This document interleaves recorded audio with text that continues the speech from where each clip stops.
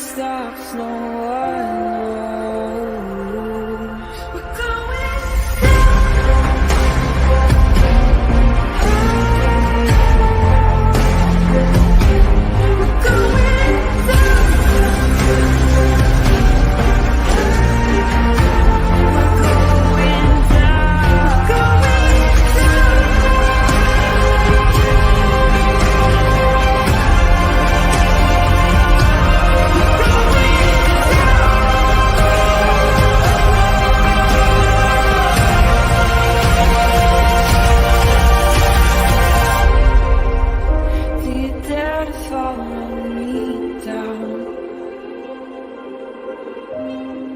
head into the unknown. Na, na, na, na, na, na, na.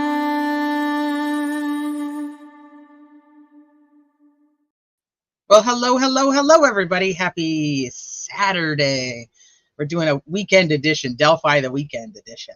So, welcome back to Criminality. If this is your first time here, welcome to Criminality. It's good to see you guys. I hope you guys are enjoying the weekend. It is actually very, very warm for October here in Southern California. So, as you can see, I'm in a tank top, but it'll get cool tonight. So then I'll throw the sweatshirt on. Make sure the goose is here. Somebody send out the goose signal. We don't need a mishap of yesterday on our hands. Hi everybody. So today is kind of unorganized, to be honest with you. I have talked to you guys for a long time about that I've really had to kind of form two theories around this case because I am not sure if he's the right guy or not. So to kind of get my mind around it, and the way that how I function is I kind of get stuck in these rabbit holes of cases that I can't come to a final like decision or solution or whatever, or theory. And so this is how I end up down these rabbit holes on cases that I kind of just feel like, yeah, that's the right person. You can see I don't cover them as much. I just am like, yeah, that's the person. So I'll do like maybe some of the legal side of it, or like the court hearings. But I don't do as much as I do with like a Delphi, or if you guys know me from back in the day, like with Watts, until I could just kind of get my mind around a theory of what I understood or thought happened. So this case, obviously, it sounds like an open panel night. It might be. I'm in a pretty good mood. So we'll see how it goes. And I'd love to hear your guys' theories too. So I think I might do it. It is Saturday night, and we'll see what happens. So with this case, you know, I'll take you back. I'll take you back a little ways. So when I obviously saw all the stuff when it very first happened back in 2017. I wasn't a huge social media. I have papers flying from the fan. I wasn't a huge social media true crime person at the time. I belonged to a couple Facebook groups that kind of just covered like overall true crime, not like case specific stuff. And then in 2018, I obviously was brought into a lot of case specific stuff when it came to the Watts case. So I started kind of digging around to see like what else is out there. And I learned that there's like a whole world on YouTube of true crime. I learned that there was all these Facebook groups. So I kind of got like entrenched in, do you think that people need to know about this case? Hi, Cemetery Larry. Do I think that people need, I do. I think that it's a very important case that I think people should be paying attention to. I think the public has every right to know what's going on, especially the citizens of Indiana. But so anyway, so I got entrenched into this world of true crime on social media back in 2018, and then 2019. And obviously, since I had kind of followed the Delphi case through just, you know, news and regular avenues that, you know, we used to do back in the day. And then 2019, there was the big presser, right? The switcheroo presser is what I typically call it, where they took out essentially everything the public knew and said, okay, let's retract all of that information, and we're going to give you an entirely new set of information for you guys to try to figure out, and then just cause a clusterfuck. So then I was like, okay, I'm in. So 2019, I was like, you know, balls deep into Delphi. And I was going through it with like people on the channel I was with at the time, and we were digging and digging and digging and whatnot. So I left that channel, started my own channel, and I was like, okay, I want to try to just put together something about every case that I have been entrenched in. And so I just put together like a couple of videos just to say like, hey, this is the information, this is the case, so that we could kind of go from there. Like that's what I kind of tried to do. And then, so with Delphi, that right when this was going on, we had the arrest of Richard Allen, and I was like, finally, they finally got this fucking guy. Like, it's years later. We all thought that there should have been an arrest, forever ago. And we so I did a couple lives, and if you go back and like you go deep into the channel's playlist of Delphi, you'll find these two. It was like back to back, part 1, part 2 lives, and I was like, good, okay, like we're gonna see what happens. Like they got the guy, we're good. Tea with some graphic language. Yeah, content warning, I guess. Anyway, so I was like, fine, like they got the guy, I'm good. We're gonna move on, talk about some other cases, and not overly worry too much about this. And then Idaho 4 was a big case that I was diving into, and in the summer of 2023, the defense for Brian Kohberger was arguing against having cameras in the courtroom. Give me just a second. I gotta lock this shit down somehow so it stops flying everywhere. Was arguing against having cameras in the courtroom. At the exact same time, the defense attorneys for Richard Allen were arguing to have cameras in the courtroom, which is it's not normal. It's not normal that a defense team is requesting that somebody, that somebody's actually like seeing what's happening. Like they're like, no, we need people to like open their eyes and see what's going on. So I was like, ooh, that's intriguing. Let's go see what's been going on in Delphi. So then we went back to Delphi, and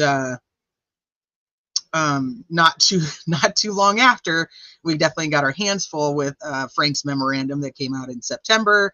Obviously, all the leak stuff happened in October, and I'm like, okay, there's the whole thing is like wonky. Like it just wasn't adding up to me. And then you guys, most of you know the history from there. Then I was sucked in, and I was like, okay, we've got to figure out what the fuck is going on. Do we have Christine? Yeah, if you want to, like on your channel, you're welcome to do that. So I was like, we got to figure out what the hell, like, is this the guy? Did they really screw up? And we'd always question some of the stuff about law enforcement, not nearly as deep as I have the last year, but when we were kind of looking into it, we were like, wait, like what's going on? Why is law enforcement doing this? Why is this being said? I really, for the most part, I really bounced from the case a lot with the Keegan Klein stuff. I didn't really care to I didn't really care for the Keegan Klein theory, and I know that there's some of you in chat that are like adamant that or at that time you were Keegan Klein inclined, and I'm gonna have to turn this fan off because it's just blowing papers everywhere.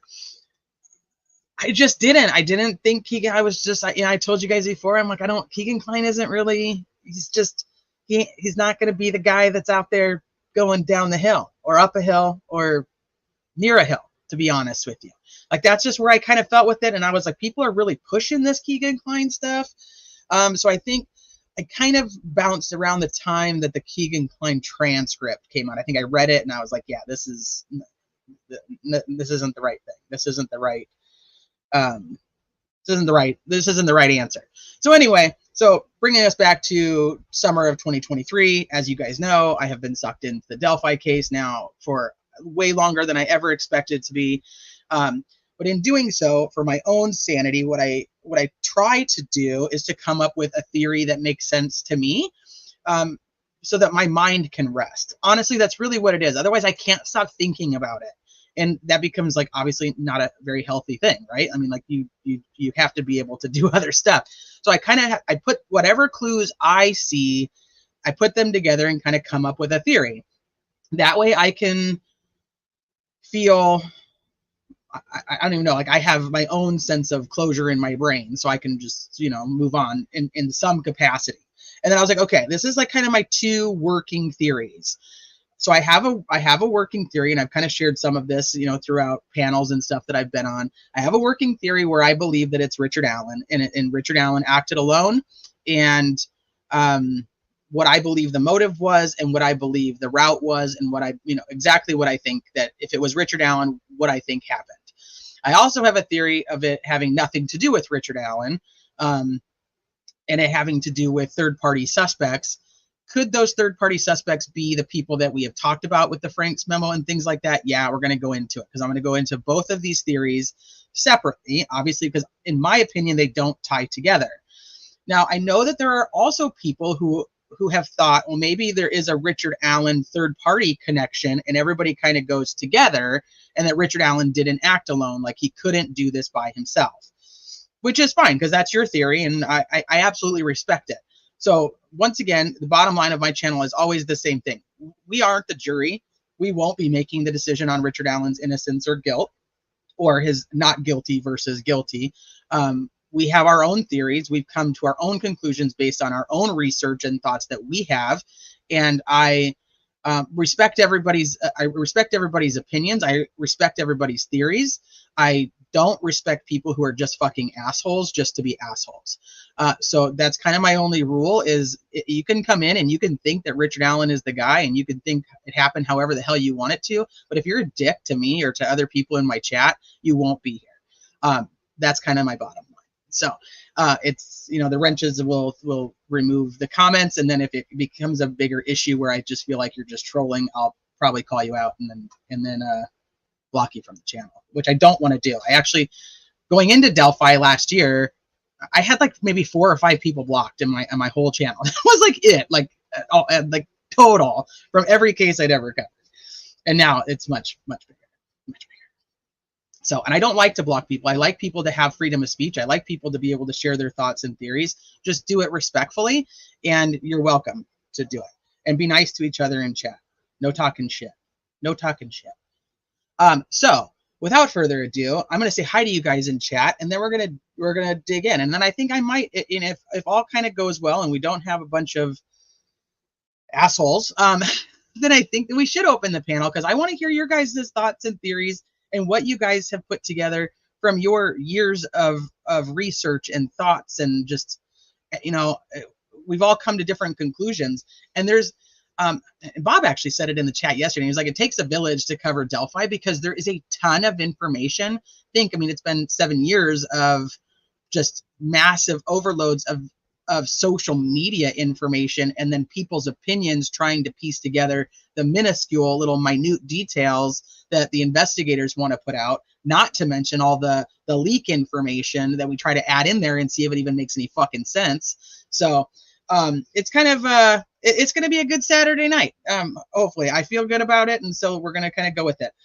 With that said, though, I want to make it clear that for many months I thought, like, I'm going to do this live. I kept telling you guys, I'm going to do this live. I'm going to do this live, and I had a whole, like, I'm going to pull this out. I'll pull this out. We'll talk about this, and I can kind of go through like these different documents and stuff like that. Like in my brain, I had a whole like organized situation when I was going to present this to you guys. I'll be very honest, that did not happen. So we decided to do this today during yesterday's live. So I have pulled up some of my stuff. And if I need to pull up other stuff, I'll try to find it. But if you guys know anything about my Delphi folders, they're a fucking nightmare. So sometimes I can find things, sometimes I can't. And sometimes we send out the goose signal and she helps me out. So I'm going to say hi to you guys and then we'll get started. Sound good? All right. Hi, Scarlet Letter. What's up, DB? Let's hear your theories first, then you open panel. Yeah, that's what I'm going to do, Scarlet. Yeah, I'm going to tell you guys my thoughts, my theories, both on Richard Allen being the lone wolf, and my theory about it being something on the more nefarious side of the third party stuff. So, hey, Susie Q. I hope so, but I want to be able to kind of back it up, but we'll see. Hi, Judge Jessica. What's up, Hot Pocket? Hi, Jen P. What's up, Just a Bloke? Hi, Chelsea. What's up, Kel? I mean, not you out to get Bob, DB. DB, leave Bob alone. That'll be for my Watts people. They'll know what that is. Too coincidental. It fell on a holiday for Odinus. I think the defense are definitely on the right track and hopefully have an ace up their sleeve come this week. I mean, the attorney's got to attorney, right? I mean, they haven't been doing this job for this long in and become high profile attorneys for nothing, right? So hopefully on both sides, I think they're going to bring it. I think both sides are going to bring it. I think it's going to be interesting.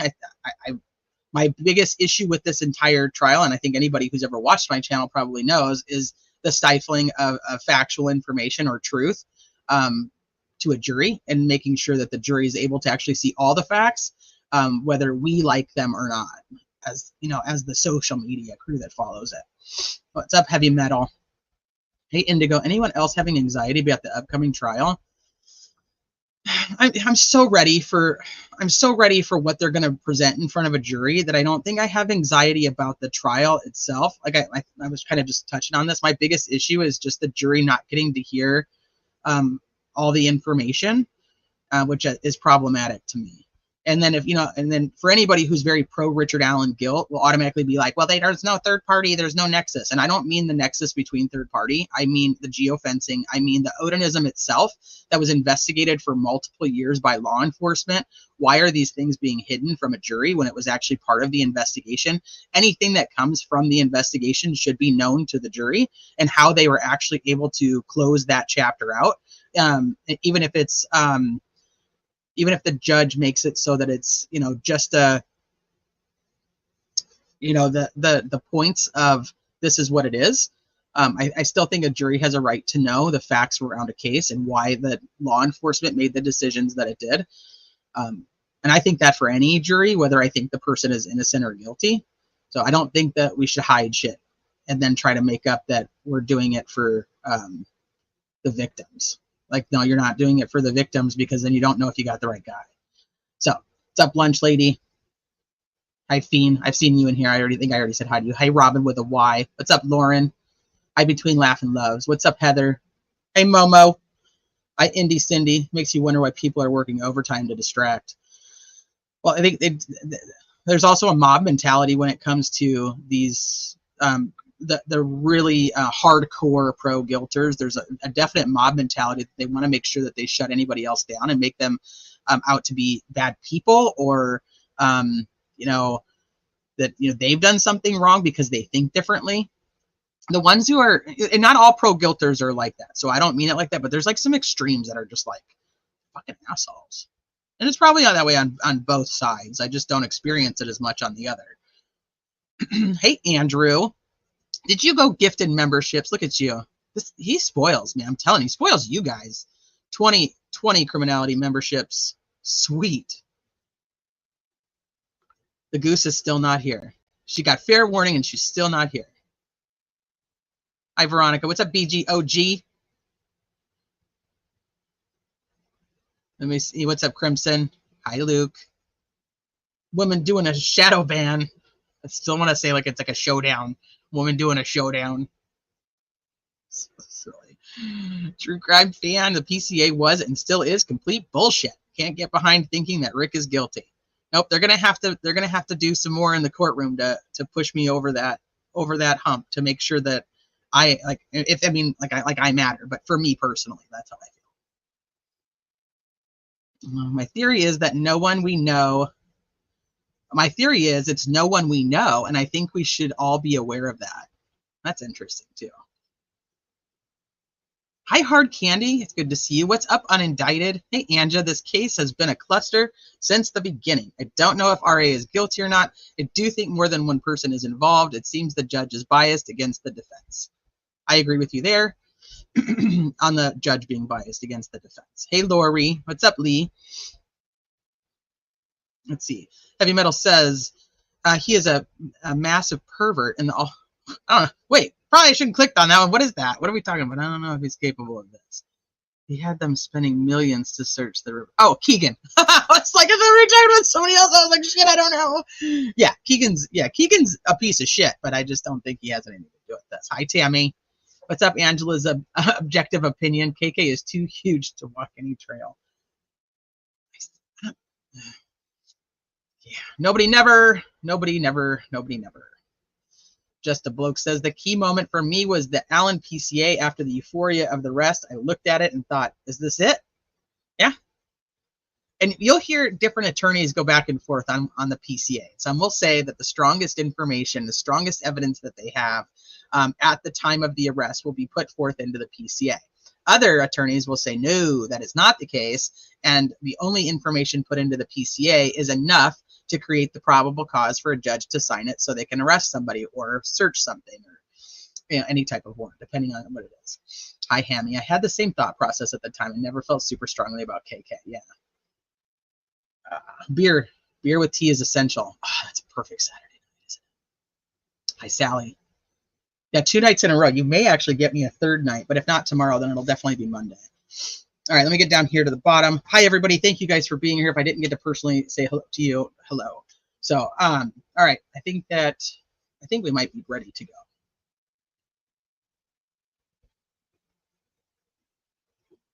Hey, Bezo.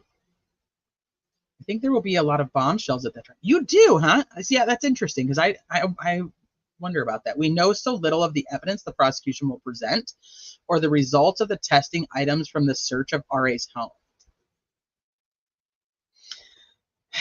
Yeah.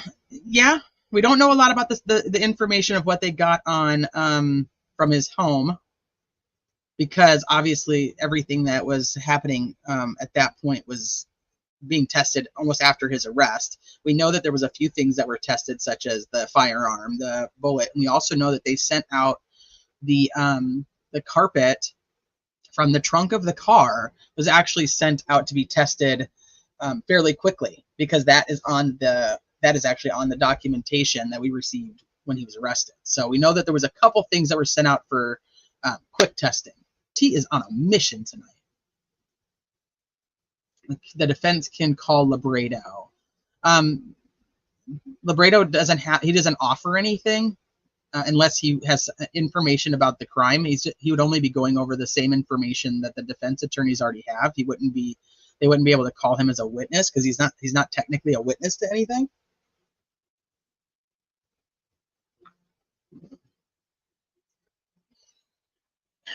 Oh, Andrew, you are so good to me. Thank you for being an amazing creator and human being. We all appreciate you more than words can say. Make me cry. Why are they not live streaming the trial? That's $1 million question. It's because she doesn't want anybody involved in it. But she still has an opportunity to change that. She can change it. She can change it. She could change it this next week. Not gonna hold my breath.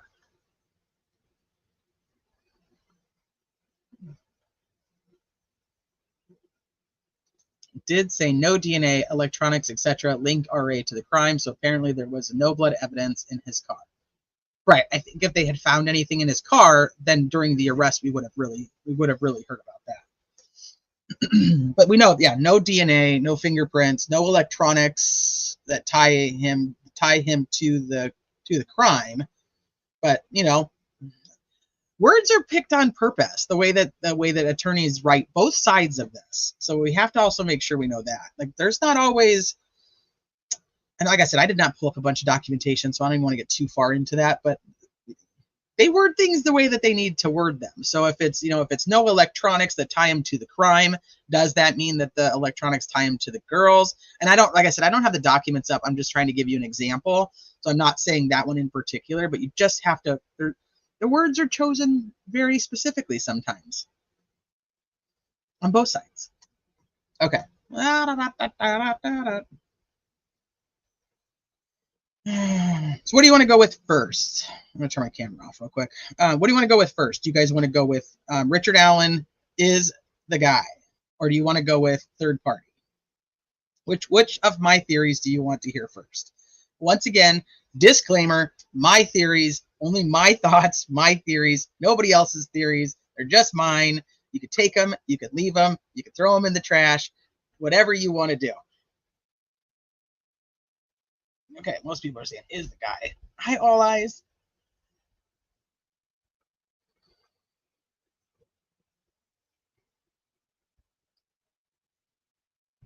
Okay, we're gonna go prosecution side first. Oh man, you guys are like all on the same page.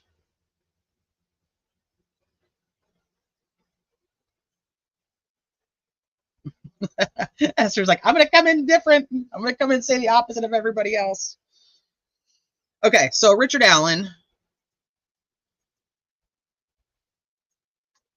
We'll go with the Richard Allen is guilty.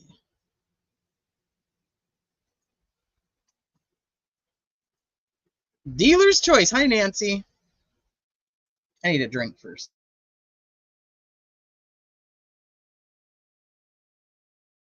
Do I have a cult? Chelsea, do I have a cult? Fuck yeah. I've always aspired to be a cult leader, you know?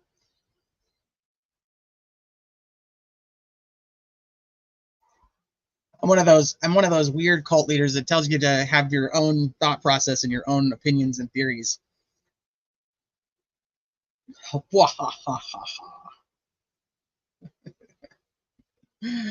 Okay, so like I said, this is so not as organized as I would have in my brain loved to have had this live. So we're gonna just go through it. We're gonna walk it out. Walk it out. It's Richard Allen. Let's go with Richard Allen is the guy. So what leads Richard Allen to a place where this would be his life? Let's go with that first.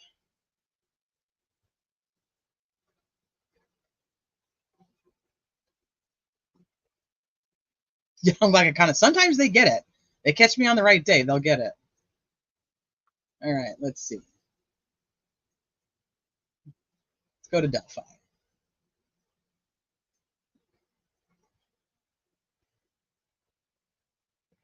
You want to do a poll before and after? What should the poll say? Here. Oh, yeah, let's do it. You want to do, okay. You want to do a poll. Wait. You want to do a poll here. Hold on. Oh, yeah. After each theory? Or should we do,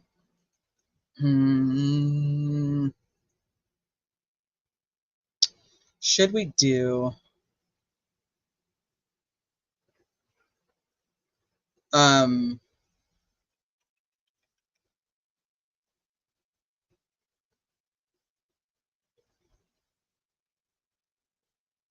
maybe do a poll like,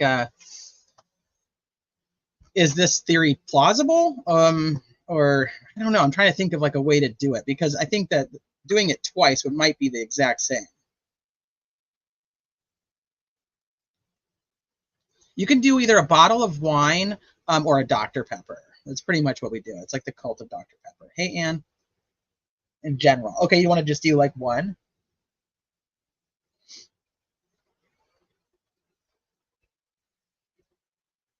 Hold on, Sandy Babies has a loss. Let me find out where Sandy Babies' comment is. What happened?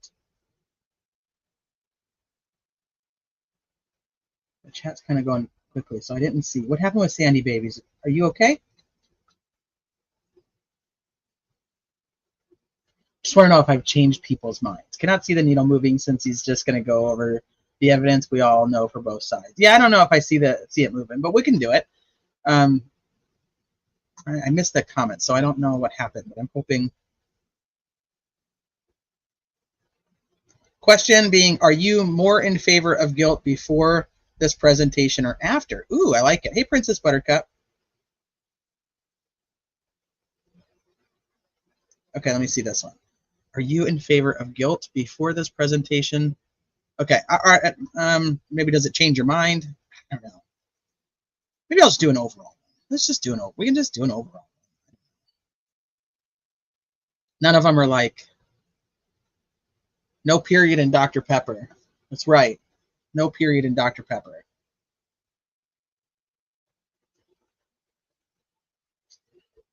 How many minutes? Jenny Jen says, how many minutes elapsed from the pick of BG to the recording? No minutes. It's the total is 43 seconds. So there's technically no pick of BG, but I have a theory on that as well. Okay. I don't know, I'm trying to think of a good poll question. If you guys come up with one, we can do it. I just don't know.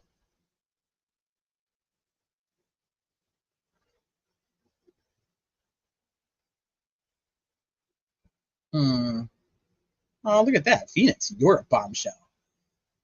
I don't know about a Messiah. Let's go with undecided. All right, let's do it that way.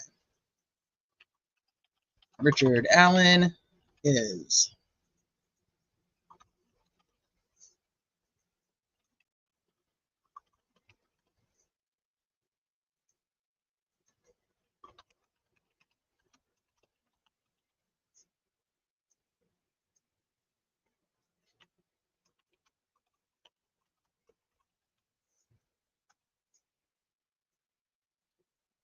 All right, we'll start with this one.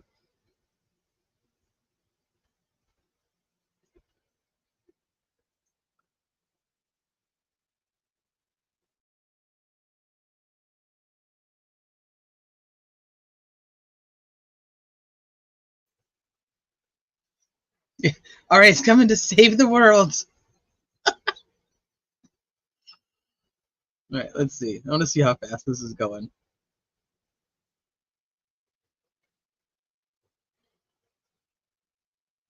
You guys, come on, you guys. There's 300 of you in here, and I know that there's some lurkers that you guys can vote too. Your vote counts. Your vote counts too, even if you just lurk. So, put the votes in so we can see what it is. This is interesting.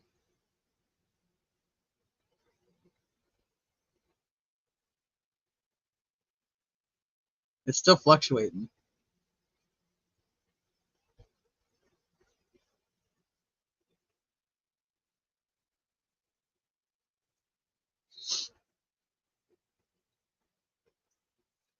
What you think? What you think? Just what you think.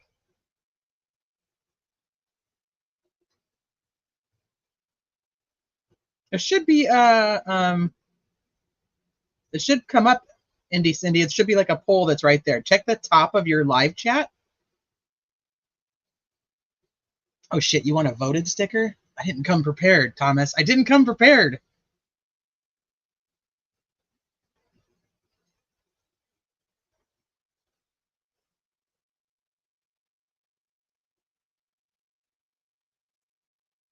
Okay, everybody's got it. Let's go back to it real quick.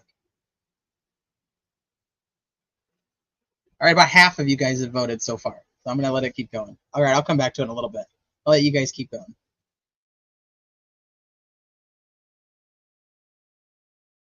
Okay, so Richard Allen, in my opinion, if he is the bridge guy and he is the person who is responsible for the deaths of Abby and Libby, I believe he acted alone.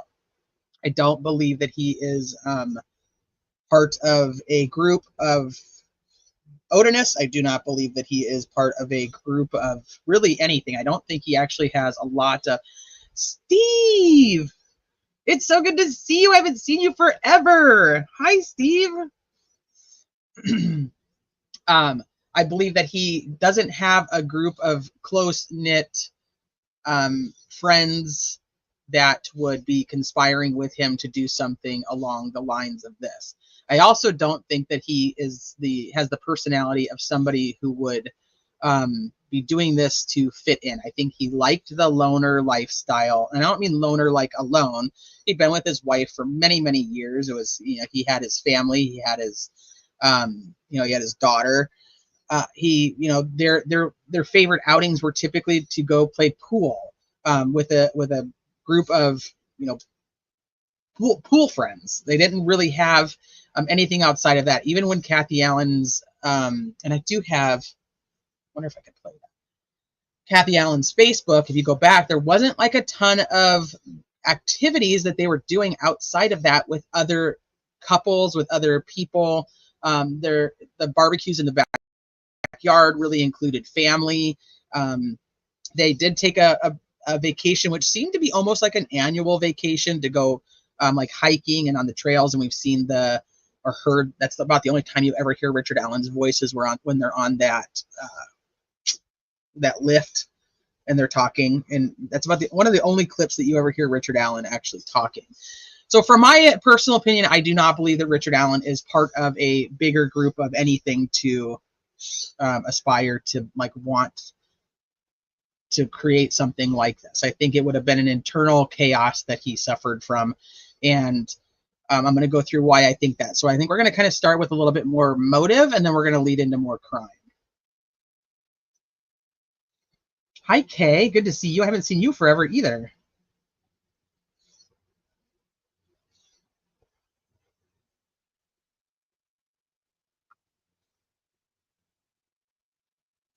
And anything you guys are voting, it's literally only off of what we know up to this point, because we don't have everything. We're not going to be the jury.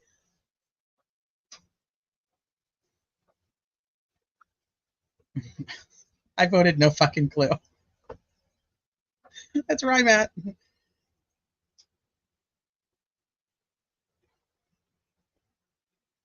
He wouldn't be able to play basketball if he was taken to the other. Yeah, I do remember that, Chelsea. The other, the jail didn't have a basketball court, so it wasn't as nice as Westville.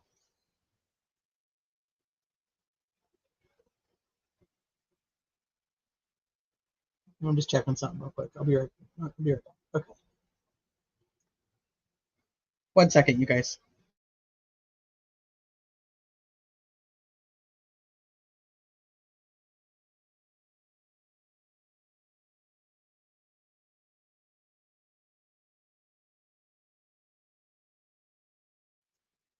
Okay.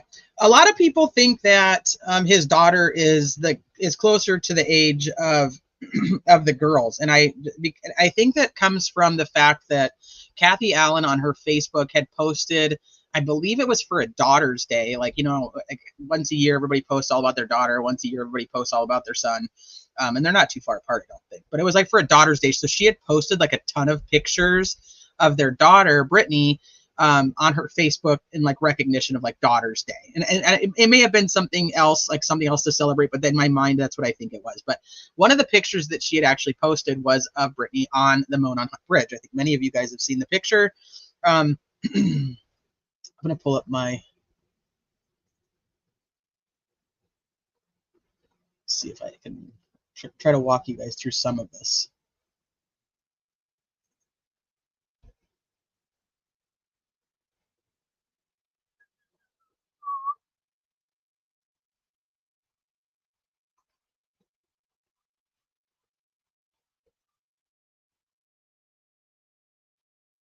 Let me see what this is. I don't know what this video is, so give me a second.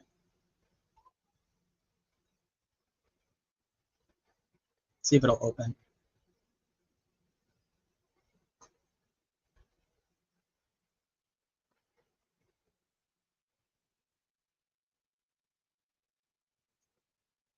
I'm just trying to see if this is the right video I want to play for you. So just give me just a second, because my computer doesn't want to just open it.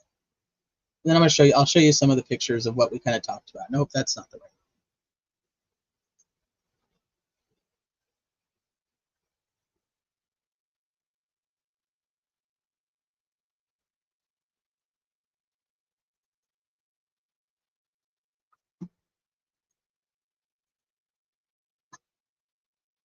one.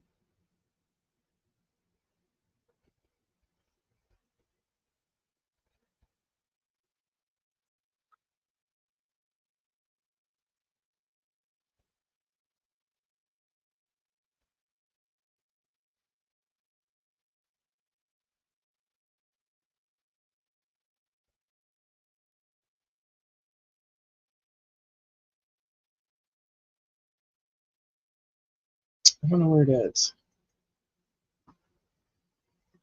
Andrew, goodness gracious, thank you.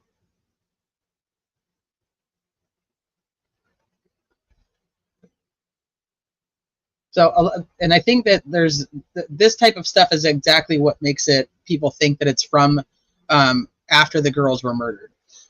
Is the news media grabbed it from her social media and was like, hey, here's what she had posted, what Kathy Allen had posted in like 2018.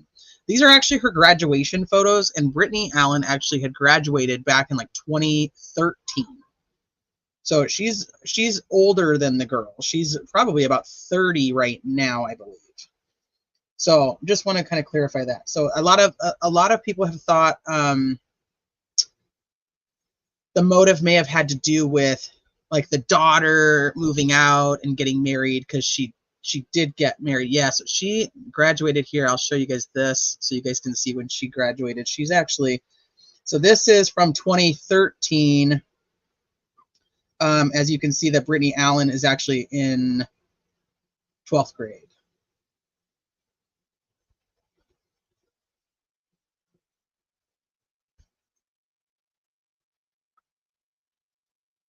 So, and if I could pull up my ancestry, which it won't let me log into, I could give you guys, I could show you guys all the documents that go along with that. So,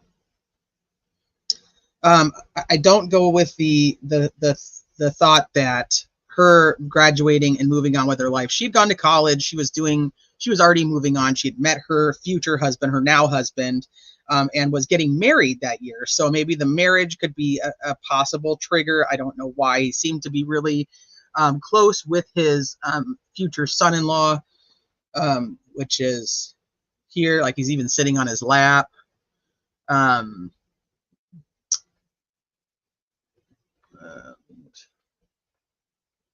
I'm trying to find the other photo.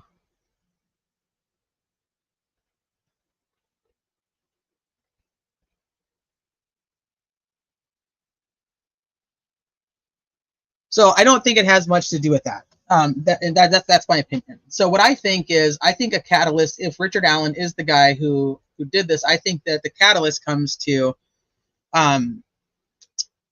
Kathy Allen. Let me go back to the map. So Kathy Allen's brother, she had two brothers. She has two brothers. One passed away. Most of you guys know I did an entire live on the motorcycle and the motorcycle accident, and I went back and bought all these documents so that I could figure out this motorcycle, because a lot of people were talking about that the brother drove a Harley, and that there was this Harley motorcycle cover that was taken from Richard Allen's house, and so on and so forth. So we went and we sleuthed all that and got a bunch of documentation when it came to the motorcycle itself, and it's a crotch rocket. I can show you that photo of what it is. But in September of 2016, one of Kathy Allen's brothers was in a vehicular accident. He was actually hit while driving his motorcycle, and passed away. He actually passed away on September 27th of 2016. Now, what I didn't know about that, which I think a lot of us had kind of knew that her brother had passed away, there's not a ton of information on the accident itself. So we had to go find some like the actual accident documentation, which we did. So we ended up getting that, and what we ended up finding out was that it was actually a teenage girl who was driving out of a neighborhood while he was driving by. She had a stop sign, and he did not, and she ran the stop sign. And that's a phrase for polite company where you're from. Is it really? Hold on. So let me see if I'm going to grab the picture of the motorcycle so you guys can see it. I just got to know where the fuck I put it. And if there's anything that you guys are like, where did this come from? Like, ask me so I can try to find where I got my info from, because that will happen. Because like I said, I did not do this in a nice organized presentation, which was what my brain wanted to do, and it never did. So just give me a holler. I'm just trying to find the picture of the motorcycle for you guys.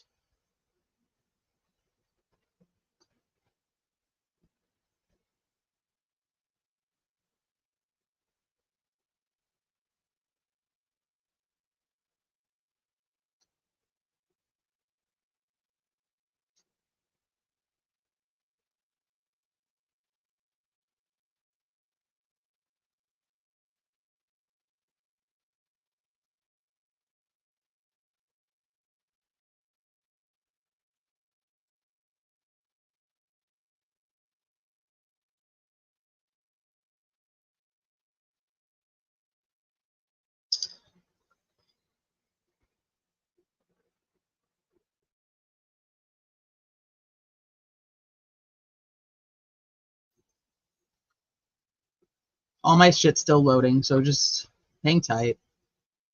This is why I wanted to do it in a different way, but like I said, it is what it is, and you guys just get to hang out with me anyway. Why we do it this way? Oh, this one's an interesting photo too. So I'll bring this one up.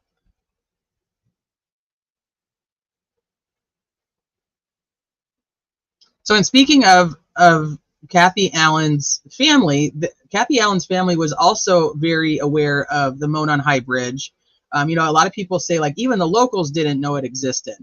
So her family is from Peru. Let's go back to the map real quick. Her family is from Peru. So we have Delphi here, right? We go up here, we get Logansport, and then we get Peru.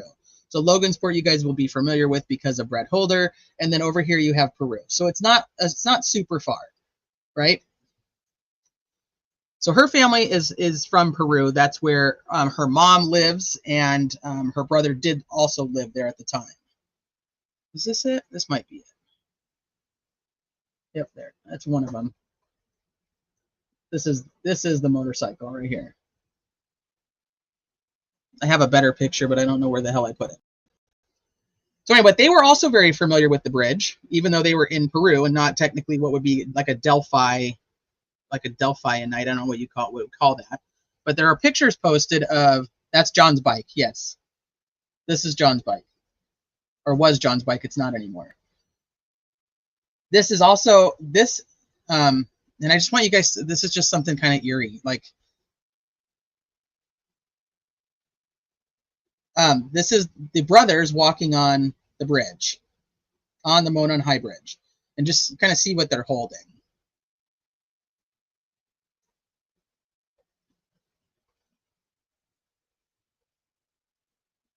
Let me see what you guys are saying.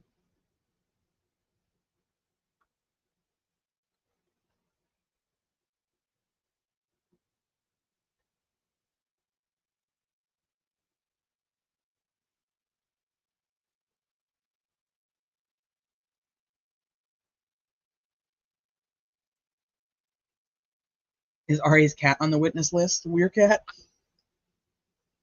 Great question. I don't think his cat's around anymore. Hey, Mama K. Hi, ATS. All right, I'm just trying to see what you guys thought.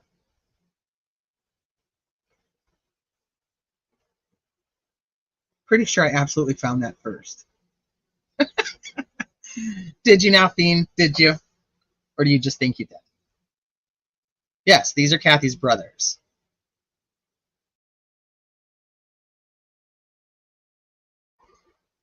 Always a Walmart.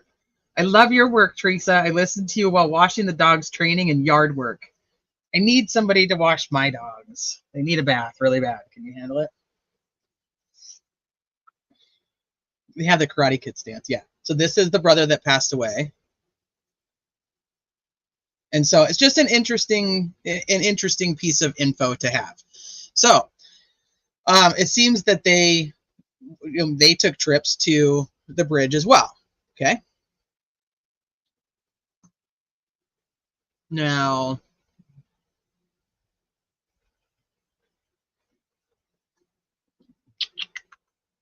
why do I not have a folder for that?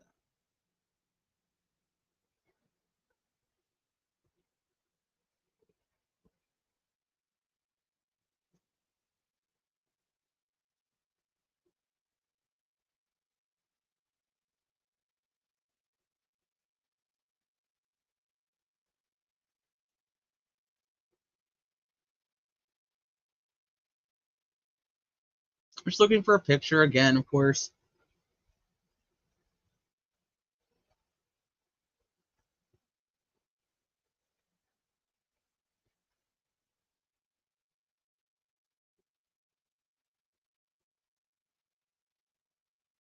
All right. I don't know. I'll have to find it later, I guess. Hopefully.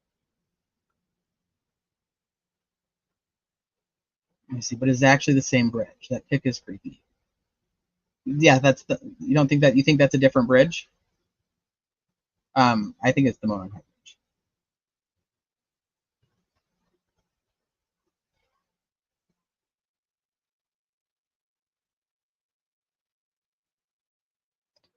Theme walking sticks. I always grab them and peel as they go. The only reason I think that they're curious is one, because obviously people just grab sticks, but if you look at the ends of them, they definitely have the blunt ending to them that we talk about with the other sticks.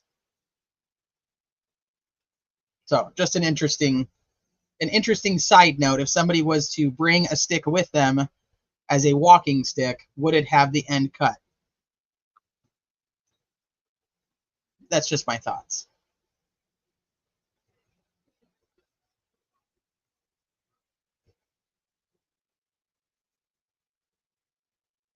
Okay, so let's go back. So here's my thought process. So that happens in September of 2016. His sister, or Richard Allen's wife, John's sister, is the I think it was a young girl that caused the accident, wasn't it? Yes, it was. She was a teenager at the time. I've never publicly said her name or shown her stuff because she did not get. She's older now. She's gone to college.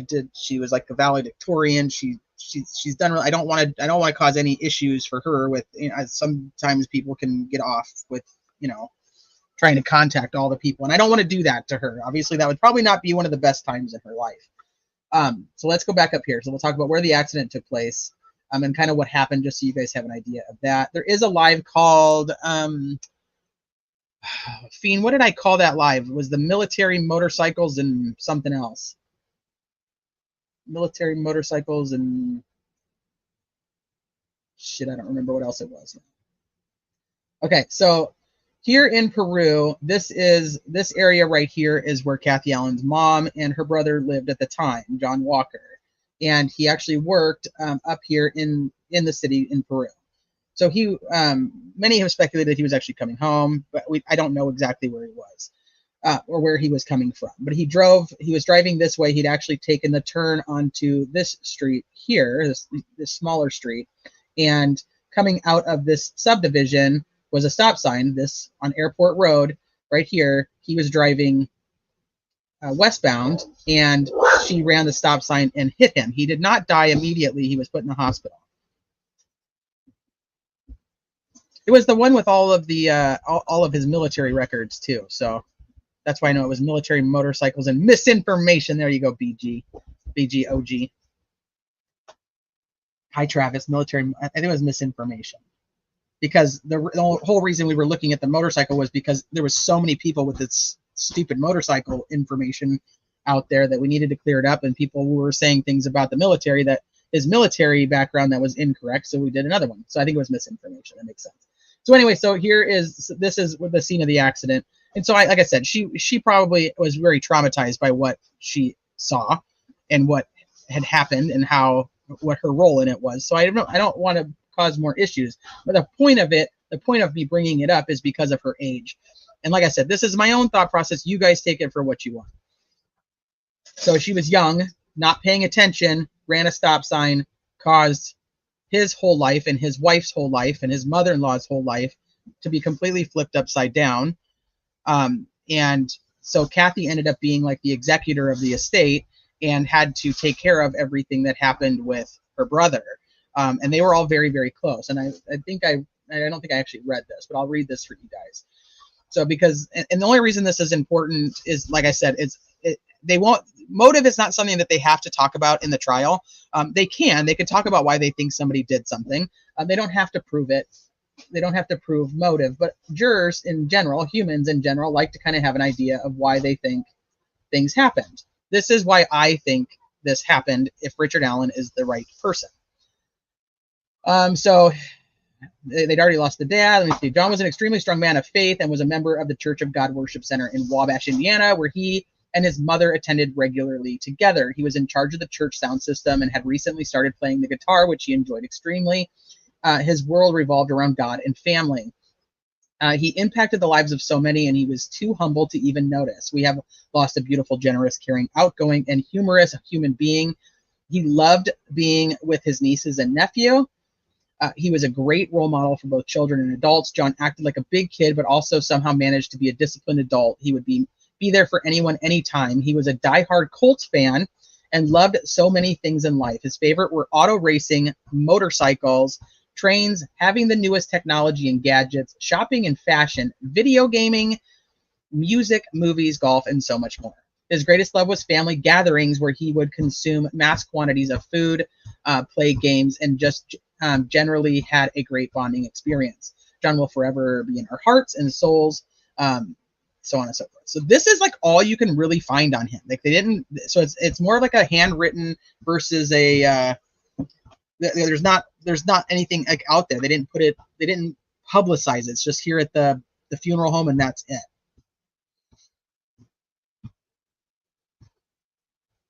So my theory is, let's go back to the map, is we have heard multiple times that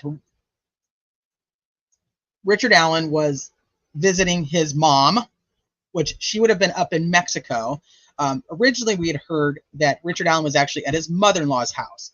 And this was because when Kathy Allen was off of work, she would go to her mother-in-law's house, or she would go to her mother's house to help take care of her and do all the things that needed to be done that John, her brother, was no longer able to do.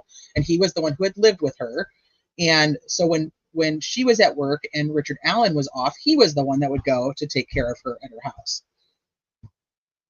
And so the theory would be that he goes there, obviously, to take care of his mother-in-law and whatever, trauma that's still enduring, because this is still only February 13th and he had just passed away in September. We talk about grief on here a lot. So it's, it happens at different times. Once again, this is my theory. So you guys can take it, leave it, do whatever you want with it, like I said. So I believe that he's coming back from his mother-in-law's house and decides to make a stop at this bridge that was important to him, important to his brother-in-law, important just, somewhere that he could stop and think and kind of wrap his mind around whatever was going on in life. So here we have, I think most of this is going to kind of just come to what we know as to be the state's theory, so you can take it for what you want. But I believe then you have him driving this direction to head over to the bridge, and we see that he passes the Hoosier Harvest Store at 1:27 p.m. So you have him passing the black car, heading west, 1:27 p.m., pulls up here and parks at the old CPS building. Now down here we have a group of juvenile girls. Once again, most of this stuff is going to be just really reiterated from what you guys already know and what we've talked about just from documentation. So I believe you have a group of girls that over here were taking a picture at 12:43 p.m., right? They took a picture of the bridge at 12:43. They're lollygagging and walking their way back this way. You have 1:26 p.m. They're over here taking pictures on the bench, which we've shown those pictures too. Let me see. I can see if I can find it real quick just so to reiterate it.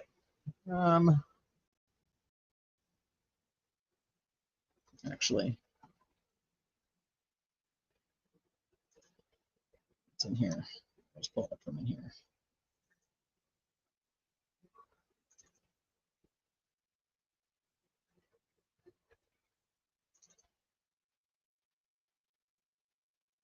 So this is one of the pictures that's taken around the time. Is there a plate on that black car pick? I don't know what you're referring to. So this would be two of the girls that were at the bridge in the group of four taking their picture at 1:26 p.m. They're using that as representative of their time frame, right? So here we go. They take their picture and they say they come across this gentleman. So here they're playing around here. You have 1:27 p.m. You kind of time it with a couple minutes here. He's walking this way, walks to the Freedom Bridge. Now you have at 1:26, you have them taking their pictures. Here they cross paths with Richard Allen. Richard Allen is coming down the trail and goes out to the bridge just to kind of gather his thoughts and just see what's going on, take a walk, kind of decompress. And you have Betsy Blair, who then is pulling up right around the same time the girls are leaving because she sees the girls crossing the bridge here. She comes around and drives this way. You see her coming on the Hoosier Harvest Store at 1:46 p.m. She would be most likely driving the black SUV with the stickers on the back. And she parks over here at the bridge entrance for the Mears Farms. She parks there. And then at 1:49 p.m., we have Kelsey driving by the Hoosier Harvest Store, and she comes over, sees that there is a black SUV with stickers on it, and she drops the girls off at approximately 1:49 when she's calling her boyfriend to let him know that she's coming to his house or that she's going to lunch with his sister, one or the other.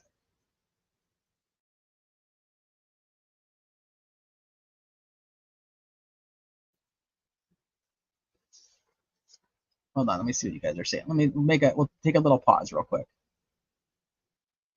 How could RA have done this and not gotten blood on himself, clothes, and vehicle? People try to say he cleaned it in stream. Doubt he'd be able to stay in freezing water long enough to clean himself off from that. We'll get to that. We'll get to that when we get to my theory on what I think happened.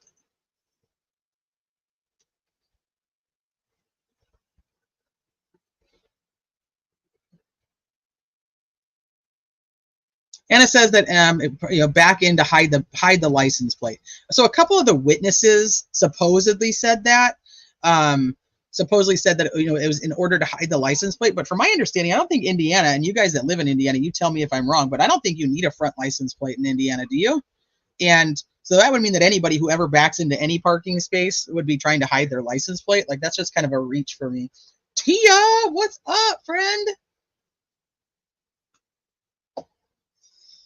Okay, so you have Betsy Blair pulls up, then you have Kelsey pulls up, drops the girls off. So Betsy Blair's already out of her car, right? She's parked and she's coming down the trail and she is walking this way. So she gets there, parks 1:46 p.m. She's coming down here and she sees young bridge guy out here on the first platform. And she's like, okay, well, I'm not going to go that way. So I'm going to go finish my walk and I'll turn around and I'll walk back. And then right about here, which I don't actually have on here, right about here, she sees two girls who she thinks may resemble Abby and Libby. She doesn't know for sure, but she knows that there's two girls that are walking their way towards the bridge while she is walking this way. So she is now heading back west and they are heading southeast.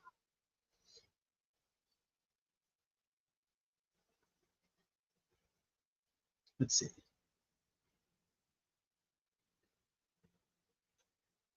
So at this point, Richard Allen would be right here on the bridge, correct? So Richard Allen is here, and I believe, in my theory, that he continues to walk the bridge, and he goes this way, goes to the south side of the bridge, and is over here doing whatever he's doing at this side of the bridge. This is where I believe that he is. I believe the girls that are coming, and they're going to walk the bridge. They're a couple minutes behind him, right? So it takes about, and people say it takes about 5 to 8 minutes to cross the bridge. So they're coming and they're kind of, lollygagging around. They take a picture of the south end of the bridge, or Libby takes the picture facing the south end of the bridge that is pretty much empty. You can't see anything there. So which would mean whoever was on this bridge is either hiding back here, they passed him, or he's over here. And I think he's over here. This is my thought. My part of the theory. So I think the girls are coming this way. They start crossing the bridge. Richard Allen is then in turn walking back to head back the other way on the bridge. So he's now going northwest and they're coming this way. So we have Libby who stops right here on one of the platforms, takes a photo of Abby, which is up for debate at this point with the photo of Abby, but this is what I think happened in this theory. So turns around, takes a picture of the photo of Abby, and they're laughing and goofing off and being teenage girls, 13, 14 years old, having a good day on their day off from school on this unseasonably warm day.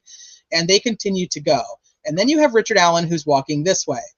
And I believe that there's an interaction here that causes what I would assume in my theory is that he thinks that whatever they're doing is reckless and could have cost them or him, to have an accident and possibly lose their lives or his life, which then in turn would trigger the same concept of having these young people who aren't paying attention, who aren't responsible, who aren't caring that their actions could cause this giant ripple effect of what he's dealing with on his daily basis.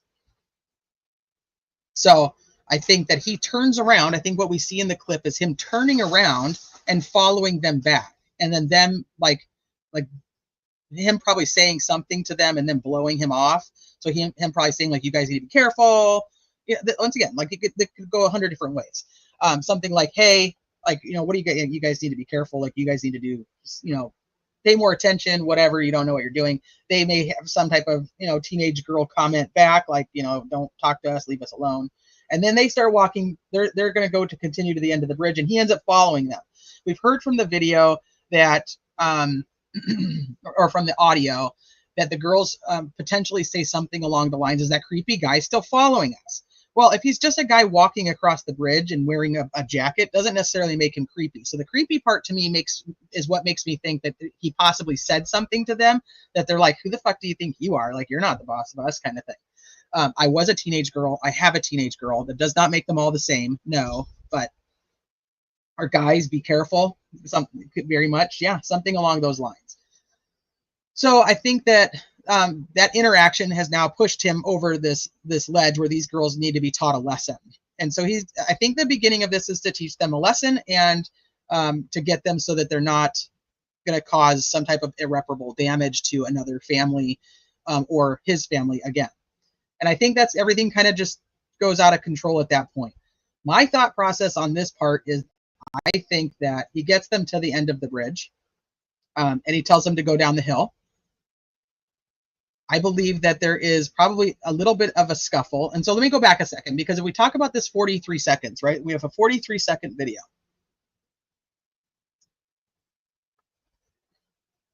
Or they pissed him off. Mike Petty said, Libby liked to record odd people and then make fun of them with Mike. Yeah. And so he thought that she was recording it so she could show him.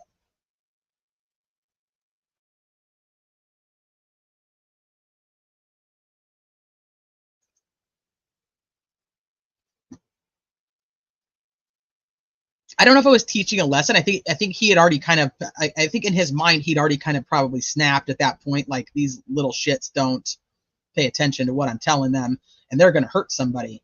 Because I think the motive would be that his whole life has been turned upside down by some young girl who isn't paying attention to what she's doing and killed his brother-in-law. I'm going to preface this again for anybody who is listening, whether you're commenting or not. These are just my theories. You can take them, you can leave them, you can throw them in the trash. I don't care. I'm just sharing my thought process, going through one theory, and then we're going to go through the other theory. This is what I think, and that means, in the scheme of everything, it ultimately means nothing. So take it for what you want. Think about it and add your own stuff to it. Whatever your thought process is. This is not a set in stone kind of thing at all. This is just me thinking out loud and sharing my thoughts with you guys. So I just want you guys to know that, because I don't like, this is just this could be an absolute giant nothing burger at the end of the day. Just where I've come to in my own mind. So anyway, so I think that at this point we have a 43-second video. We are told that the image of him, the images of him on the video are not in correlation with the voice, right? The voice is at the end of the video. So we know that down the hill, right? If they're going down the hill, it has to be on this side. It has to be on the end of the bridge, because there's not enough time in 43 seconds to make it from here back. We know that the 43 seconds where we see him on the film, Libby is at the end of the bridge, and you can't see it here. Let me see if let me pull up the picture so you can kind of see what I'm talking about.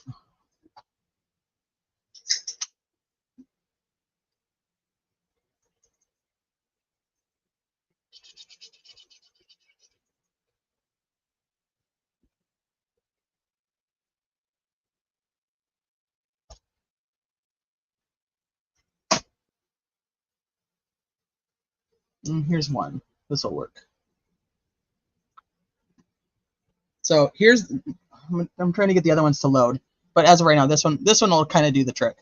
But this would be at the end of the south side, and so Libby would actually be over here, and then she would be recording the bridge coming from this way. And you can see, let me see how big I can make that for you. You can see right here the tree with the little backwards F, as we've now called it, which is where you can see BG is walking right here. So down the hill, going this way, right? So down the hill. Many have assumed it was always this way. Some speculated it was the other way. Let me see if I can get the other picture up now.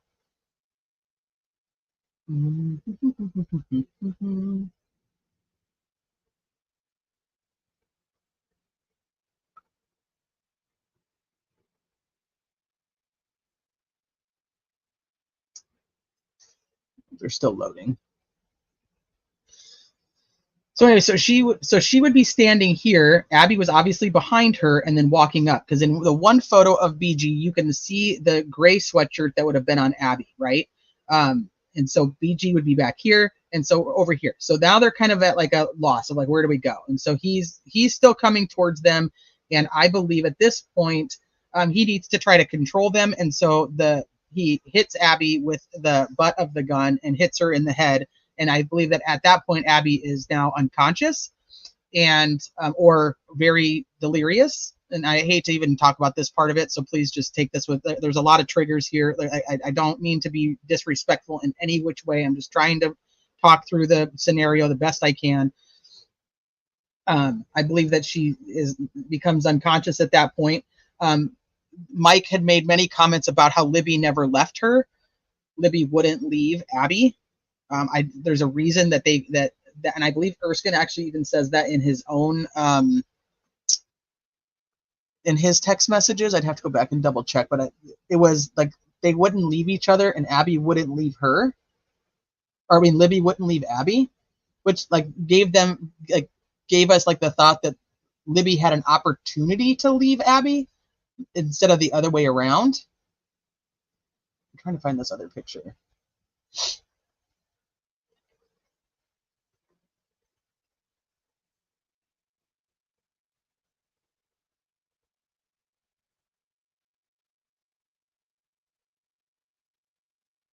I don't know where it is. Son of a bitch.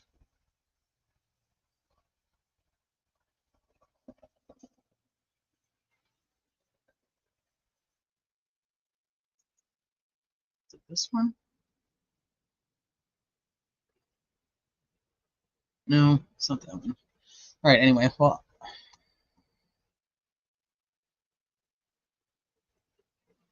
I wanted to be able to show you guys this other picture.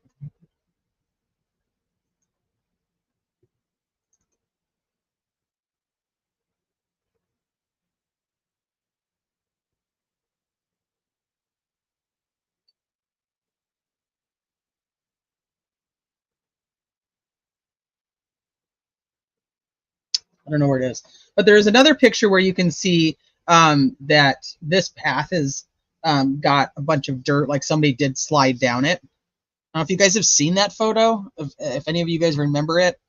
I don't know what folder I put it in, so I'm trying to find it. But it makes me think that they go this way. So anyway, so I believe that Libby purposely does not leave Abby. I think that, you know, at the point where the voice is, you hear the voice, Libby has put the phone in her pocket, and that's why we have no more video. And we know that the down the hill comes towards the end. So I think your 43 seconds is starting right about over here and then comes to right about here. This is my thought process. And then here you have the down the hill, and then the girls are led down the hill. I do believe that he does hit Abby in some capacity, or has some form of control over her. And then Libby won't leave her. So he leads them across the creek, or they were already being led across the creek, you know, either way at this point in time when they decided to leave. I think it is possible that in order to control them, or maybe even to like shame them, he had them take their clothes off at some point in this down the hill venture, so that he could, like I said, either control them or shame them into like listening to what he was saying. Like they weren't going to talk shit to him. They were going to listen because they weren't going to cause a big issue. So then I believe that they're led across the creek, or they are already taking off across the creek. This could go either way. I don't think it matters, because ultimately in the end, I believe that they do cross the creek. I believe that clothing is left in the creek, is dropped in the creek.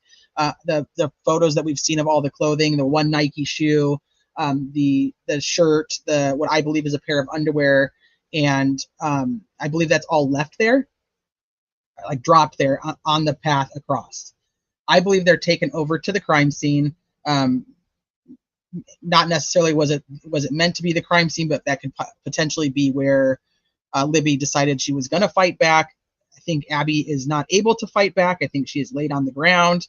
I believe then there is a struggle between Libby and Abby, and I'm not going to get into the details of what I think happened. I think that we all can kind of know what happened with Libby at the time based on testimony that we've heard from those hearings. I think that there was a struggle. I think that she fought. And I think that she was moved in order to put her over by Abby. And I think Abby was killed exactly where he had laid her down. I don't think Abby even was moved. So in my theory of, I think that they were already being told to take their clothes off. To say like something sexual, I don't know, because there's nothing that indicates that anything became sexual, but not all sexual encounters have to leave any type of evidence. So was there an intent? I don't know. I think it would be very, it would be more interesting come trial if we hear any type of background on him, that there is, and we've heard a ton of rumors, don't get me wrong, about like the harassment and stuff at Walmart, which I do not believe, because people said that he was harassing his coworkers at Walmart, and so they transferred him. As a manager at Walmart, I'll tell you that even if they were to transfer him, they wouldn't promote him based on having sexual harassment charges or complaints against him. He was promoted and made a co-manager, so it doesn't really make a lot of sense. I think, well, Libby being naked and Abby being redressed suggests sexual. Well, my thought is, if the clothes are already dropped on the way over, there isn't enough clothes to dress both girls, even if you want to. That's number one. Number two is he did know who Abby was because he knew Anna. So I think there could be the remorse factor that goes along with that, and then there not being enough clothes to put them back on. I think the clothes are dropped in the crossing of the creek. That's my thought. I think that when they're crossing the creek, the clothes are dropped because they're all dropped together in one spot. I don't think that they were thrown over later. I think they were dropped in the crossing of the creek. And they all happen to be Libby's clothes.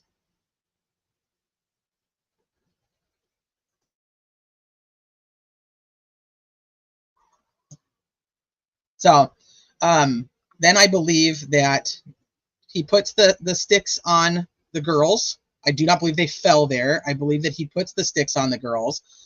If we're looking at the timeline, and I wish I had pulled that up. That's what I should have pulled up for you guys. If we're looking at the timeline of events, at this point, we do know that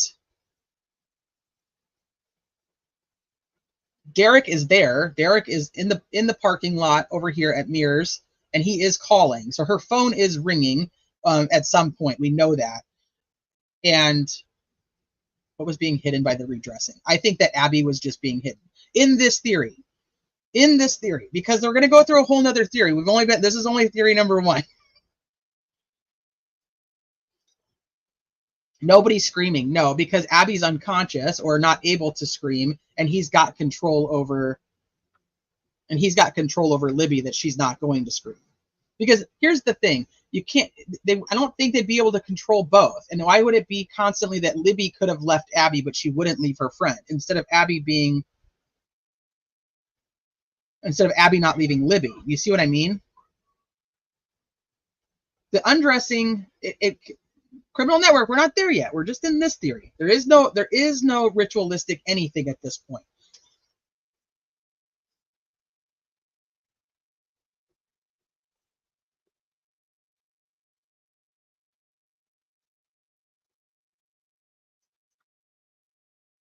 Theory one has a lot of holes.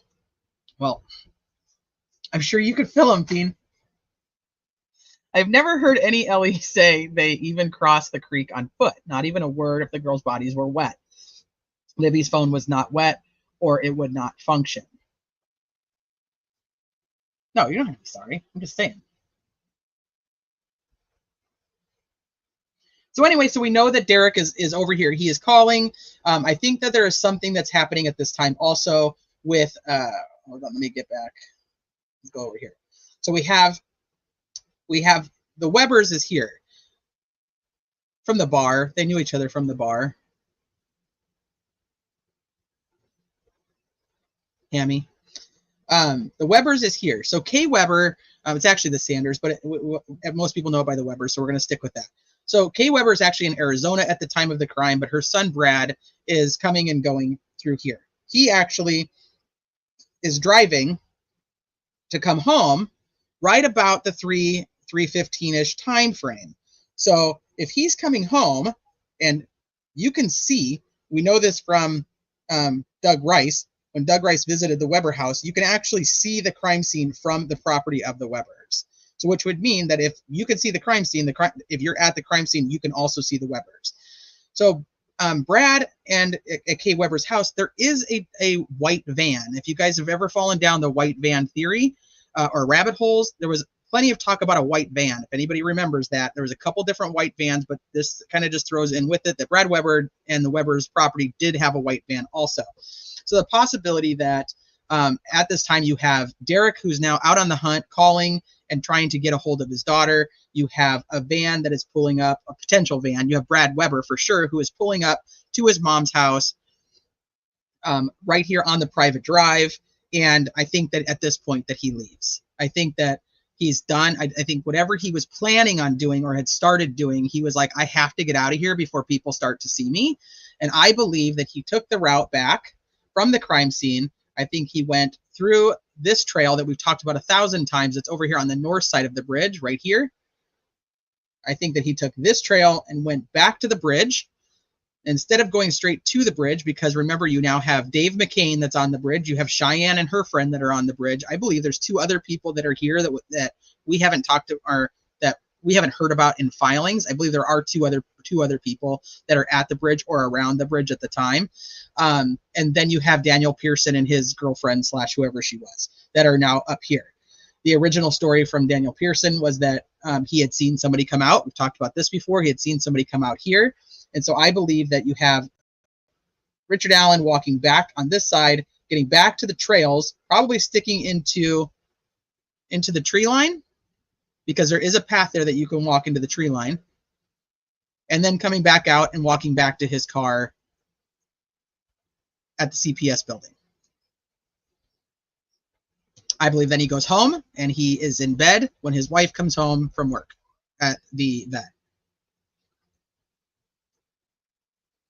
I do not believe Sarah Carbaugh saw anything that has to do with anything on either theory. So just FYI, don't count on me using Sarah Carbaugh for anything, because I think that she's irrelevant.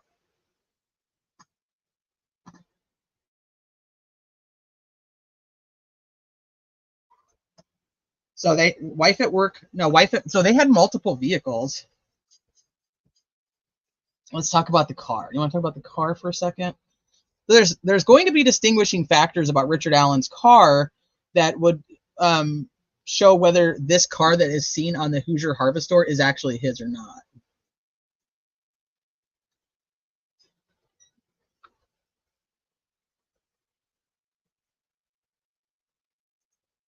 Can I summarize the motive behind this theory in one sentence? Reckless youth that he thought he would teach a lesson so that they didn't cause irreparable damage to his family or any other family, and they would learn from their mistakes. That got out of control, and this is where we're at. That would be my one sentence, the best I can do.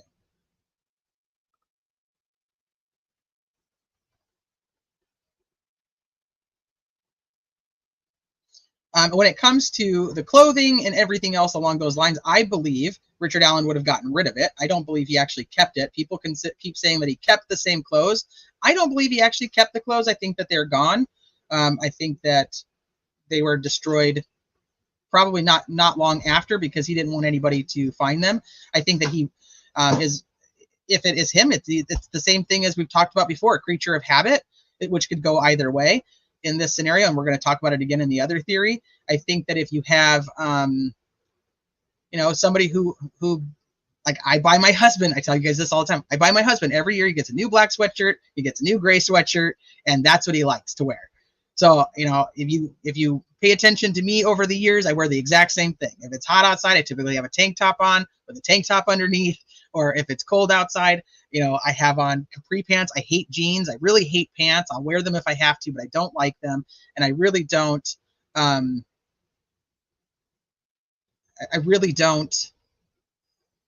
change the type. I might change like a bit of the color, but like my husband wears black, gray, brown. It's the same. It's been that way. And we've been together over 17 years. You see what I mean?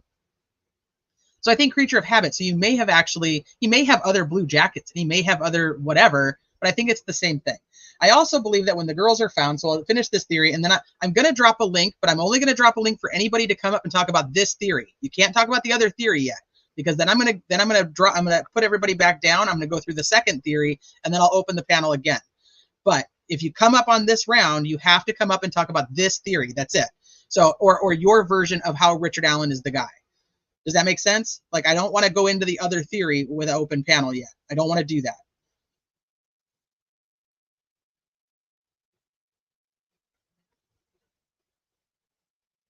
Well, I'm going to argue against my own theory. So, I mean, I don't need anybody to argue my theory. I'm going to argue against it. So, I get that part, which is obviously I have holes in both theories. If I didn't, I would be on one side of the fence or the other one. Hi, Humanimal. It's so good to see you. So I believe that the next day, I think that what happens is that you have all of these searchers that are out here searching, and well, we can go with that night. We can start with the night of the search. So I think there are people out there searching at night.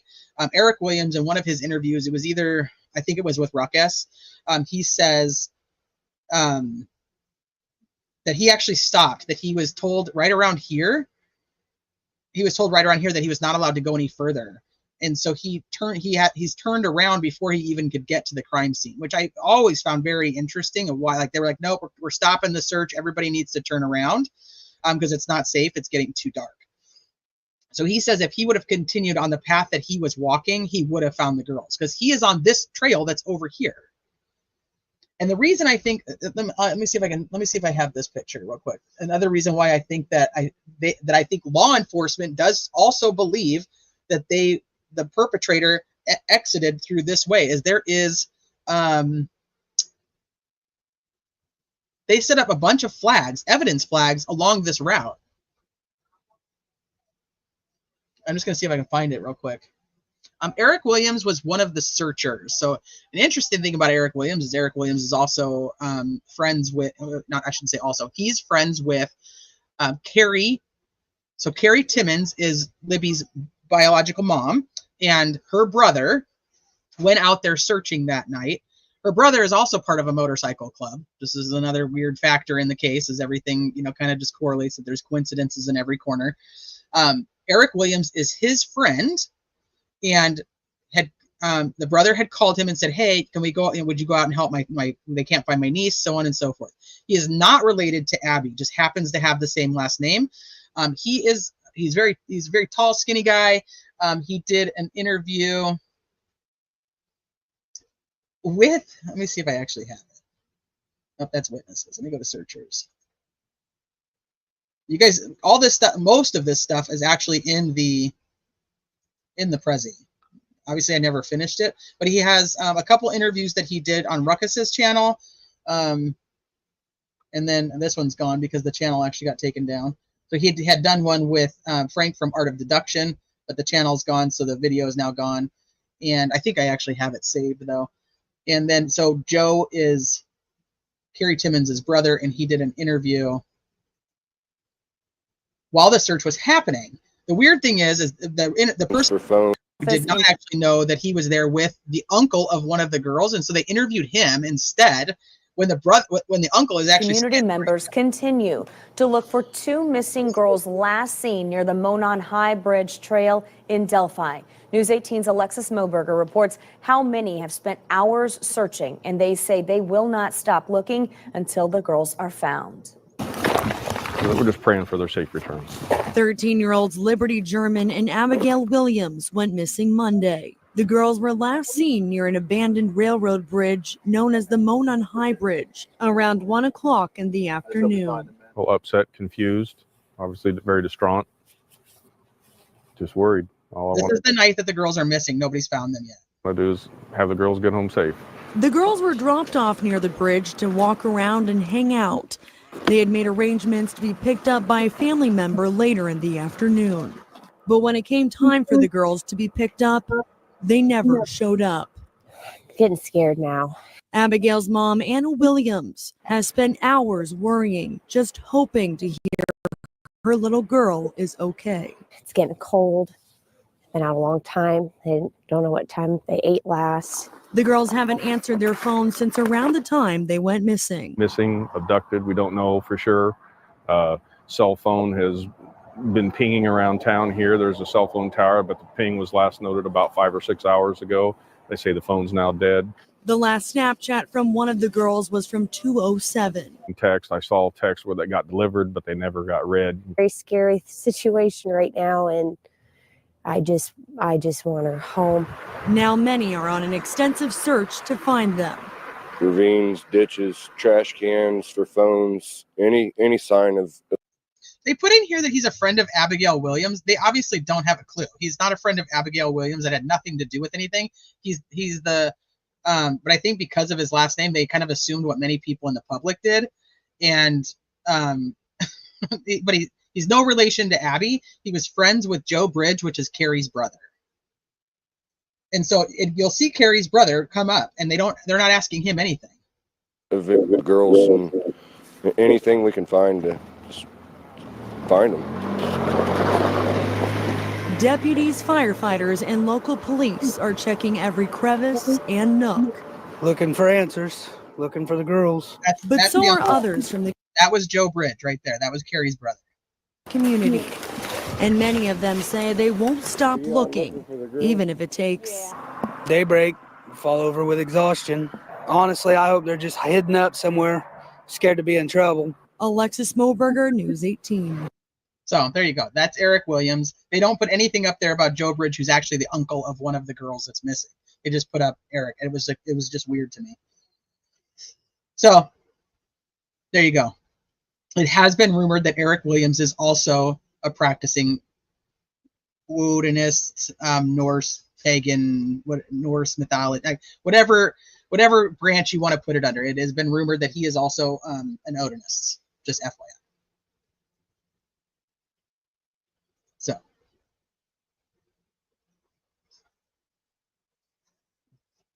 let me get at this. So that's Eric Williams. He was one of the searchers. So he did a couple of interviews, and in these interviews, he does state that he had gotten to this spot, and he believes that if he was allowed to continue on, that he would have found the girls that night, in what he says. So he says they were searching. Here, Eric is the one, if you guys ever heard the rumors about the bones, he started down here on this route and came up through here looking for them. He found the weird bones, like the animal graveyard that he saw here in this area by Weber's. And then he continued, and he went to cross the bridge this way, and they told him that he wouldn't be allowed to. And he said, I don't really give a shit. I'm going to cross the bridge anyway. And they're like, it's not safe. It's dark. And he's like, I don't care. So Joe, his friend and Libby's uncle, came around this way and was actually facing the bridge with his headlights on to try to shine and get some light into the area.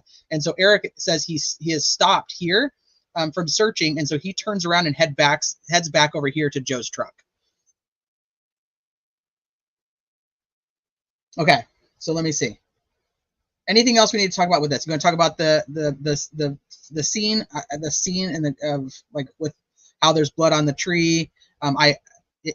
In this theory, that blood is Libby's, because I know many people have not seen the crime scene photos, which I'm thankful that you guys haven't. Honestly, I really am, because they're grotesque. But Libby has some pretty extensive wounds, you guys. They're not for the faint of heart. I mean, they're pretty extensive wounds, and if she had any initial instinct to grab her neck at the time of the wounds being inflicted, she very well could have put a handprint or something along the lines onto a tree. Now, we can go back and forth on what we think that is, which is fine, because like I said, we're going to argue against our own theory here next anyway. So any questions about this one, about this theory? I'm going to open the panel for people. You can come up, you can poke holes in the theory, but don't poke holes in it with the third party stuff. Because like I said, I want to go to that theory. But if you want to poke holes in just this theory all on its own, that's completely fine. So I'm going to open the panel, but I am going to close the panel when we go into the next theory. So just FYI. Does that make sense to everybody? Can somebody find Sleuthy? She's going to be so mad. I gotta find the link though.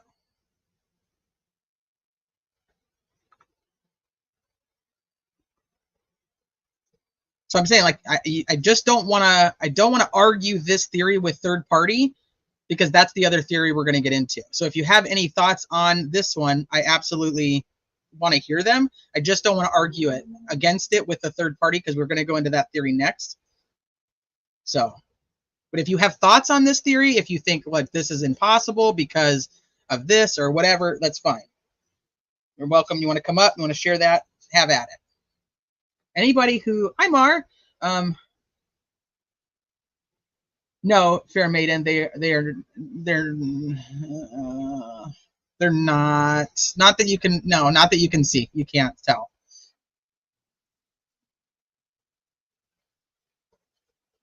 And if you guys want to wait to do open panel until after, we can go through the next one.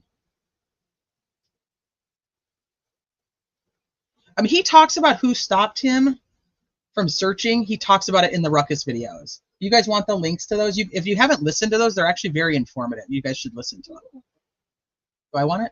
Yeah. I actually needed it. I needed one. Thank you, honey. So I'll wait a few minutes and I'll just kind of read comments on what you guys think of this.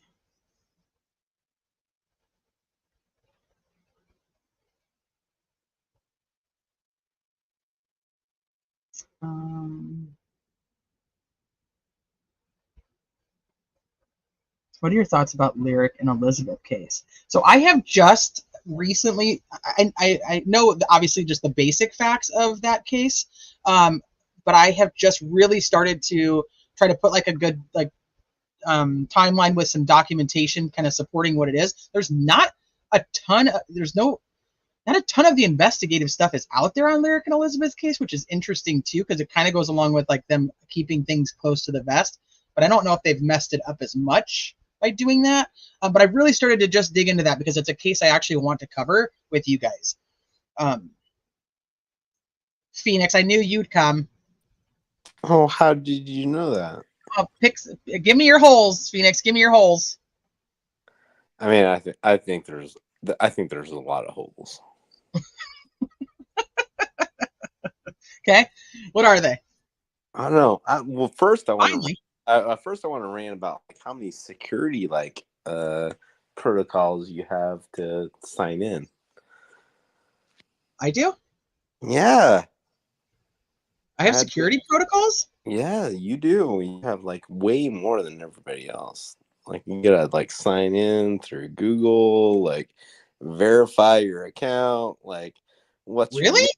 what's your name, and then you gotta change your name. Like why? Really? Yes, really. I mean, sometimes I think I had people that. don't know people set settings and they don't know what they're doing. So, Well, did you just say I don't know what I'm doing when it comes to Google settings? I don't know. I don't know. Like that's what we just got right there. No, I'm not saying that. I'm not saying that. If there is any type of thing like that, it's not due to me setting it. I have not done anything to change my StreamYard, but I did notice that apparently there's been some updates with StreamYard and Canva that are not. I have to go through and figure out what, because I was gone for a couple weeks. I wasn't doing any of this stuff. Would be really recent, but yeah, that's totally possible. So I'm gonna have to figure out what those actually entailed. So, all right. So what are your thoughts here? Hi, Black Swan. What's up, Teddy? Well, I know you're lampooning me for like posting that picture of the guys on the bridge. I got that from his Facebook. Just FYI. Well, yeah, I also did, and I'm just saying I think I got it first. I'll let you have it first. You're welcome to have it first, but we can go back. I got a lot of trouble. I got a lot of trouble for like posting it anywhere. You did? Yes. I got banned. I got banned from all the Reddits for doing that. Why? Because people didn't want to see that stuff. They don't want to see a picture of two people on the bridge? Right. Yeah, you're absolutely correct. You must be talking about that's what they don't want to. They don't want to see. That's just weird. That doesn't even make sense. I agree. It doesn't make sense because it seemed to be like kind of correct, but I heard a lot of people argue against me and say that's not even the same bridge, and I think I landed on agreeing with them that I don't think it's the same bridge. Why? Because it doesn't look like the same bridge. If you've been to that bridge, that's not what it looks like. Okay, so how many bridges are like this in the area then? I don't know because I mean I don't recall what that bridge is, but I know what the Monon High Bridge looks like because I've been there many times. I've walked across it. I know exactly what it looks like. And kind of right, yeah. Then probably not. That's probably not the bridge. Travis said that the security is just for you, Fiend. Everybody else just gets it in one click. It's just to make sure. Probably. Oh, I'm sure Travis gets in one click. Also, don't you think this might be superimposed? Like, look at this photo. Like, are we really thinking that's not like a photoshopped photo of like people like superimposed on something? Just everybody just look at it. Like I'm just saying, with your eyeballs, look at I it. think Look it's at just a it. Do you regular think it's picture of two people on the superimposed? bridge. I mean, I have questions. Okay. I don't know. Do I know I'm not sure who the second person is. I know who the other brother. I know who the one person is. It's the other brother. Brother-in-law. I mean, we're probably thinking of the different brother because the brother-in-law that I know that it is probably not the same brother-in-law that you know that it is. So we're probably thinking opposite things. Okay. I know who the guy on the left is. Absolutely, like 100%. You know who the guy on the right is also. Nah, see, I don't know who the guy on the right is. That's Johnny. I initially thought it might be Richard Allen. No, that's John. And this is the other brother or the brother-in-law. I'd have to go back and double check. I don't think that looks very much like John, though. It is absolutely John. But I don't think it looks like it. I'm just saying what I think. I don't think it looks like him. I don't think that looks like him. You don't? I mean, I think from the context, it's obviously got to be him. I think there's like a post or something that like draws that context together. I'm just saying I don't think it looks like him. Oh, okay. All right. So what are your holes in my theory then? Well, I got a lot of pushback that this is the same bridge. Okay. I don't know if it's the Monon High Bridge. I think it has. I do not think it is. Like having been there, I like the gaps in this bridge are like far more pronounced. Like I don't know. This is why I always say people should like go to this bridge and just walk across it and like do your thing and don't like just do it. Like you're going to survive. You're gonna be okay. Like have a buddy system, but like walk across it and like see it for yourself. Like that's not what it looks like. Okay. So let me answer Venus Gal. So is this like channel arguments? I just came in, don't care, just saying. So no, so what I just did for the last little over about an hour and a half is go through my theory of why Richard Allen is Bridge Guy and he is the perpetrator and guilty of the crimes. So what I did was open panel. So if anybody wants to come up and tell me what the holes are in that theory that I just presented, not going into third party, because we're gonna close this down again and we're gonna go into an entirely different theory of events. So which is gonna go with the third party and Richard Allen having nothing to do with it. So what are the holes if I'm not looking at third party or not able to not going with what the defense has said, just going with what the theory I said was, what are the holes in that theory? I mean, I think it's a stretch to think that like Richard Allen cares about his brother-in-law that much. But it wouldn't necessarily be about his brother-in-law, it would be about his wife. because now her brother that she's super close to is dead. And now she has to leave all the time to go take care of her mom. And then he has to go take care of her mom. Aw, Snoopy, I missed you. I think there's like a little something there, but I don't think it's very much. I think it's stretching a long way for motive. Like I really don't think like the state is going to present a theory of motive in this case. Well, no, they don't have to. They don't have No, to. yeah, exactly. They don't have to. Like so then it's all beside the point. That's more of what I'm getting at. Is that it's all beside the point. Like you don't have to.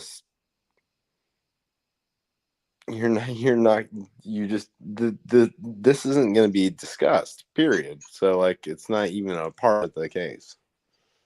No, but a Like theory. this what is is the example that I give to most people. I'll be like, imagine what you're thinking like is going to be like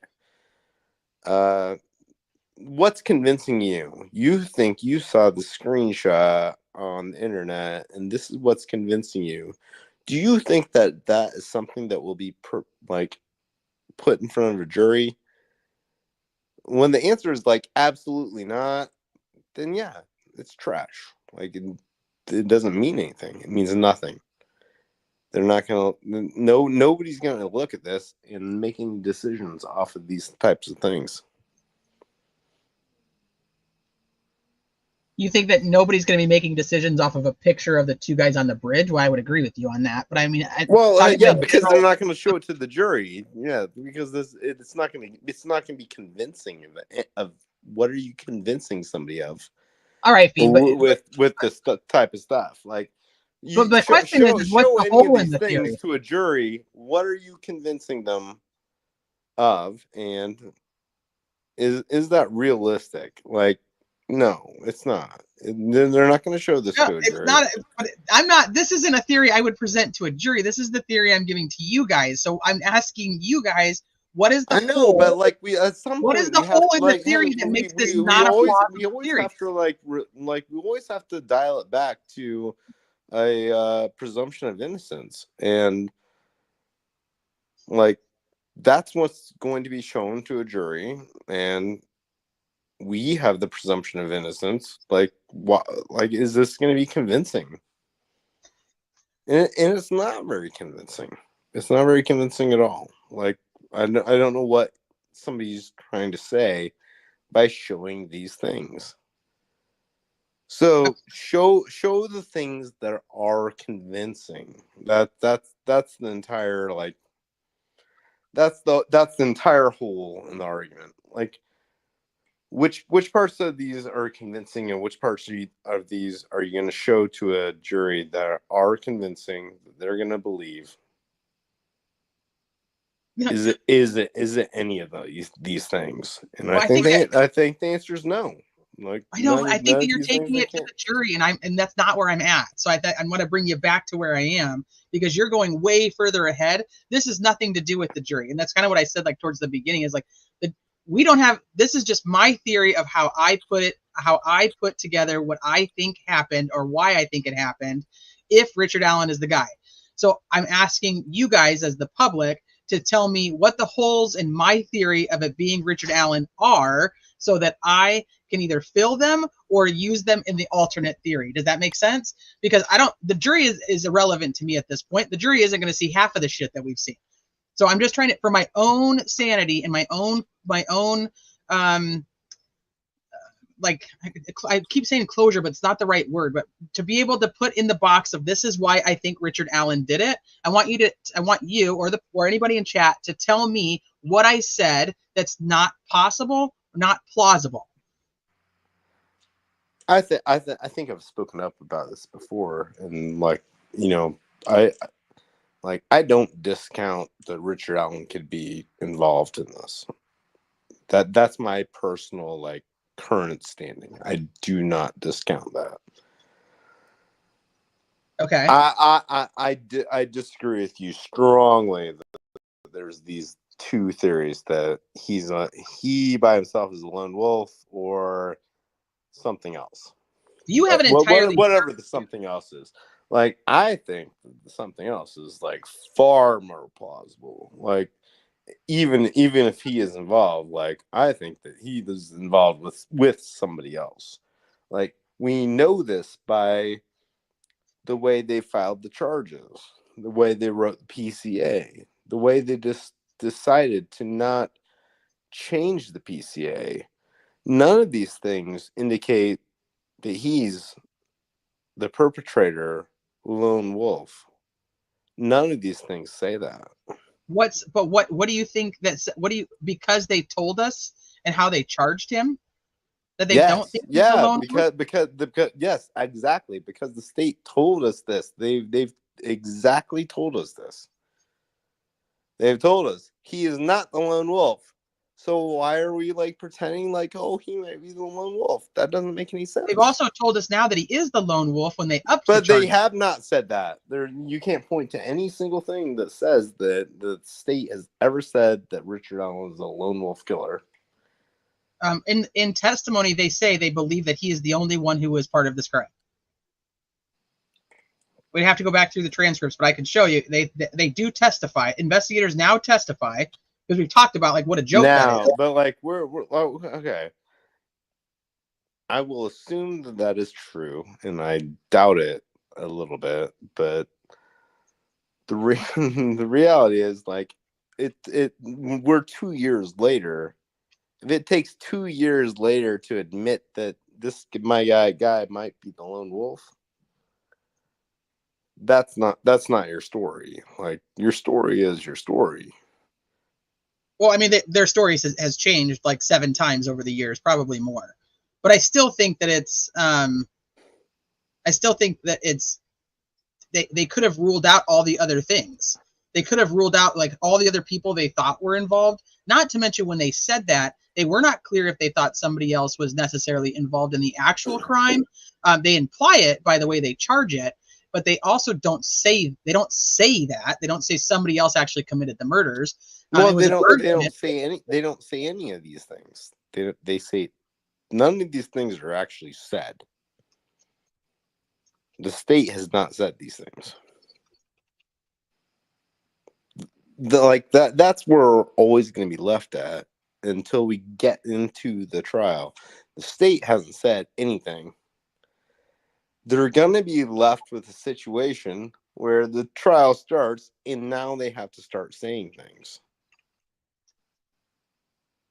And like, I'm very curious to say what they say, because they have not said anything up to this point. Like, we shouldn't pretend that they ever have. They have not said things, or the things that they've said have been like way under the bar line of what they need to say. Okay. I mean, I'm not going to disagree with you. I think that goes for both sides. That there's definitely a lack of. Well, it's not for both sides, because the defense does not have to. The defense has no bar. Period. That is your defense as an American citizen, that you do not have a bar.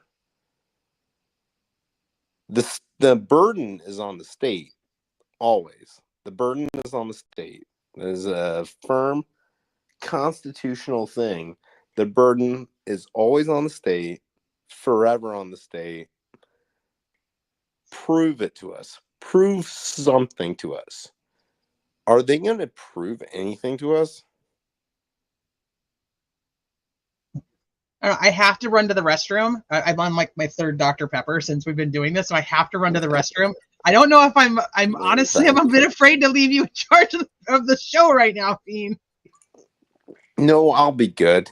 Okay. It'll be nice. Okay. Does anybody else want to come up while I run to the restroom real quick? It'll take me just a minute. No, right you're fine. Okay. All right. Don't go. No, I'm not gonna. No, relax. Okay. I'll be right back. Okay.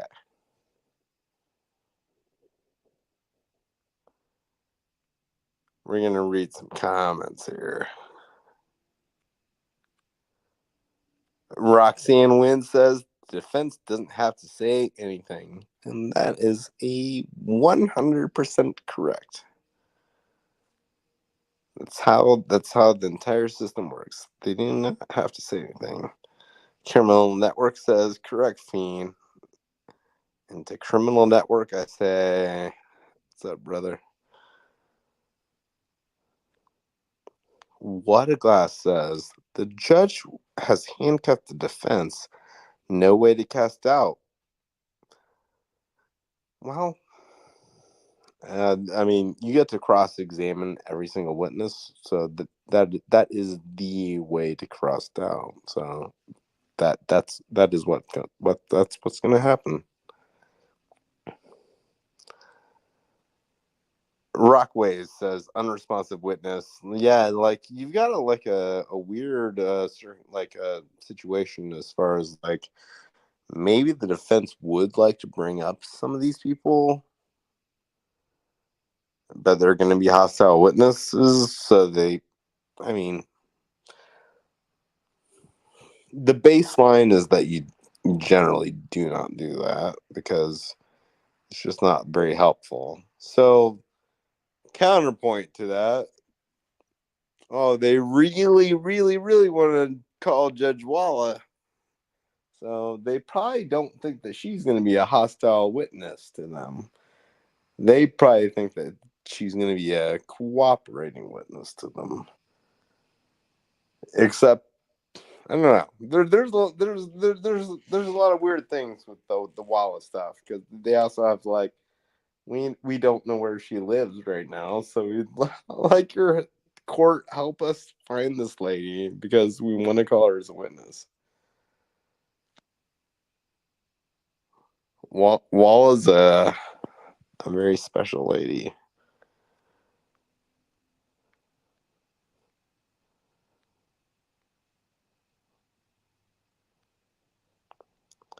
Well, now we just don't have any good quotes.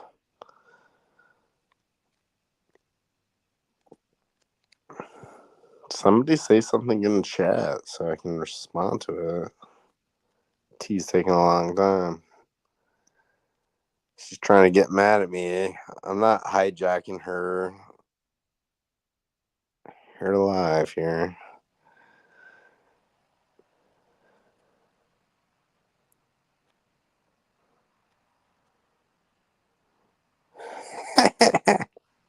Absolutely not. What a Glass says, phone activity the morning of Anthony Shaw's, aka Keegan Klein.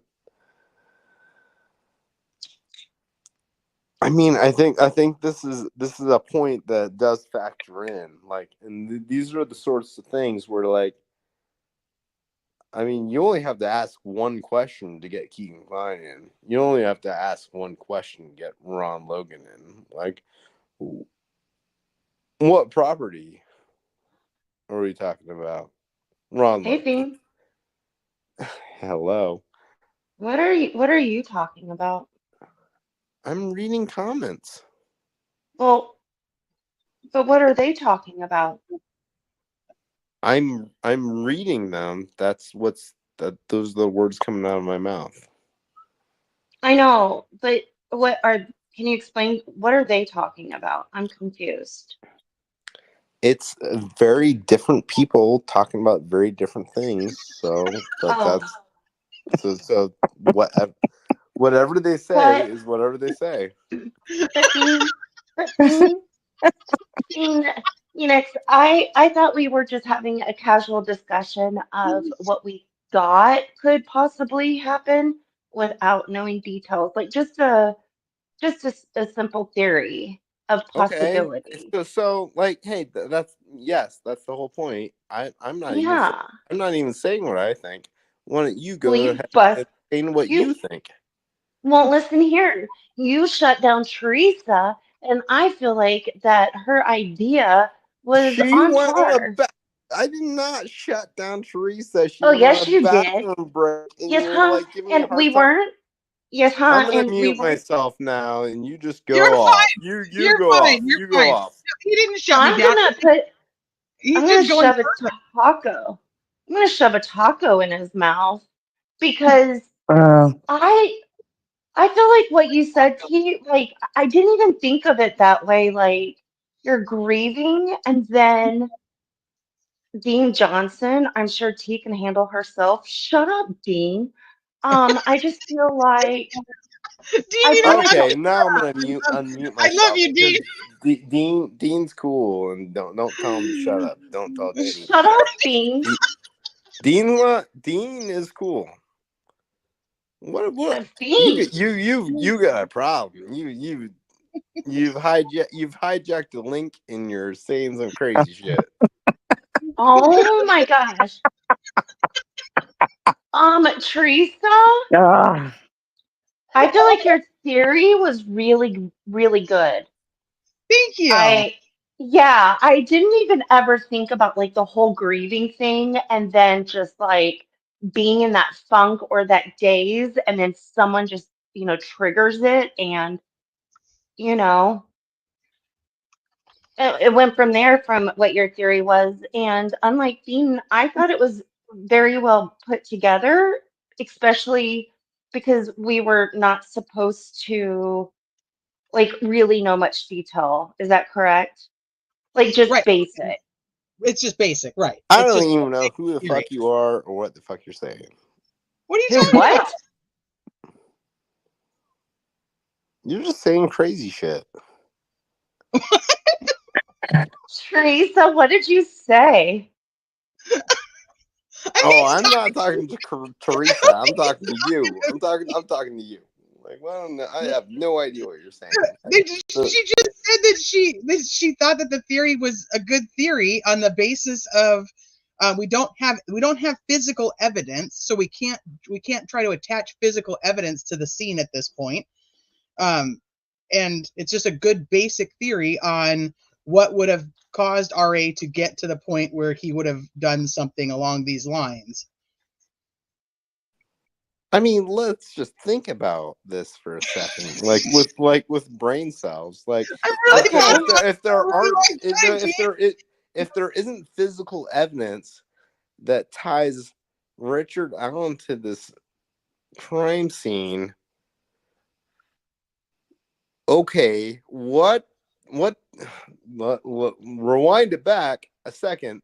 Okay, all this physical evidence, who What does what that point physical evidence? who does that point to? Because if There it's is not no. That's pointing the to whole Richard point. Allen, it's pointing to somebody else. But what physical evidence are we discussing here?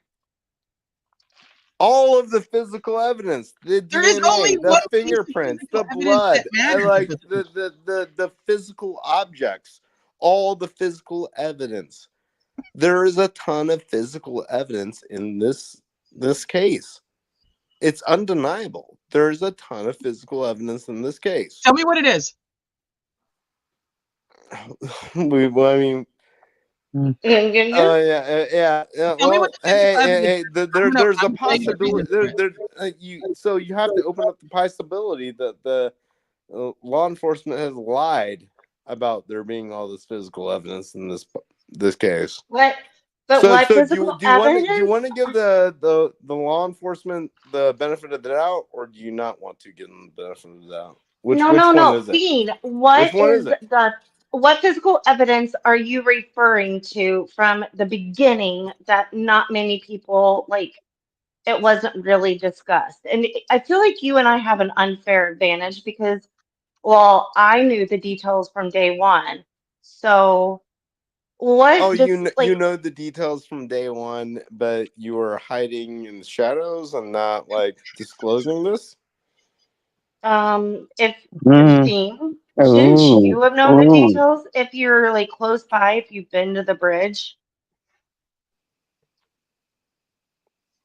That Right. I doesn't think mean we've have got, Mm-hmm. details of the so far off. case. You're claiming to have close details of the case that you know Dean, from you know who from in the day area one. From didn't know? day one. Who didn't What do you know? think Who day didn't one know? means? What do you Who, think when day the one girls were means? found, who didn't know that was in the area of what happened and what the scene looked like?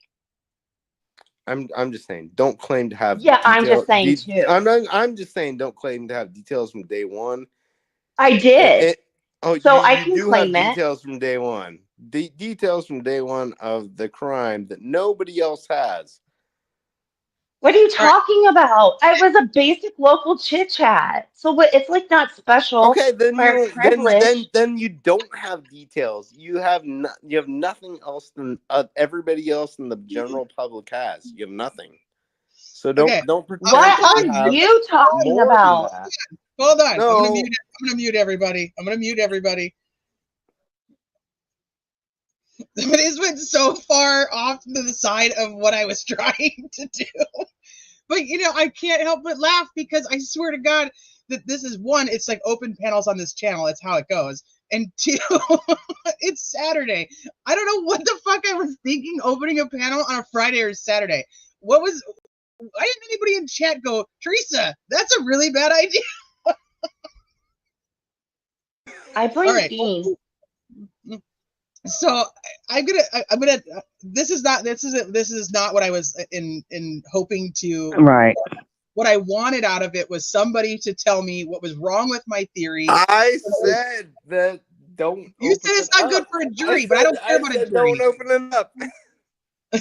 Well, okay, but wait a minute. Wait a minute. You tell me what you think. Okay. I've always wondered if, okay, we're going to say RA because that's all we got to go. Bridge guy. Before the first platform, to enter onto the bridge, there's that trail. Yes. And it would be off to your left. Why could bridge guy not go up into that trail and no one would see him? And he would watch the girls get it to a certain point across the bridge, and then he would come out and come up behind them. Oh, you That's mean what like I've always wondered. going this way? Literally anybody could have done that. Literally anybody. Right. Literally anybody. Well, hold on, because I think that what you're saying, Chrissy, is then going this way through, and then coming Yeah. up around on this side. I don't know timing wise how long that would take. No. He could have gone off into the woods right at the entrance of the trail before the first platform.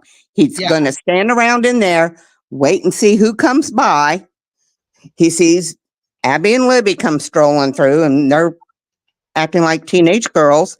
And he waits until they get to. This is a person of common sense right here. Well, that's what I think is wondering what happened. Because when Libby takes a picture of the bridge facing north, you don't see anybody. Okay, so when she's down here, she takes the photo of Abby. You don't see anybody back here, correct? Right.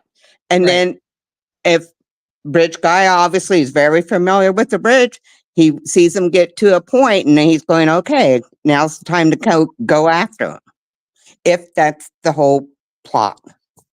Okay, so I see what you're saying. So you think that bridge guy hides over here, he's off into the woods at some point. Right.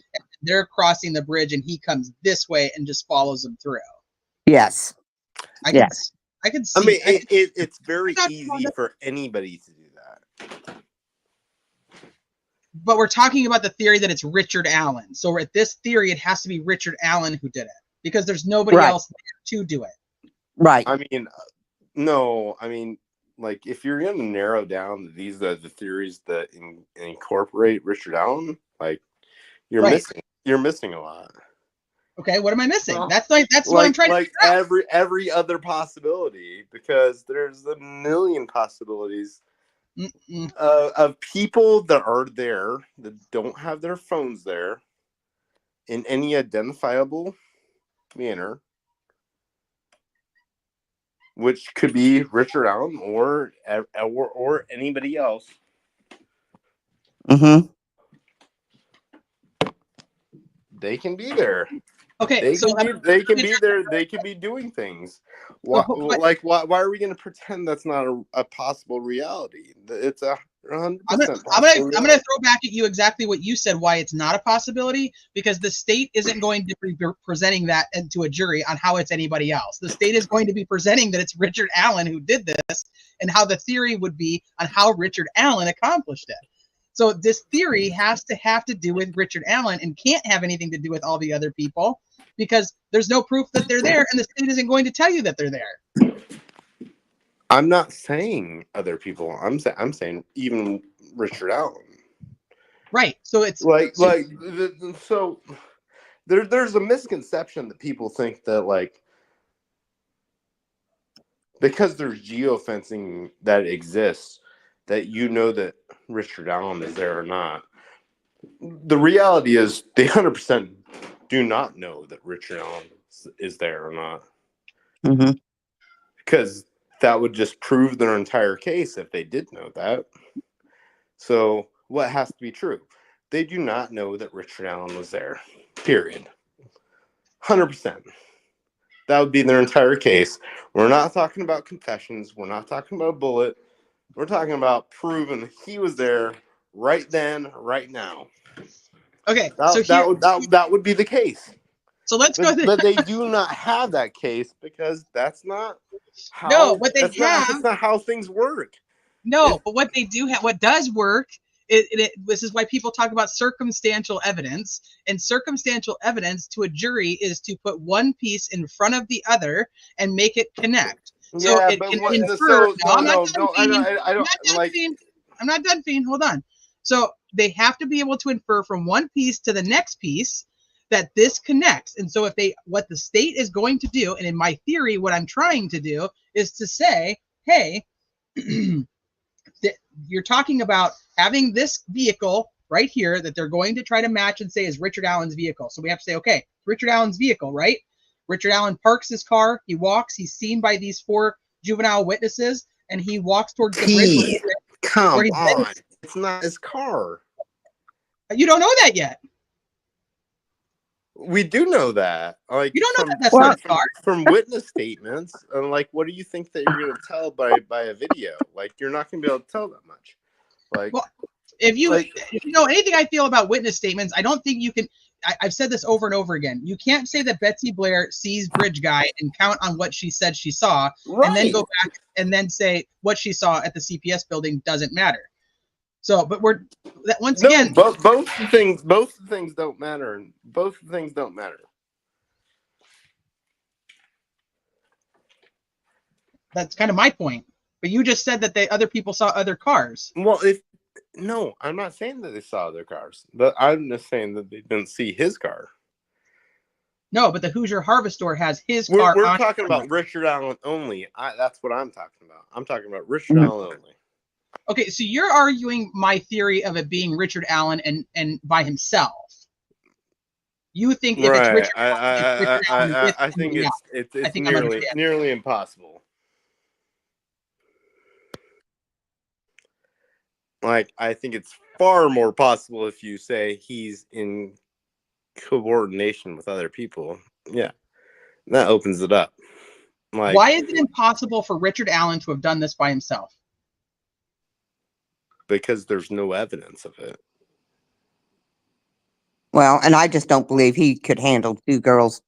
No, it doesn't matter what people believe. Like if you're on one side or the other side, it doesn't matter what you believe could or could not be true. The fact is there is zero evidence of these things. Well, she's discussing or coming up with her theory before the information. Well, we kind of know what there. Evidence is going to be brought into trial, and there isn't evidence that is going to be brought into trial to substantiate this. Yes or no? Like, that's not going to answer the question. So you're left with this question: yes or no? We don't know. Well, that's the whole thing that's why we're doing this in the separate parts, because it has to be 2 theories of events. because neither side is coming to the courtroom to say that Richard Allen did this with a group of other people. You know that, right? The state is coming to the No, courtroom no, saying no. Richard I Allen mean, did this I think I disagree with you on this. I think that the state is highly like highlighting that this is possibly Richard Allen with a group of other people. There's no way in the world For which they will provide no evidence of, but they will hope that a jury will agree with them on. I don't think there's a burden on us in the public to like think some like scenario where Richard Allen is the lone wolf. Like nobody is saying that. Somebody say that to us before we ever jump to that conclusion. Why should we jump to that conclusion first? There's no reason for us to jump to that conclusion. Well, because no one else has been arrested.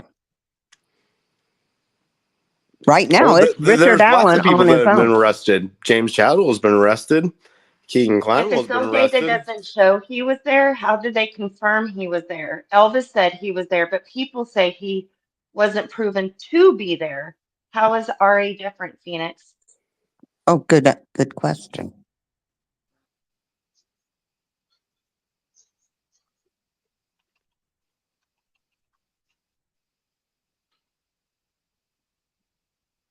There's significant evidence that shows the Elvis Fields like phone data corroborates that he purposely left his phone at his home and then left for a long period of time, and that he has ties to many white supremacists that prowl on these areas, including one that he worked for, a very prominent KKK guy that would give him the ride around. And that was in Delphi right then, right there.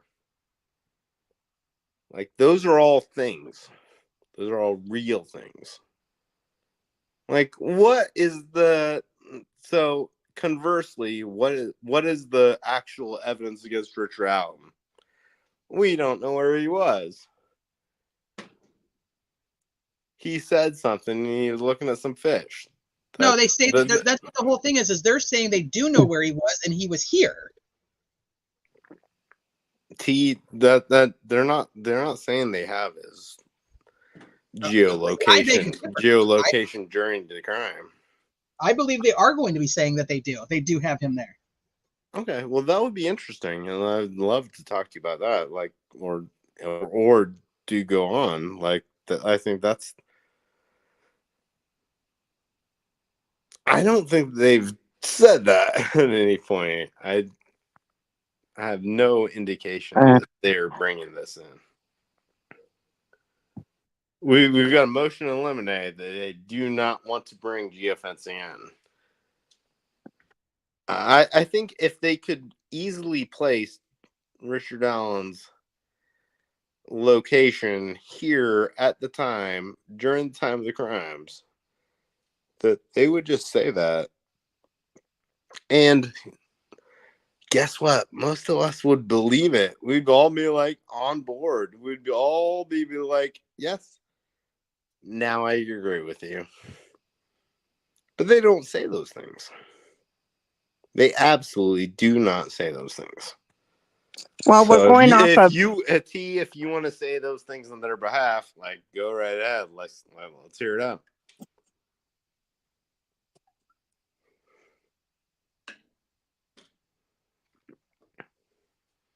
Apparently I'm muted and can't talk. I think that's what they're going to be saying with their theory, is that they are proving that he is here at the time that they're saying he's here based on the inference of circumstantial evidence, versus you're wanting like a more of a direct evidence, which has like a photo of him standing there. You see what I'm saying? No, not the photo. Like the phone data evidence. The phone data doesn't have the third parties there either.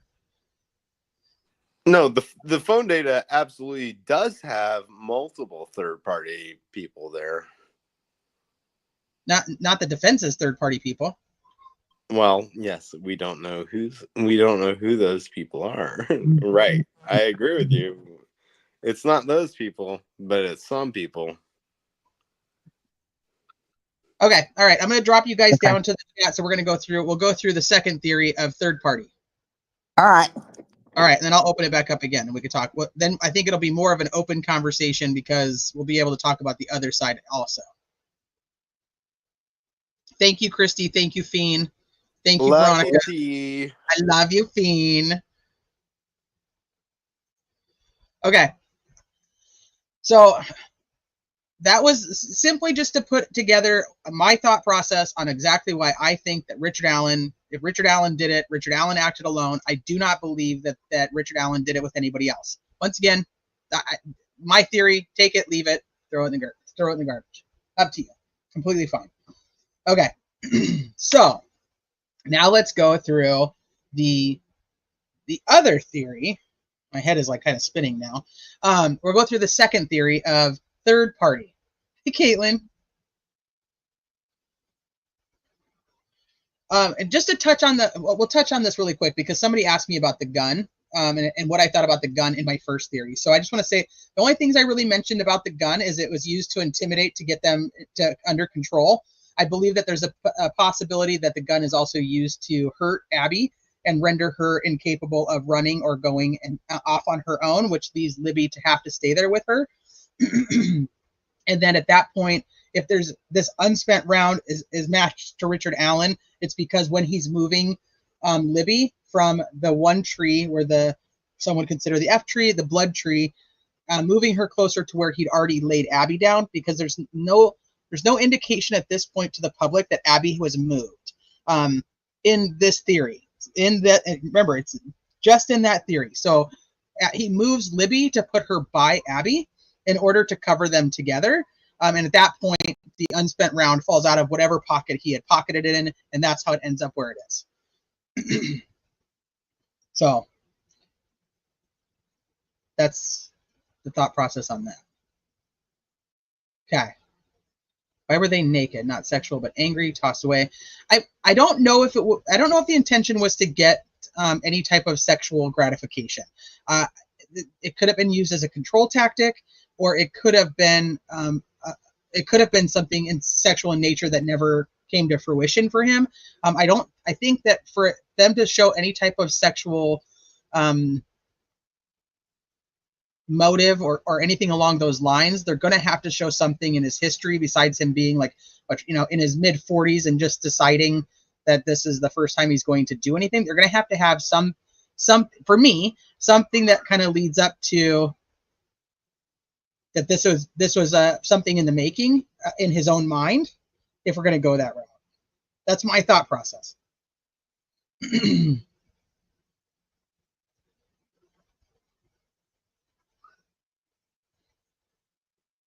So when we were talking about the geofencing, when it comes to this theory, the problem with the geofencing is going to be that I don't know how specific they're trying to be in the motion where they're keeping the geofencing on. It's a question I've asked a whole bunch of times, is are they considering any type of geofencing? And I had started this before I took my hiatus, and so it's not complete.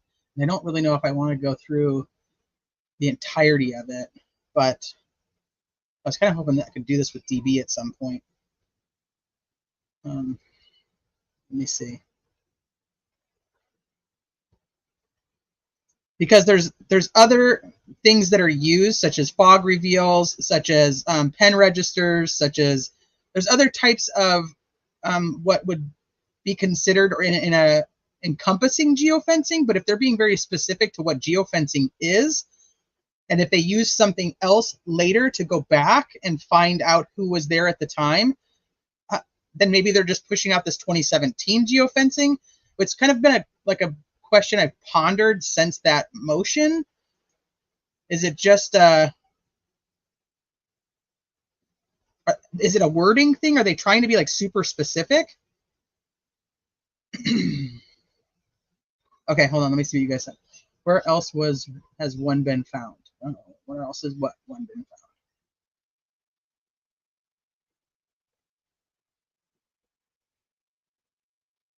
Hey, sweet Melissa.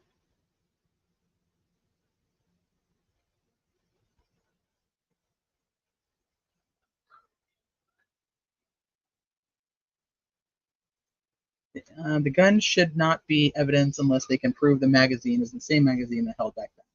Oh, so we're going to go through that. Yeah, that'll work too, because we're going to go through exactly why the gun shouldn't, or an unspent round wouldn't matter in the third party regardless. So.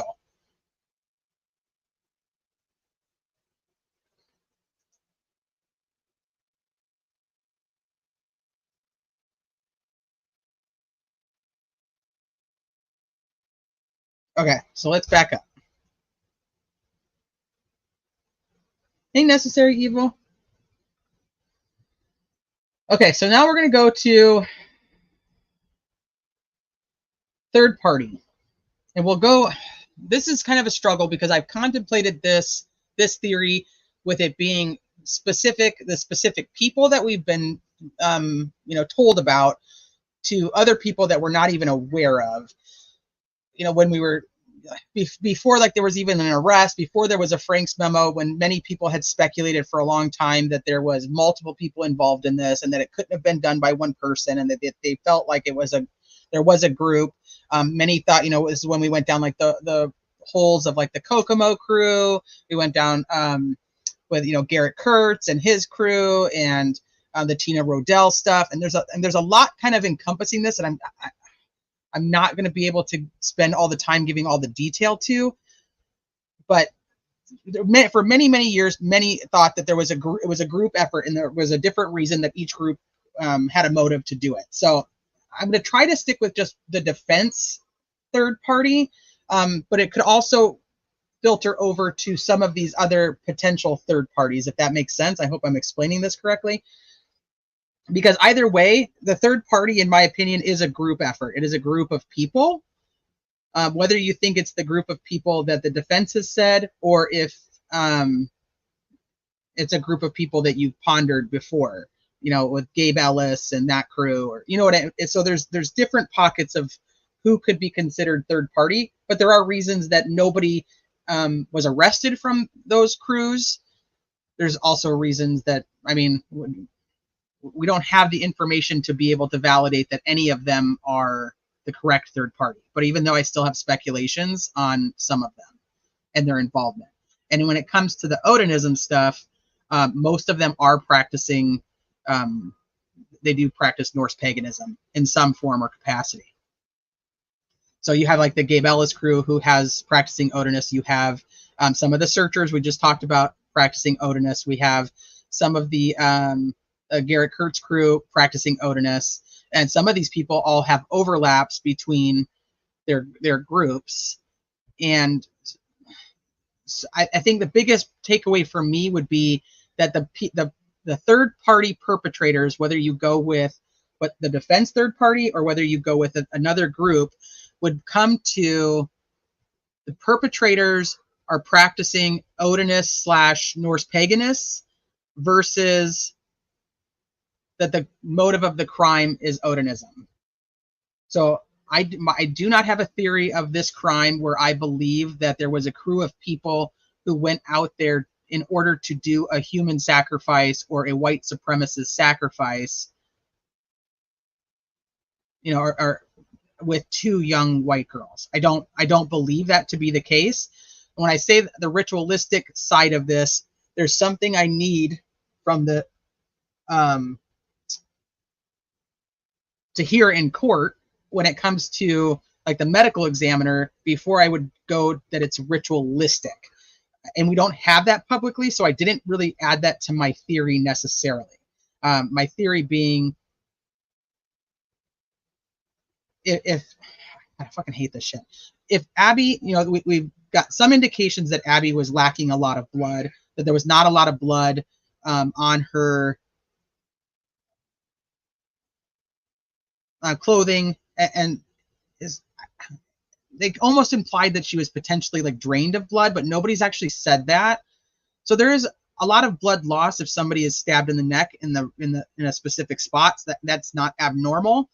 They're also laying on the ground, and it could very well have gone, into the ground. I don't know what they did as the investigators. Once again, both theories in this, the investigators are still incompetent. So I struggle with that side of it, because I don't know how well they processed the crime scene and how many people they allowed into this crime scene before they processed it.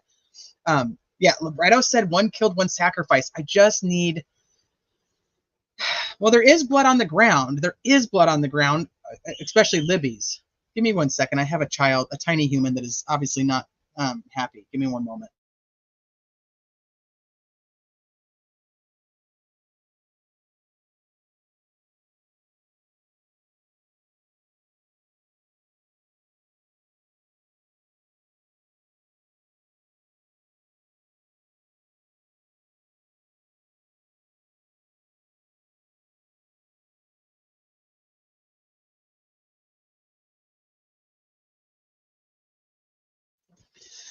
So anyway, in saying that, what I'm trying to say is that the third party, in my theory, could lead to something along the lines of a ritualistic sacrificial type of thing.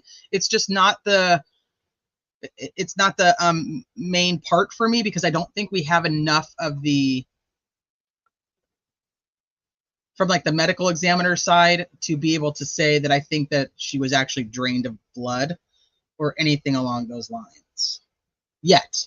So it could go there, but I'm not there in my theory. That's just what I wanted to say. So I believe, and I think this has to do with more of a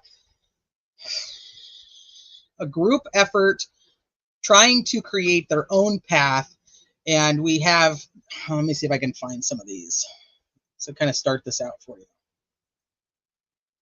Okay, so now we're going to talk about the third party. Let me get back to persons of interest.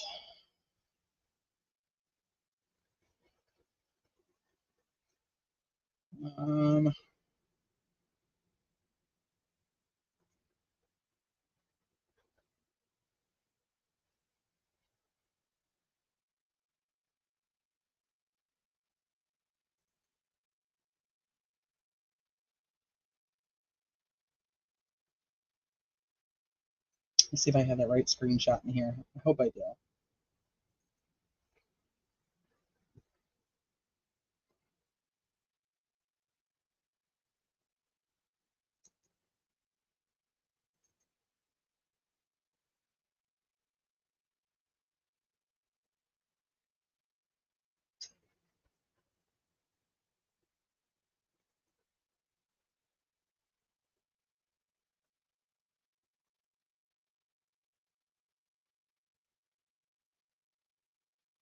Mm-hmm.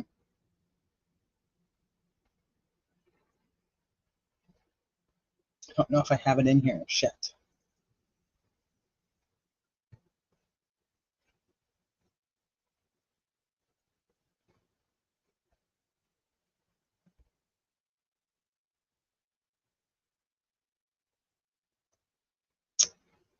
I don't know where I would have put it if I did put it in here.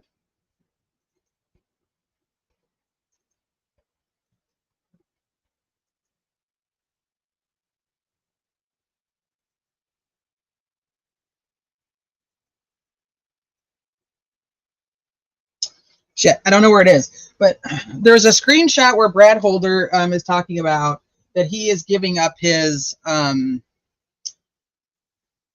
role in whatever group he had with Patrick Westfall, and that he's going to be moving on. And I was really hoping that I had it, but I don't know. What's up, Big J Dick? He's talking about that he's going to be moving on. Patrick Westfall is going to be taking the place of him, and it's time for him to kind of start his own path and to do his own thing. I know I have it buried in my screenshots. I thought I had it in here, and I don't.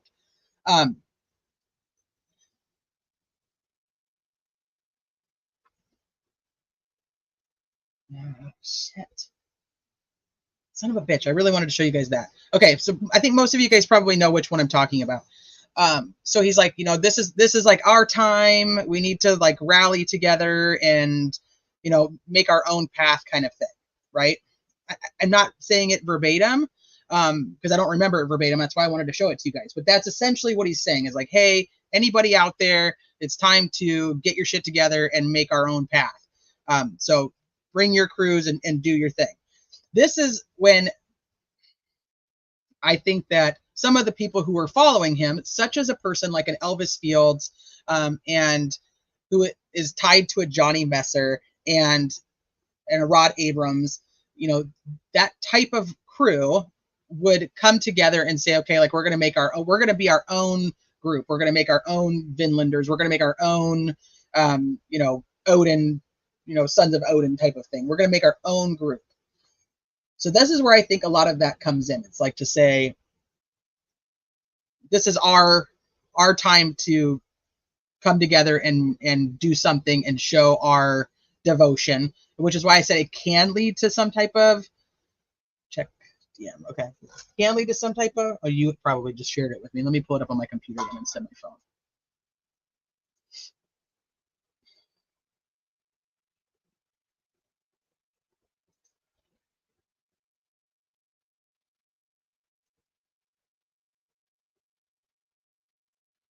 Yes. Thank you. Let me grab it.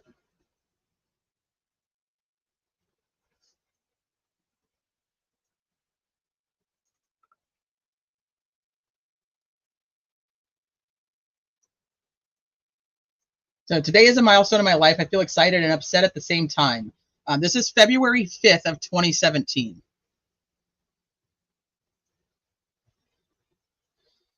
I will be stepping down as the Gothi in Tribe of Gunger's path, and I'm probably not saying the things right, so just take it for what you want. The gods are pushing me to be a traveling Gothi to help people set up their own kindreds in Indiana. I feel this is lacking. Patrick Westfall will take over my responsibility for that tribe. I'm going to be having a lot of meet and greets. It's time, Indiana, for you to quit being a virtual heathen and start meeting people and starting kindreds and study groups. This is, in my opinion, what I would call like a catalyst. Doesn't necessarily mean anything, but it could mean something to the person reading it. Like, hey, it's our time. We're going to make our own path. We're going to do our own thing. So you get this group of people, and in essentially the 5 that the defense has talked about being Patrick Westfall, Brett Holder, Johnny Messer, Elvis Fields, Rod Abrams, Ned Smith. That you get this. I guess that's 6, isn't it? Oh, did you, Radar? Thank you. You get these people that are like, okay, like we're trying to form our own thing. We heard from Patrick Westfall himself that he was the one who pulled the patch on Johnny Messer because he was told to do so.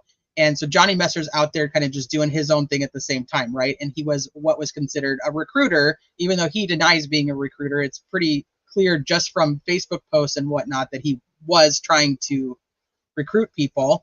Even if it wasn't a title, it was goatee is how it's pronounced. Thank you, Manimal. But anyway, so I think this is like a catalyst, and then you get a group of people like them, and maybe it is them, an Elvis Fields, a Rod Abrams, a Johnny Messer. Here's Johnny Messer who's going to make his own crew and do his own thing.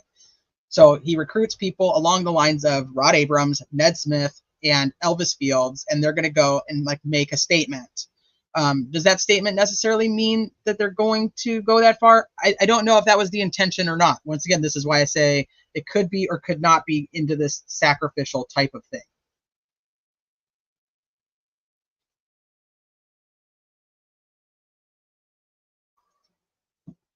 So just to kind of talk about like what I think motive would be on this side of the third party. And I think you can insert other people here, like a Gabe Ellis, in my opinion. I think you could put other people into this realm of problems. All right, go back.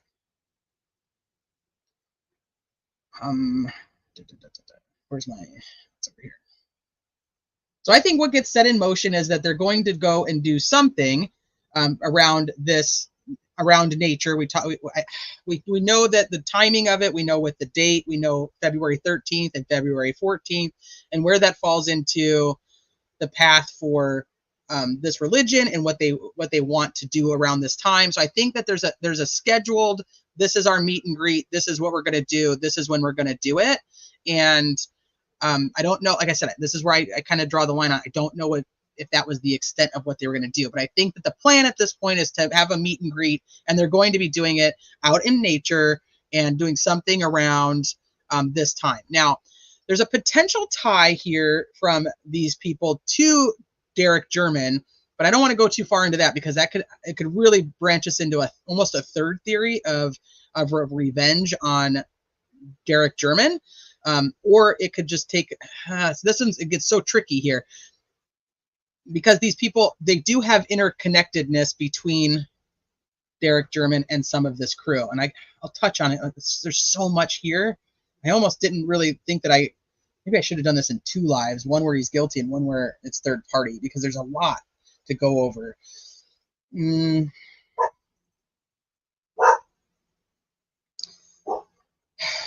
So there's Gabe Ellis and his friend Kyle Stacy are both practicing Odinists. They both have a very big criminal history. They both have ties to the Johnny Messers of the world. You also have Dustin Prater, who is tied to Gabe Ellis, who is also arrested with Derek German. And there's a lot of ties in with these Odinist crew and this potential third party and the people who are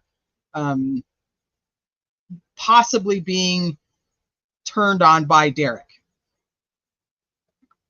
So there may be other players in this that were not necessarily brought up in as a Frank's person, like as a Frank's memo person.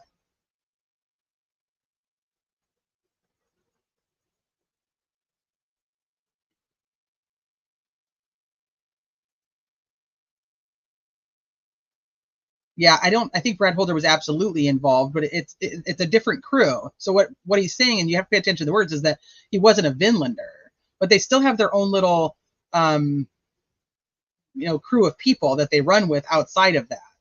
So I think that he was a big player in this Odin crew, just not necessarily, he wasn't a Vinlander, because the Vinlanders weren't going to take him, but Johnny Messer was.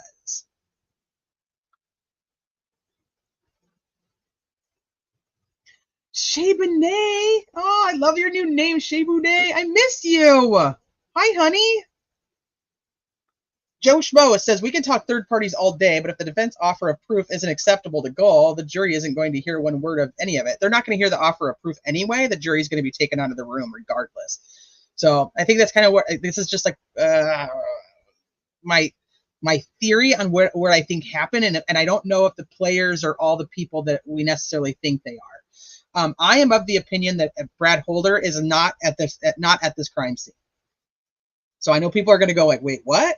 I don't think Brad Holder, Patrick Westphal are in the crime scene themselves. I don't think they actually had anything to do with the physical crime. I think they're what they have led up to is a big catalyst for what ends up happening, but I don't think they're actual perpetrators, in my theory.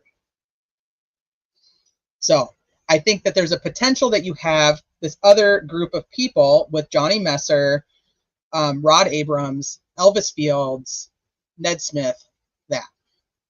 I think they're taking on this new, whatever they're going to be creating, this new kindred. So in doing this, you have Johnny Messer, who has, all these people have a nasty criminal history. You know, Johnny Messer, Gabe Ellis, none of these people are upstanding citizens by any means. None of them are managers at CVS. Let's put it that way. They wouldn't pass the background check. So I think that they come up with this idea that they're going to meet here. He borrows his car, or he borrows his girlfriend's car at the time, and takes her car with the other group of people and goes up to Delphi to meet some of the Odin people that we're talking about from the other groups, if that makes sense. Like I said, they're creating their own little kindred. In doing so, I think what they've decided to do, and possibly because somebody that's involved in this third party, it actually does have the ties to Derek German. So that's why I said I don't want to go too far down that, but there's a potential that they do, and that whatever they're doing is either caught by or intended to capture Abby and, or more specifically, Libby. I believe that Libby was a target in this situation, but not necessarily was she lured there. Just oh shit, we know exactly who that is. Let's kind of take it from here. I hope that makes sense. So I think that this is now a stakeout type of situation, or a triangulation.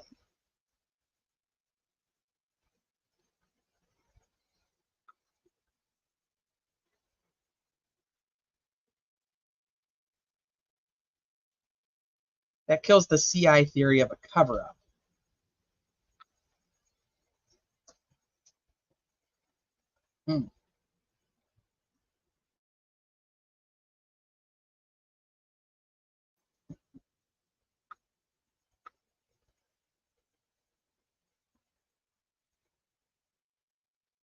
Margaret says, Alan is third party actually, and the loss of gainful investigation caused distrust and conflicting interest because other or was willing to chase more leads. They were purported stopped by the sheriff.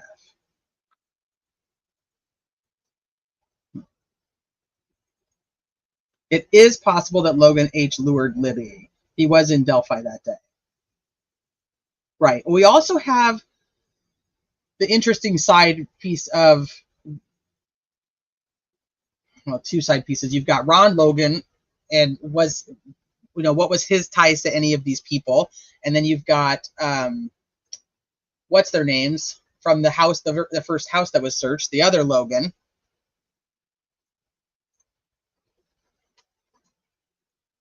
So I'm saying there's a lot of other people that could be tied into this group, but not necessarily at the actual crime scene. The other people, so that's why I said this could go so many places. So down here, this is the people who actually owned the properties at the time of the crime. How many are you familiar with the Sandifers? But you have the Sandifers who are also part practicing Odinists. This Travis Sandifer is also friends with Brad Holder, and you can find him commenting on a ton of his information, on a ton of his Facebook posts. If you guys aren't familiar, this is Abby lives here. These people right here, the Hatkeys, the Dissingers, the all of these people right here are all related to each other. Even though they live in separate houses, they actually are all related. So Sandifers are friends with Libby, and the younger Sandifer is actually one of the people who was rumored to have been asked to join them at the bridge that day. So that younger Sandifer would have known that they were going to the bridge. And I understand that the family says there was no plan to go to the bridge. It was a last minute thing. You know, they didn't know if they had anybody to take them. But it's the plan for the girls, in my opinion, was very, very different. And they knew they were going to the bridge, and they were trying to just get somebody to take them there. We have a different group of 3 girls, which we're going to talk about in a little bit, that knew the girls were going to be in the area. We have a group of, we have Max, who was one of the girls' friends. We have the young Sandifer, Braden, I think it's Braden, also knew that they were going to go there. Sandifer is also friends with Logan Holder, which makes sense because his uncle Travis is friends with Brad Holder, and they're all in this lifestyle, if you will. So you have a Sandifer, a Holder, and Max, who are all aware that and this group of 3 friends that are all aware that the girls are wanting to go to the bridge on the 13th. That's where they intend to spend their day, because they don't actually go to sleep until about like 2 o'clock in the morning, because they're up doing their Musical.lys, which is TikTok, and they were up doing all of that. So in my opinion, I think the girls had a plan to go to the bridge. They knew they were going there, and the family just didn't, because they didn't get to know until they were asked for the ride.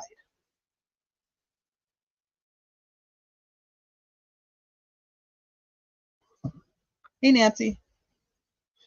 Big J Dick says that's familiar. And it's possible, maybe lured. I think at some point they would have been able to figure out if the girls were actually lured there by a specific person. I I don't know if we would be still questioning that at this point, but the investigators did such a fucked up job that it's sometimes hard to tell whether they actually got the information or when they got the actual information to prove my theory right or wrong. A lot of both of the theories are really contingent on what happens at trial that can fill in the holes that I feel in both sides. So anyway, so I think that once again, we have a meeting place. We have a potential of multiple people that are practicing onanism, know the girls are going to be there, or have children that know the girls are going to be there. We have ties to people that are potentially being turned on by Derek German. There's just a whole plethora of what would need to come into that. And people would say, well, you're jumping a lot then. But I mean, shit, if you have a kindred, this is what we're looking at. I don't mean it's like 50 people. I mean, it's still probably 3 to 5 in my opinion, but I think that there's a lot of potential people that could be those 3 to 5.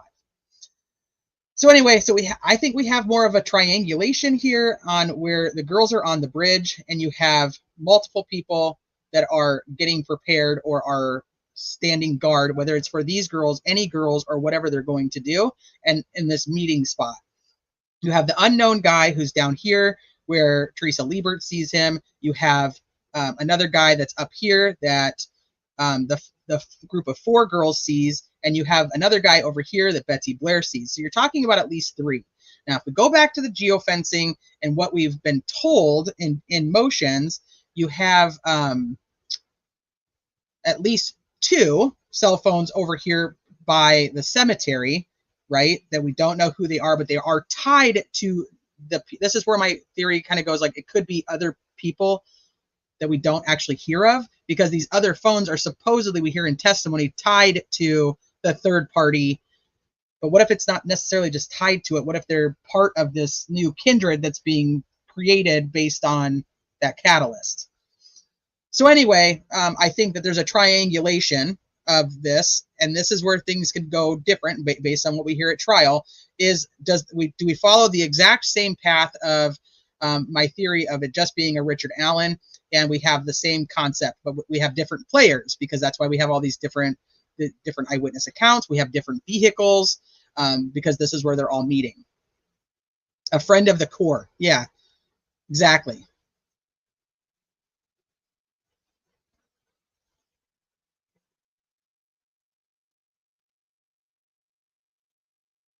So then we go, okay, do they take the same path of least resistance, and the same situation happens and it's just a different perpetrator, where everybody's kind of converged on that these girls are now alone, this is what they needed, they kind of pushed the girls to be alone to get them, where they kind of wanted them, guided them there.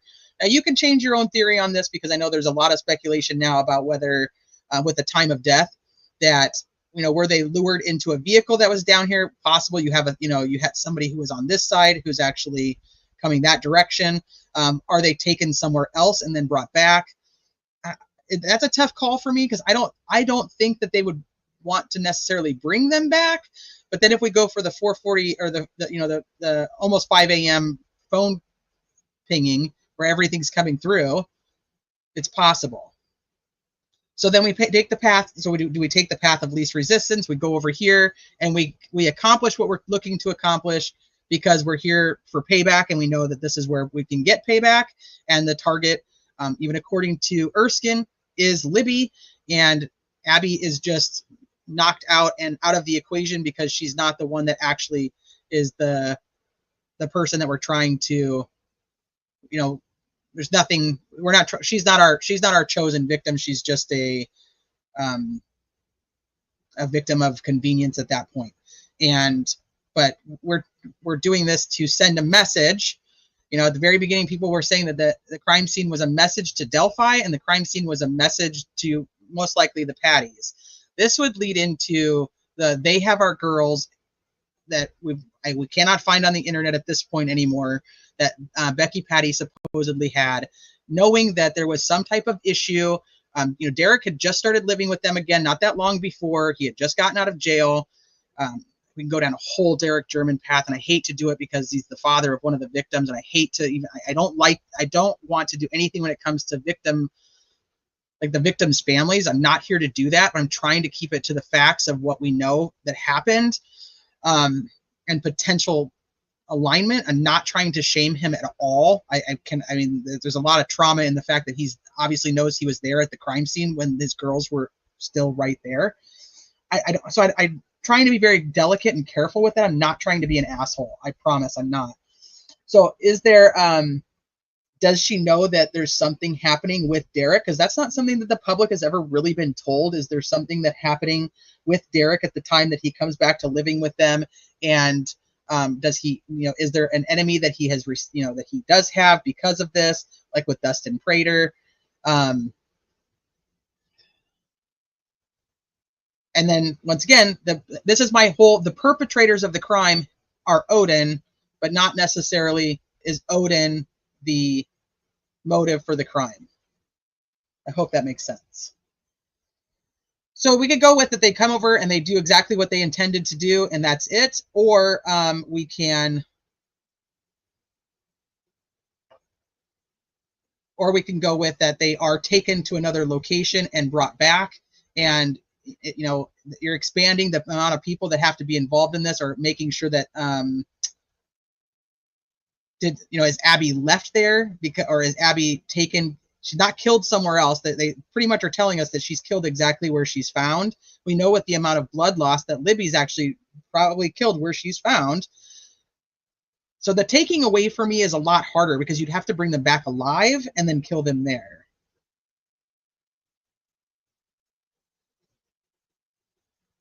So I don't have that in my theory, but I understand why people do.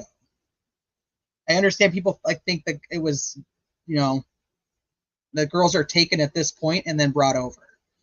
And I think without a time of death, and we don't necessarily know, we don't have that because we haven't heard from the medical examiner yet. But without a short window, because a time of death could range a huge amount, like 12 hours, and then we're talking, the potential for them to have come back and been killed at the time that people are thinking. How can describing known injuries, crime scene findings be being an asshole? Just, because I don't know, it just kind of is sometimes. I don't know. I'm trying not to be. Mel says, I have an issue with non-custodial parent being under the same domestic roof. Well, I think it's a struggle because of the fact of why the parents didn't have custody anymore, or not guardianship, and then it's just too much. And with the history of drugs, I don't think that's the right environment for either of the girls to have been in. Shebu says, different location is what I thought personally. Well, it'd just be tough then, because if you bring them back, you have to kill them there.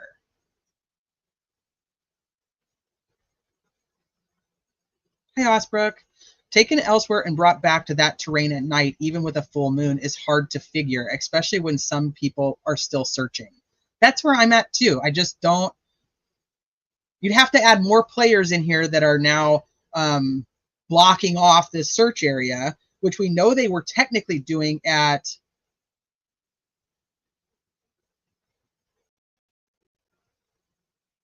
around 11 o'clock at night when they're sending Eric away. So, but then the families say, like, yeah, we were out there the entire night and searching.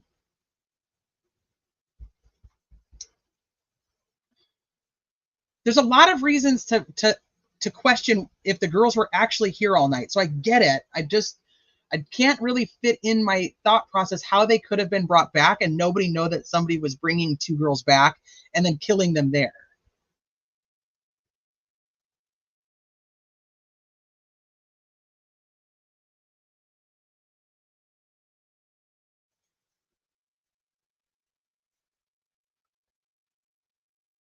So I think we got it. The official search was stopped. People were still out there. Yeah. The more I learn about this case, the less I feel like I know. I cannot comprehend how they were not found. Right.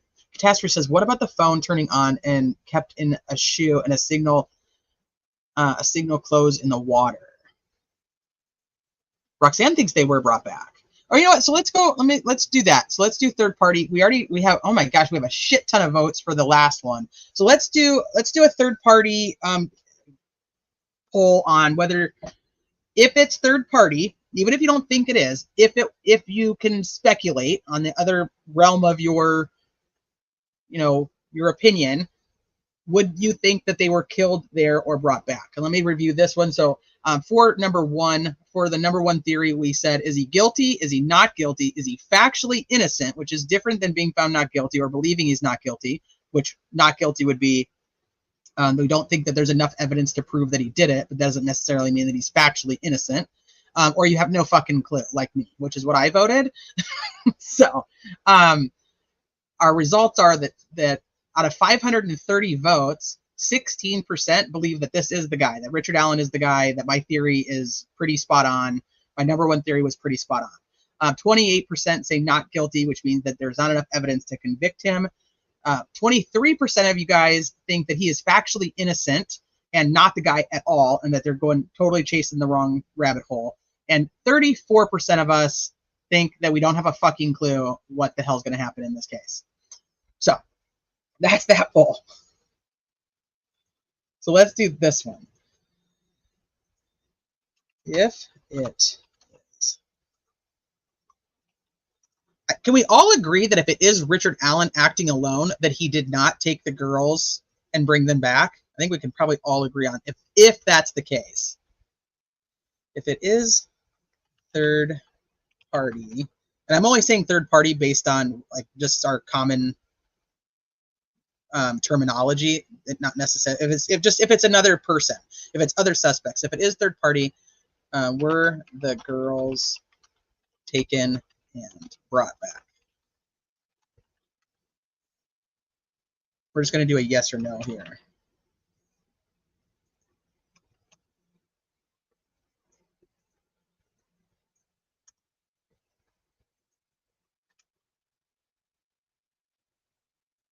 If my keyboard would work. There we go. And we'll add my favorite option of my stupid keyboard. I think I need to change the batteries. Have no fucking clue.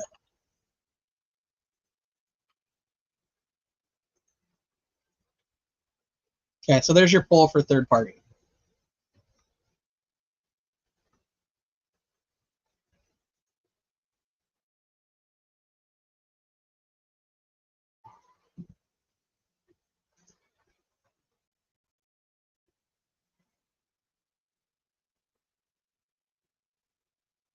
Okay, so where were we at? Where are we at on this? Okay, so I think that there's a convergence of people who are now, like I said, over here, and we were contemplating whether they would have taken them or just done the scene at this point. I think we're going to go through the same exit strategy of leaving, and then you're going to have the potential of maybe a Sarah Carbaugh seeing somebody. I don't think Sarah Carbaugh is relative. That's my opinion. I don't think that she saw anything to do with the crime. I think she saw some guy who was walking on 300 North, and as we know, there was multiple people who were at the trails that day. At the time, she would have been around the same area at 3:57 p.m. There was also people who were working over here, and they've never given us the exact location of on 300 North where she saw this gentleman walking. We did learn that the camera at the Hoosier Harvest Store is a full running camera. It is not an like a motion sensor. So if the person she saw was walking, they should have been seen. They should have been seen on the Hoosier Harvest Store. Not to mention, you have now a parking lot full of people, including Derek German at 3:57, and potentially Tara, his sister, that there was a guy walking who was muddy and bloody coming this direction. They would have been in the parking lot to also see the guy. So I just don't think she has much to do with, she's much to do about nothing is really kind of how I feel about her until something changes. Once again, I'll tell you guys, I know that there's some people who have come in later and some people who've been here the whole time. These are just my theories, my thoughts on it. We went through the entire first part of this live was my thought on Richard Allen acting alone, being bridge guy, and being the person who ultimately is guilty of killing the girls. This is now my theory on Richard Allen having nothing to do with it and it being a potential third party up to and including the people who were talked about in the Franks memo. So my thought is, again, I think that there's a split of where everybody goes and says, okay, get out your, go out the way that you came in, and none of us will be seen together, kind of thing. Maybe a couple of them walking back, but I still cannot get over the Daniel Pearson. And I know people tell me, like, it's not, he saw Dave McCain. He saw Dave McCain. I don't think he saw Dave McCain. I think that he saw somebody who was responsible for this crime, whether it be Richard Allen or one of the other people. I absolutely think that whoever came out here and whoever Daniel Pearson saw at this area is not Dave McCain, because Dave McCain tells Derek German that he saw the quote unquote arguing couple by the bridge. He meets. Okay, I'll backtrack on this because some people might not know what I'm talking about here. So Daniel Pearson is walking the trail, right, with his girlfriend, whoever she is. There's been many rumors that it was not his girlfriend, it was a side piece or whatever. I don't care. Either way, he's walking the trail with a girl. And so he's walking this way. And McCain is coming this direction from the bridge, right?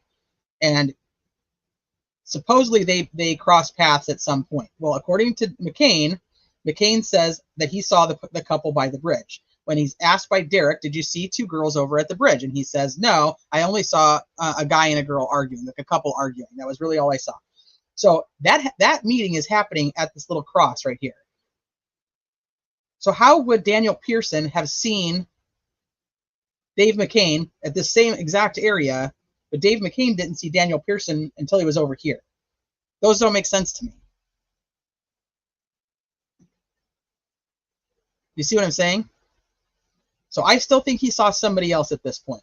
The other thing that I find weird about McCain is that if he's telling Derek he didn't see two girls at the bridge, it doesn't make a lot of sense around the 3:20, 3:25 time mark, because we do know at 3:25 there are two girls on the bridge. Cheyenne is there with her friend on the bridge.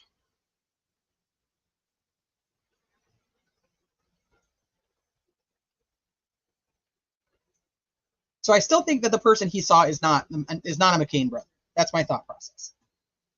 So anyway, I think they all split. They all go their own way. And like I said, I think that the people that are seen, the person that is seen by the juvenile girls, the person that is seen by Betsy Blair, and even potentially a person who might have been seen by Sarah Carbaugh, and the person who is seen by Teresa Liebert are part of whoever is making up this new kindred or going after revenge on Derek. And then if we go with this theory, my theory would be that Richard Allen, same idea, coming from his mother-in-law's house, comes over, goes to the bridge, parks here, does his walk. When he is walking, he does see three juvenile girls. Those three juvenile girls are friends with Abby and Libby. Let me see if I have them in here.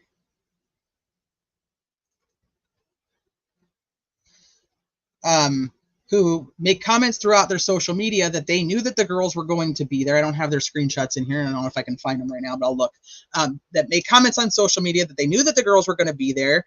And then when the girls are now missing, they're making comments on Tara's, which is Libby's aunt's, on her social media, like, hey, we were by there, earlier today, but we left and we went over to City Park to play basketball.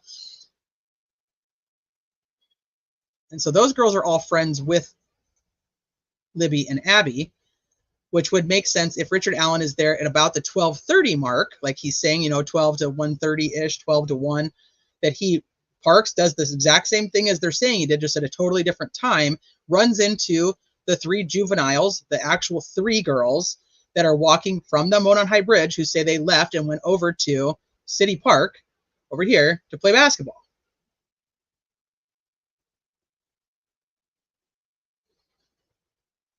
Does that make sense?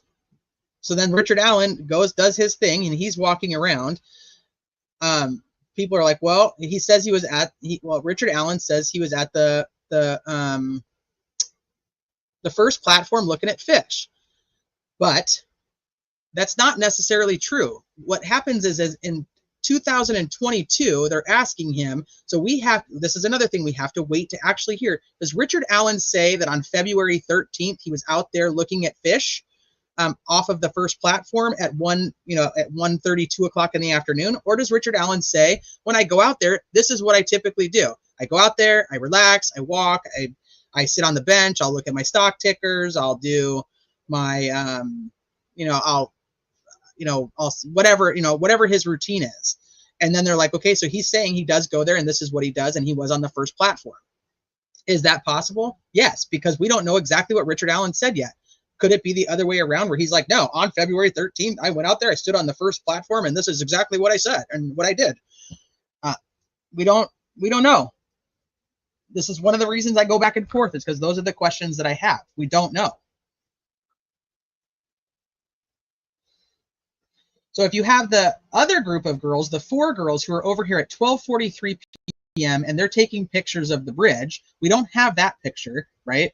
We don't have a photo of the bridge at 12:43, unless it's one of the images that has been discussed of this bridge.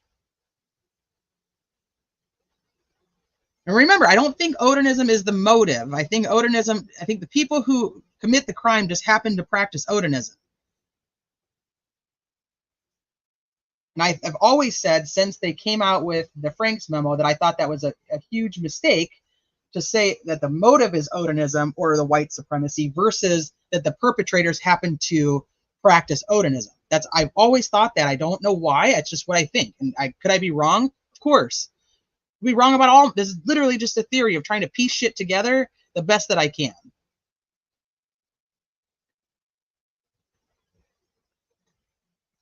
Okay, let me see what you guys are saying in here.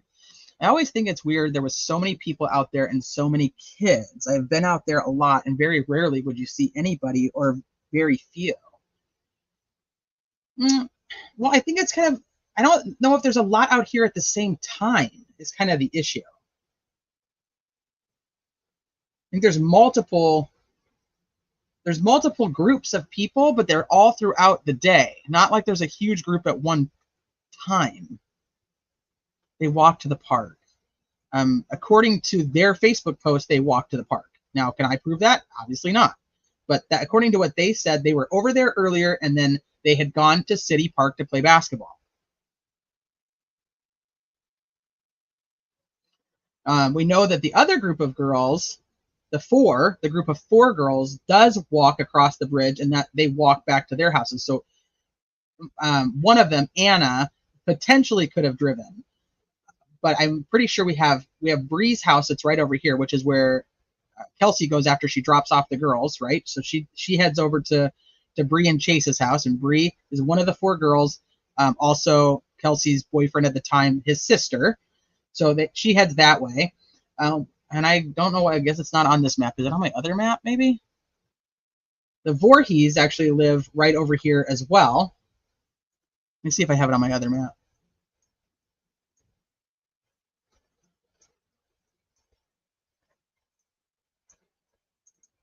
Maybe I don't.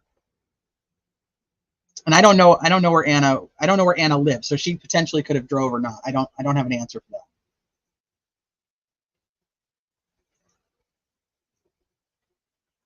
So then we have Bree and Kelsey who go out to lunch, apparently.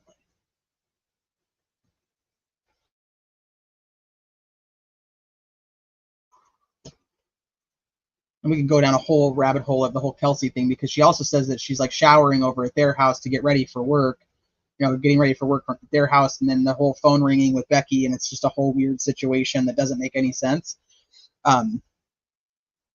Evans. I can't play it. I can't play the song, otherwise I'd get a copyright strike, so I can't do that. But yeah. Okay, Steven Spader and Christopher Gribble murdered Kimberly Cates and severely injured her daughter Jamie during a home invasion. It was an initiation gone bad per participants.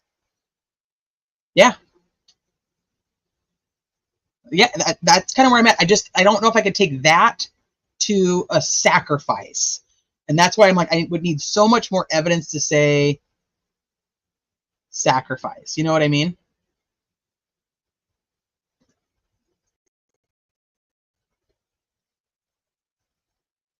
I appreciate the super chat, but I don't do trolling. So just FYI, that's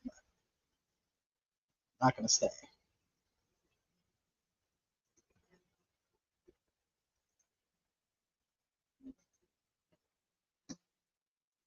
So enjoy that. It's such a dumb idea to say Odinism is the motive that way, because people just can't think and are like, but they're white. Like, it's a huge reason why people think its entire defense is a joke. Right. Also, the other part of the white supremacy side of this is that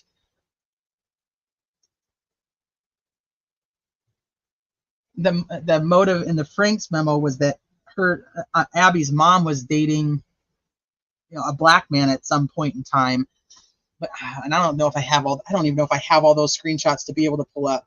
I think they might still be in my phone, actually.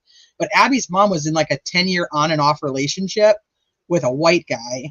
And not to say that she couldn't have been dating other people, and I have heard that she potentially did, and I'm going to say dating other people, and that's what we're going to go with. But there is a potential that maybe at some point she did, but she was in a 10-year on and off again relationship with a white man at the time, who they actually ended up breaking up approximately a month or so after the murders.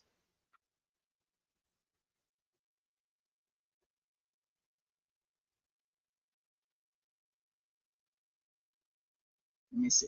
Hi, DB. Teddy.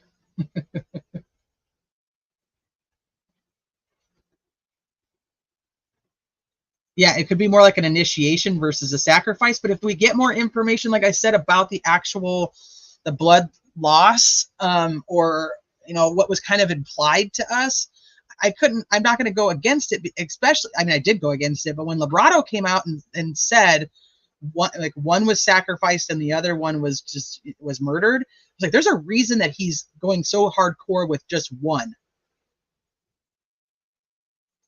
Shabu, you can message me all the time. I miss you. First thing CSI class taught: the guilty don't answer plain yes or no. They give all kinds of extra details. It feels more targeted.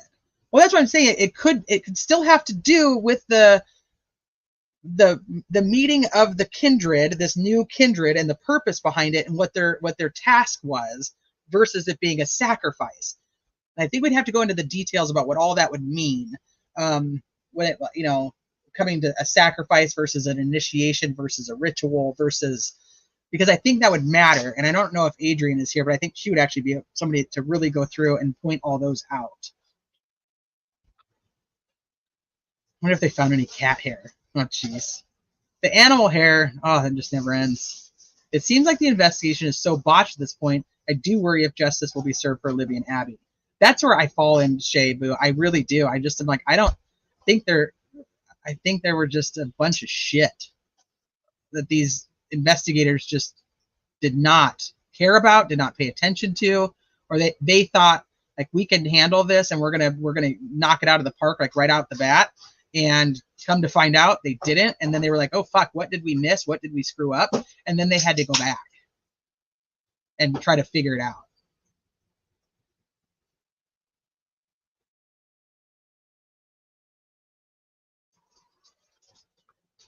I think it was ritualistic, but not in the way most people think. Okay, that's good. That's an interesting ritual, or a copycat ritual. The killers wanted their work to be seen by the world. Ellie refused to show it. And that goes back to my whole thing where I was talking about many people at the beginning of this case said that saw these pictures and were told about the crime scene, were literally saying, this was a message. This was a message to somebody. This was a message to Delphi itself. It was a message. It was left that way on purpose. And that's it. That was the whole thing, was that this was done with the intention of being found. And I never really played too much into it until all the phones start coming, or the phone comes back on and all the messages start coming through. And it's like, were they purposely put like this so that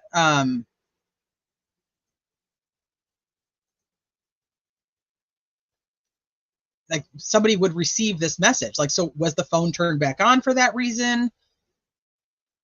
You know, is there a message in there that is we don't understand because it's not meant for us?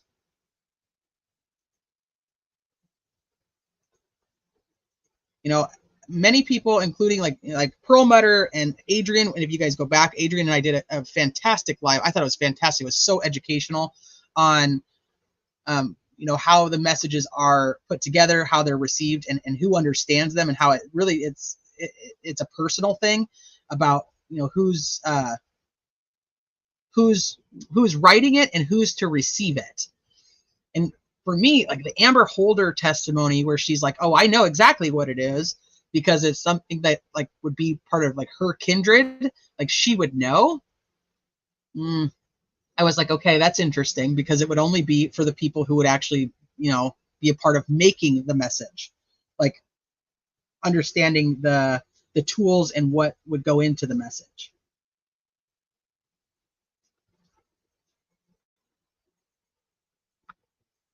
All right, you guys, I'm trying to go through chat now. I hope you guys don't come in and be an asshole, please. I don't know if anybody is. I'm just saying, please don't.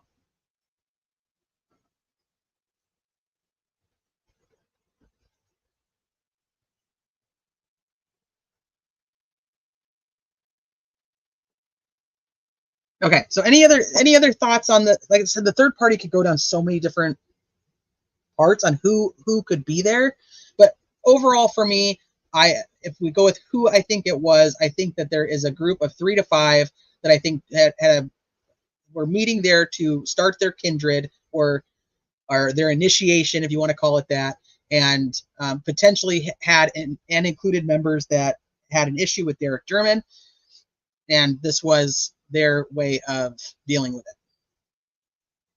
I think if they were triangulated to the end of the bridge and taken to wherever you want to say they were taken to, whether it was just over to the crime scene, whether it was to somewhere else in this area, or whether it was completely away from the area and brought back. That's your own theory. My theory is they were taken over here and they were killed over here.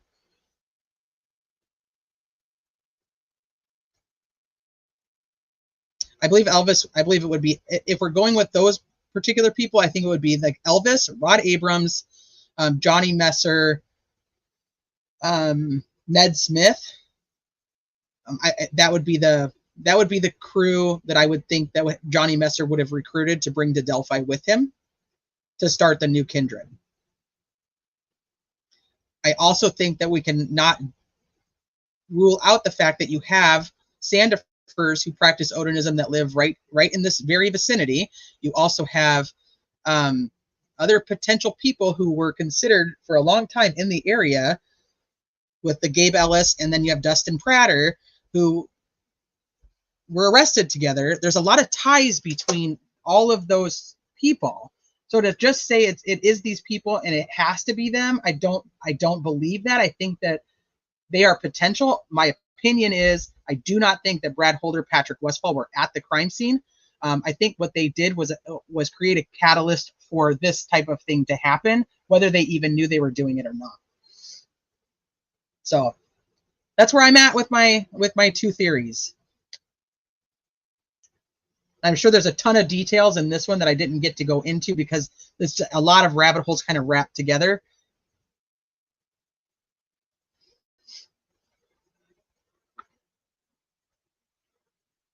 Let me see what you guys say. Okay.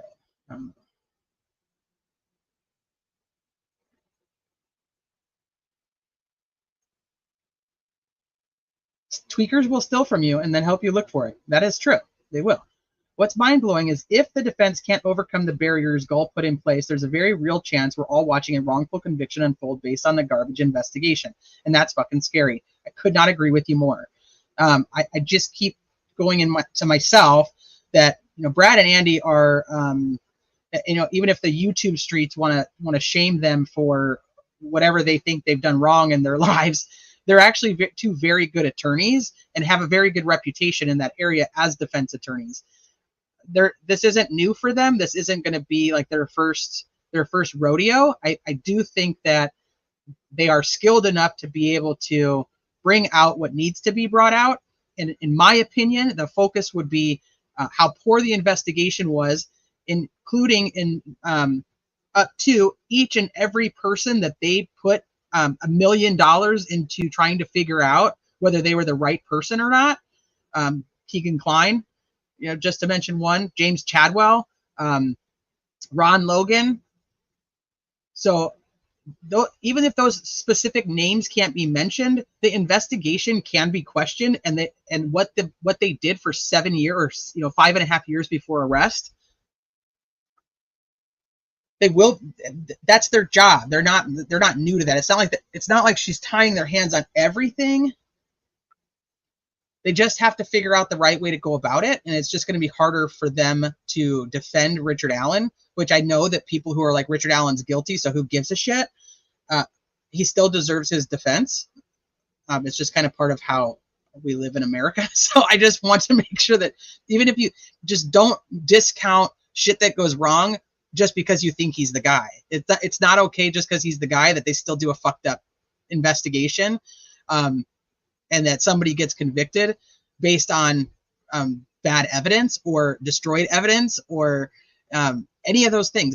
And there is a whole nother third theory out there that Richard Allen and a third party, and putting them together and saying Richard Allen is a part of this whole third, and you could probably take both of my theories and put them together and make one of the people that I'm stating where I think that they were triangulated and put Richard Allen into that. And that could be your Richard Allen didn't act alone. He was part of this whole thing. And maybe you'd be right. I don't fucking know. Hence why I cannot, and I said at the beginning of this live, I struggle with this case because I can't wrap my mind around one theory more than the other. I think that there's so much wrong. That's why I really, really hope that there is answers one way or the other. I hope that we get answers that say, yep, this is it. And I hope it's not just a hodgepodge of bullshit that they put together and try to throw in front of the jury. Because you also have to think, if it is, and Richard Allen is the right guy, and then he gets off, what the fuck? There's so many potential endings to this that this is why I can't let go. And it's ingrained in me at this point, and I'm just struggling with this case. It's a tough one for sure, T. Oh, shit. I don't even know if I have anymore. I'm just like, there's so much information in my brain about it. I just don't even know how to put it all out there. Ron Logan looked and acted guilty as fuck, knowing something. And that's not to say that Ron Logan isn't a particular person who could be included in this. People once again go with what conspiracy and what they think a conspiracy is, but a conspiracy is literally just one person who has created an illusion to other people to follow along. And to think that people can't do that, then you don't pay attention to what true cults actually are. And you emailed me. Let me go see if I can find the email real quick. Do you guys want me to open the panel back up? You guys want to come up and talk about any of the theories or your own theories and come share what you guys think? I'm happy to open the panel. It's only 8 o'clock my time. Let me check my email, though, for Big J Dick.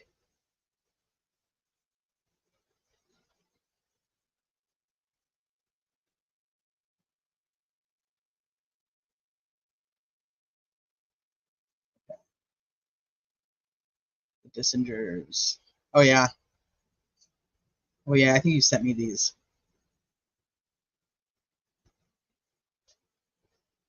From that email. Let me see over here. I can't see chat, so if you're talking to me, I have no idea what you're saying.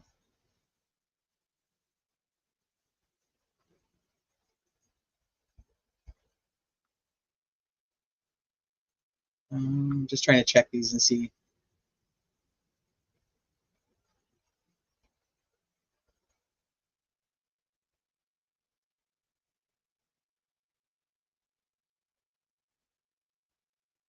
All right, I'll email you back as soon as we're done here.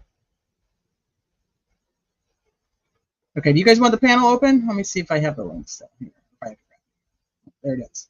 Okay, so anybody wants to just come up, you can talk about your theories. You can poke holes in my theories. You can tell me why I'm wrong on either one of my theories. Like I said, I really just kind of came to these two conclusions to wrap my mind around both sides of the coin. and then try to poke holes in the other side to see which one comes out better. And I'm still stuck here. And if you listen tonight to the whole thing, you'll understand exactly why. Because I could see this going either way. I just think that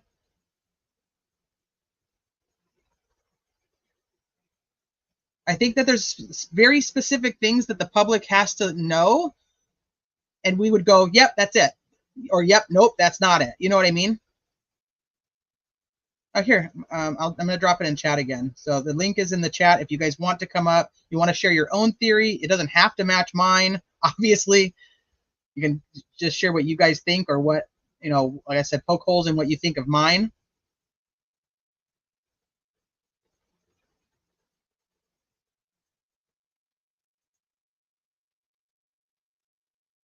Hi, Mr. Osbrook.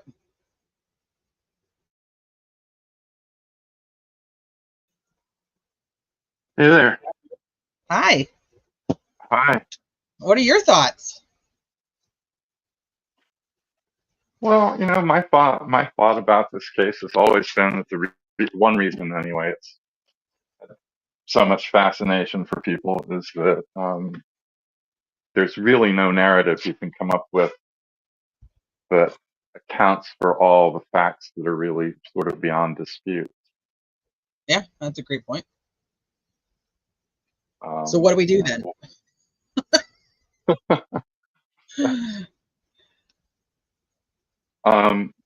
We say something else happened, and we don't know exactly what it is. We may know the basic contours, but you know, I'm still, you know, pretty clearly convinced Richard Allen had nothing to do with this. I mean, the guy has, I mean, no history. I mean, just walking out on a warmish February afternoon, happens to have the day off, and oh, I have my gun with me. I have my knife with me.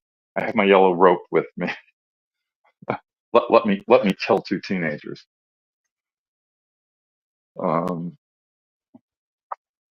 Makes no sense. Well, I don't know if he had yellow rope. I think that's kind of up for question if that rope was already there or not there. Some people think the rope was already there for the climbing purposes of the terrain. Maybe. But yeah, maybe. I don't know. Nobody's really ever talked about that too much in the filing, so it doesn't seem like it's weighing as important for either side at this point. But you know, I don't think anybody's established, but I think it's pretty well guessed that he wasn't there at 4:33 in the morning the next day. Right. When the phone came on. And I don't normally touch too much on it because for me, it's like I struggle with it. I'm not a tech person by by any means. So I don't ever want to like fight back and say, like the phone couldn't have come back on, or the phone could have. I don't know enough about technology to have an opinion. So I just try to listen to what other people who do have more tech experience say. Because I don't know. It doesn't make sense to me, like as a layman, to say that the phone got wet and then turned back on, you know, almost 13 hours later. That doesn't make sense. No, and there's another problem with that, and that is that it was under a shoe, under a body, down in the woods.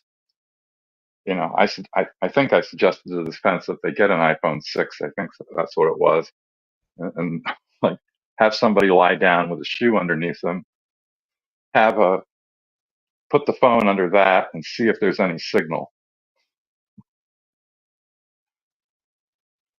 In that specific area?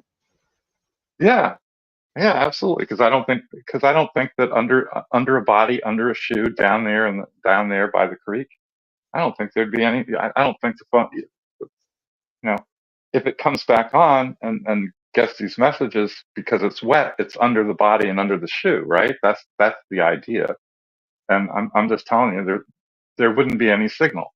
The body would block any signal.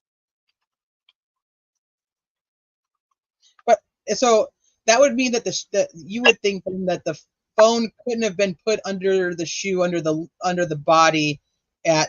I mean, I'd have to go back to my timeline, but around the 5 p.m. mark is when the last calls are actually coming in, or when the last pings are. So I mean, that would mean that the phone couldn't have been under the body at that time. Well, at a minimum, somebody took it out from under the body and put it back after turning it on and off. True. And that's the minimum inference. Hi, Travis, and hi, Catastrophe. Catastrophe, what are your thoughts on the theories, or do you have your own theory you want to share? I missed like a lot of the first half of this, unfortunately. So your That's first okay. You can always theory. replay. Yeah, but I mean, I'm still just like so confused in terms of just I don't know anything more now than like I ever did. I just know more, but there's more possibilities now. And I think the fact that there were so many missteps by law enforcement and the state and the judge that like there's a point where you can't come back from. Like, I don't think that like we can find out who did this and rule out everybody else to anybody's like certainty. You know what I mean? Like we all want somebody to go down for it, but I think like everybody screwed up so bad that like the only way to move forward is to say this was bad, do better next time, because otherwise like no one does. So almost at the point, like even after trial, like nobody's going to have a clue whether Richard Allen is actually the guy or not. Like we're not going to get any more evidence than what we already have public as of now. Is what you think? I think so. I mean, there's not any I don't think there's any shocking, mind-blowing evidence, but I think just the circumstances under which like he's been kept for the past 2 years, there's just you can't like iron that out and make it like fit. Oh, I think there's going to be some pretty surprising GPS evidence. The GPS evidence is not geofencing. It's only the geofencing that's been excluded. I think. Are you talking about like the cell phone data? Yeah. Uh-huh. The Knowledge C database that Auger is going to show up Cicero. That's on Libby's phone, but I think there's going to be GPS evidence from a whole bunch of phones around there. Interesting. And you think so? I was talking about this earlier, and I don't think you were actually in chat yet, Michael. But I was talking about like that when the motion came to the motion in limine to make it so they couldn't talk about geofencing. Like, should we be taking that as very specific to geofencing and not talking about it as an umbrella effect? Like you could not talk about anything that they used in order to triangulate phones in that area. You know what I mean? Or should we? So Go ahead. No. It is geofencing, which my understanding is that. So geofencing is where the GPS information is set up into grids, so that you can, if you're in one store, when you're in one store, you can get an ad from the store 2 doors down or whatever. But my understanding is that, in fact, all of Delphi was set up into a single geofence. And so that, but I don't think there's any ban on cell tower information. Now, triangulation is a problem because there are only 2 towers. But Nick thinks that he's an expert and that pings our geofence data. Well, that's the other thing. And Gull says, all right, sure. Well, and that was, Travis can tell me if I'm off base, but I think it was a huge mistake, and we'll see if it's reversible error, or reversible error comes out of it, for Gull to exclude a whole bunch of evidence without, basically based on Nick McClelland's pleadings, which aren't evidence. They are. I mean, he didn't put his own expert on saying, or even an affidavit from an expert saying, geofencing is, not appropriate here. It's wildly inaccurate. He just said it is. He didn't say anything. That doesn't prove anything. Yeah, I think you're absolutely right on that, Michael. It is reversible error, and keep hearing people say, well, in Indiana, they don't have Daubert. I don't care if they don't have Daubert or if it's only a guideline. You still have the 700s for rules of evidence that seems pretty clear to me you're entitled to hearings, either at the time of trial, during the trial. If one side wants to put on an expert, the court has to at least listen. Okay, what's this expert going to testify to? What's their expertise? Is it a test? Okay, what's their qualifications? Does it involve an instrument? Was the instrument working properly? I mean, I've never seen Well, where a judge can look at a pleading, whether it's the motion in limine on the firearm tool mark evidence, which was denied, and then she went further and said no. That evidence is admissible, referring to the certificates of analysis. But I've never seen a judge look at a pleading and then never ask the other side, okay, they filed a motion in limine. What is it that you're proposing? Explain it to me. What is it that you think this will show? I mean, it's just something completely foreign to me. I'm sorry I interrupted you, Michael. Go ahead. No, but I mean, what's really foreign, I mean, so I don't think the defense put in when they were filing their motion in limine on the tool mark evidence. I don't think they put in, an affidavit from an expert saying it's done. Correct. They did not. That's right. And so that should have been denied. But on the other side, McClelland's geofencing thing, he wants to put in an affidavit. The defense can ask for a hearing, and then you can have the battle of the experts with the motion in limine instead of during voir diring the witnesses. So Teresa and I have discussed in the past the fact that they styled it in June of 2023 a motion in limine, and I said at the time, I don't know if that's the practice in Indiana or not, but I mean, we don't do that. We ask for a hearing under 703 that, we want a hearing, and if we request it, we're entitled to it as a matter of right. It's the judge's discretion whether to do it well in advance of trial or during the middle of the trial. And be that as it may, but you get that hearing, you basically get to find out what the opinions of the expert are, what they're based on, and then you can present whatever challenges you want to the court. Is that not the way they handle expert testimony in Indiana? They weren't allowed to. Oh, sorry, I interrupted. No. I mean, what do you mean? Who wasn't allowed to do what? Well, the defense, I mean, like they didn't even have the evidence until after the safekeeping hearing in June, because the reason why they couldn't even have a suppression hearing is because they couldn't show everybody the evidence. So that was like one area of it. But then like she asked them to, do the Franks motion, and then that, was the precursor to like, we'll do that first and then, go from there.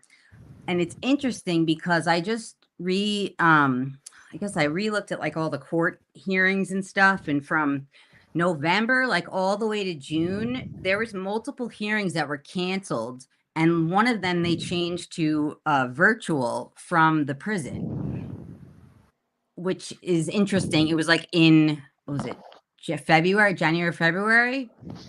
And then when Gull did the whole turn of events nonsense with the cameras, I mean, rewatching that, she actually says we need to reset the suppression hearing, and then like we never hear about it again.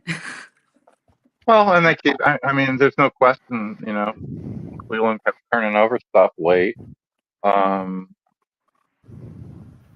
you know, the defense hasn't like moved to dismiss. Gull would just ignore them. Like they would file motions and like to be like, hey, can we get a hearing? Can we do this? Like, and she wouldn't say anything. And like, remember for the contempt, like Rosie just kept filing things until you filed yours and we finally got a response from her. But neither the defense, so the defense didn't ask for a hearing on the tool mark evidence, and McClellan never asked for a hearing on geofencing evidence, and neither side for their respective motions The in limine. geofence was late though, like super late in the discovery. Well, yeah, but you know the principles of it. I mean, the principles of it weren't. I mean, Well, look, you need a warrant, so I'll be honest. I don't understand the issue here. Hi, Paradox. Seems. Hey, T, how are you doing? I'm good. How are you? I've been better. The issue here is that Gall has excluded the geofencing evidence. Well, that was from both sides, right? Am I incorrect here? But it's without any basis. And Nick is representing pings or geofencing. And she's saying, oh, okay. Yeah, I mean, you know, she's not. I mean, what Nick McClellan says is not evidence; it's argument, and the argument. Well, yeah. What did the defense say? I'm asking. Well, they filed it's something in the back. third or fourth Franks, right? I think it's the fourth. Well, and they filed something. They filed a response to the geofencing, and they didn't include any affidavits or anything, and they didn't request a hearing. But no. But the burden to exclude relevant evidence is on McClelland. It's not on the defense. And just pitching up a pleading saying this stuff is unreliable doesn't make it. Well, if both sides agree, I don't see the issue. You think any side's agreeing? But both sides don't agree. Then nobody Nick has argued been it. asking for the world, and No, Gull's they just been opposed. saying, sure. The defense opposed the geofencing. Well, so they didn't want the geofence, is what you're saying? No, the defense wants it in. The defense does win. The defense wants it in. Yeah, when? When did they want it in? At trial, like everything else. Yeah, but I think they mentioned it in the third or fourth Franks edition. I'm sorry. Yeah, I'm. Exactly. If they ask for it, I'll just trust you on that. But before they ever asked for it, McClellan filed the motion to eliminate, keep it out, because he knew they were going to. I mean, from all the depositions and you know what's going on between them, he knows they wanted to get it in.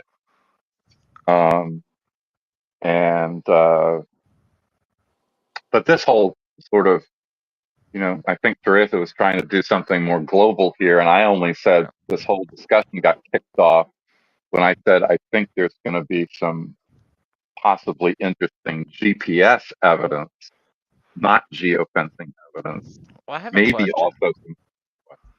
Why wouldn't both sides want it in? I'm just curious. Well, for all I know, McClellan's for right. The state. That's kind of the $1 million question right there, Paradox. Is we're trying to figure out why does Nick not want to include his own geofencing that was done by his investigators and a FBI agent who worked for CAST, who now is, I mean, he's a pretty big deal. He's testified in a lot of big trials. They don't even want them talking. He doesn't want the defense talking to them. And I do apologize, T. I jumped in about an hour ago, so I didn't hear it. You're fine. No, you're fine. So essentially what we did today was I went through both of my theories because as everybody knows, I sit on the fence in this case. Yeah. And so I went through the first hour and a half, I went through my whole theory on why I think Richard Allen is the guy and how he acted alone. Because I don't think that if it's Richard Allen, I don't think he did it with anybody else. So I went through all my thoughts on it. And then we kind of opened panel. That kind of went sideways for a hot minute.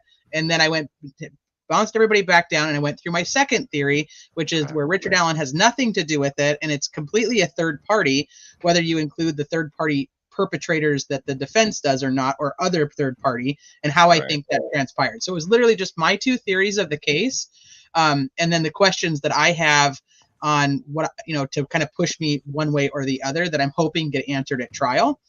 So I just opened the panel to listen to your guys' theories, what you guys thought of my theories, poking holes in my, I want you guys to poke holes in my theories so that I could try to figure out, where does that where does that fall, or can I fill those holes? And then just listening to what your guys' theories are. If you think it's, if you think it's Richard Allen, how do you think, what do you think? Why do you think he did it? How do you think it happened?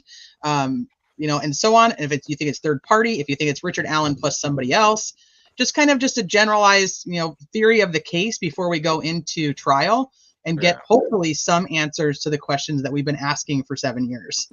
So that's where I'm at with the whole thing. I just kind of wanted to hear what people thought, and we could see what evidence comes out that either says, nope, you're a fucking idiot, or nope, you did it right. You know what I mean? I see a lot of this stuff going against both the defense and the prosecutors, or the prosecutor. And I just don't understand a lot of it. It seems like this is playing out like a normal trial to me. So I don't know. Really? Can I say a couple? Can I be rude and jump in? Yeah, go ahead, Sleuthy. So I can't stay forever because my kid has a birthday party in the morning. But I'm gonna say it for the billionth time. I've missed you so much. Number one. Hey, you're so sweet to me, and you always check on me. And number two, I can't have anything happen to you. And number two, I have a small maybe possibility to answer the question that was just asked about why the state wouldn't want that in, wouldn't want the geofence in. And I don't know this to be true, obviously, but I would, if I was thinking of reasons why I wouldn't want it in, if I'm prosecuting Richard Allen, is if maybe it encompasses the time frame that he says he was there. So from noon to 1:30. So let's say that he is on the geofence data until 1:30, 1:45, 2 o'clock, and then is out of the geofencing data. I would probably not want that because he has to be there at 2 o'clock. Otherwise, he couldn't have killed them. So that's my other thing. And then at least McClelland's. I'm going to interrupt you just a second on that. I mean, McClelland's complaint about the geofencing was saying really, it wasn't accurate. Yeah, I think that was a precursor to if it did come in. You see what I'm saying? Let's say it did come in, and then the defense presented that saying, Richard Allen's stuff, it shows that he's outside of the geofence after such and such a time. Then he could be like, the geofencing is really not that accurate. He really could be within this, blank, whatever craziness he was saying before about the geofence. Yeah, I think the complaint about the geofence is more related to McClelland not wanting the defense to be able to place other people. I mean, you might be right, place other people near the bridge at the time that the girls disappeared, on the theory that you can't tell whether they were near the bridge or not. And that's why he wants to keep it out. Would that be considered still a third part? Even though you're not naming people, but just the mere suggestion, let's say that 3 people were within sight of where the crime scene was said to be, would that still technically be, because they don't necessarily have to be third parties, like perpetrators, but they, why am I echoing all of a sudden? No, somebody had it playing in the background, I think. the third party thing, I mean, it's so absurd. I mean, let's just go to the confessions. I mean, the Indiana Supreme Court has said in as many words, and they said it in 2016, and they said it in 2000, and didn't go back farther, but it might be law almost older than dirt. That confessions are direct evidence of guilt, and you know what Elvis, what what other, I'm not going to name people, but what other people have said are confessions. I mean, they're statements of against interest sufficient, I think, to equal confession. I'm glad you And brought the that up. I'm glad and you and brought that up. and the idea that admissible under the evidence rule, admissible direct evidence of guilt is being excluded from this trial is it's just unheard of. So, Michael, let me ask you something because I asked earlier, but I don't know if you were here. What did they, apart from Richard Allen saying he was there that day, what like corroborating information did that? Because anybody could have went and said, I was there that day. What corroborates his story that he was there that day?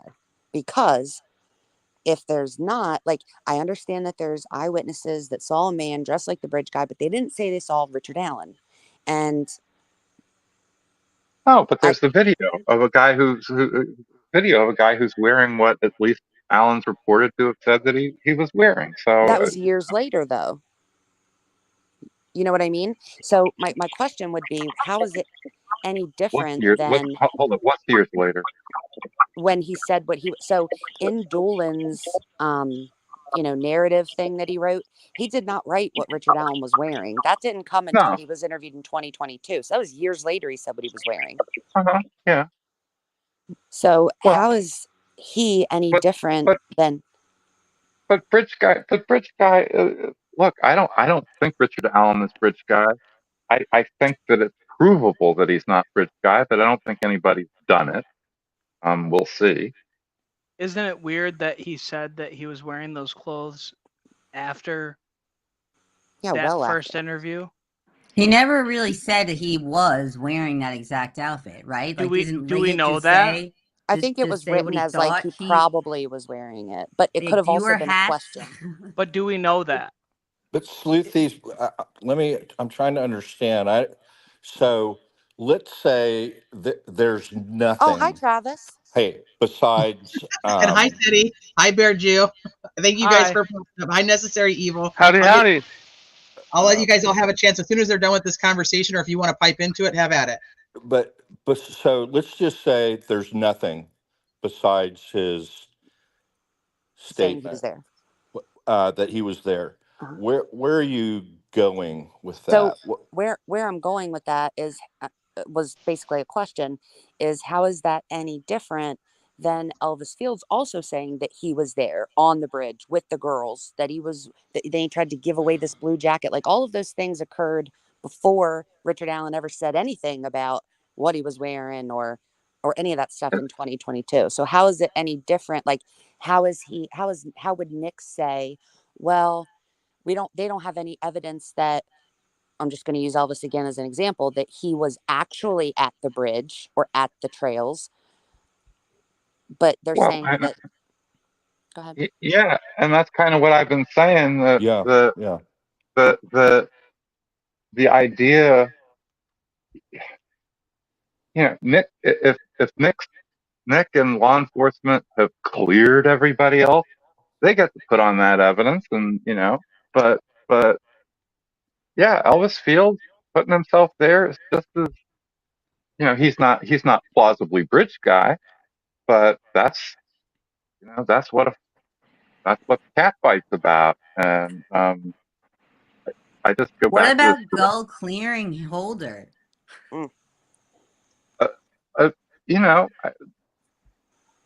There's and no evidence was put on. I guess there was some testimony from I forget who it was, there was some testimony that, oh, we cleared them. Yeah, well, that assumes the timeline, it assumes a lot of things. And, if you cleared them, good. If they made these confessions, you get to put on all the But evidence Michael, that you cleared them. And, yeah.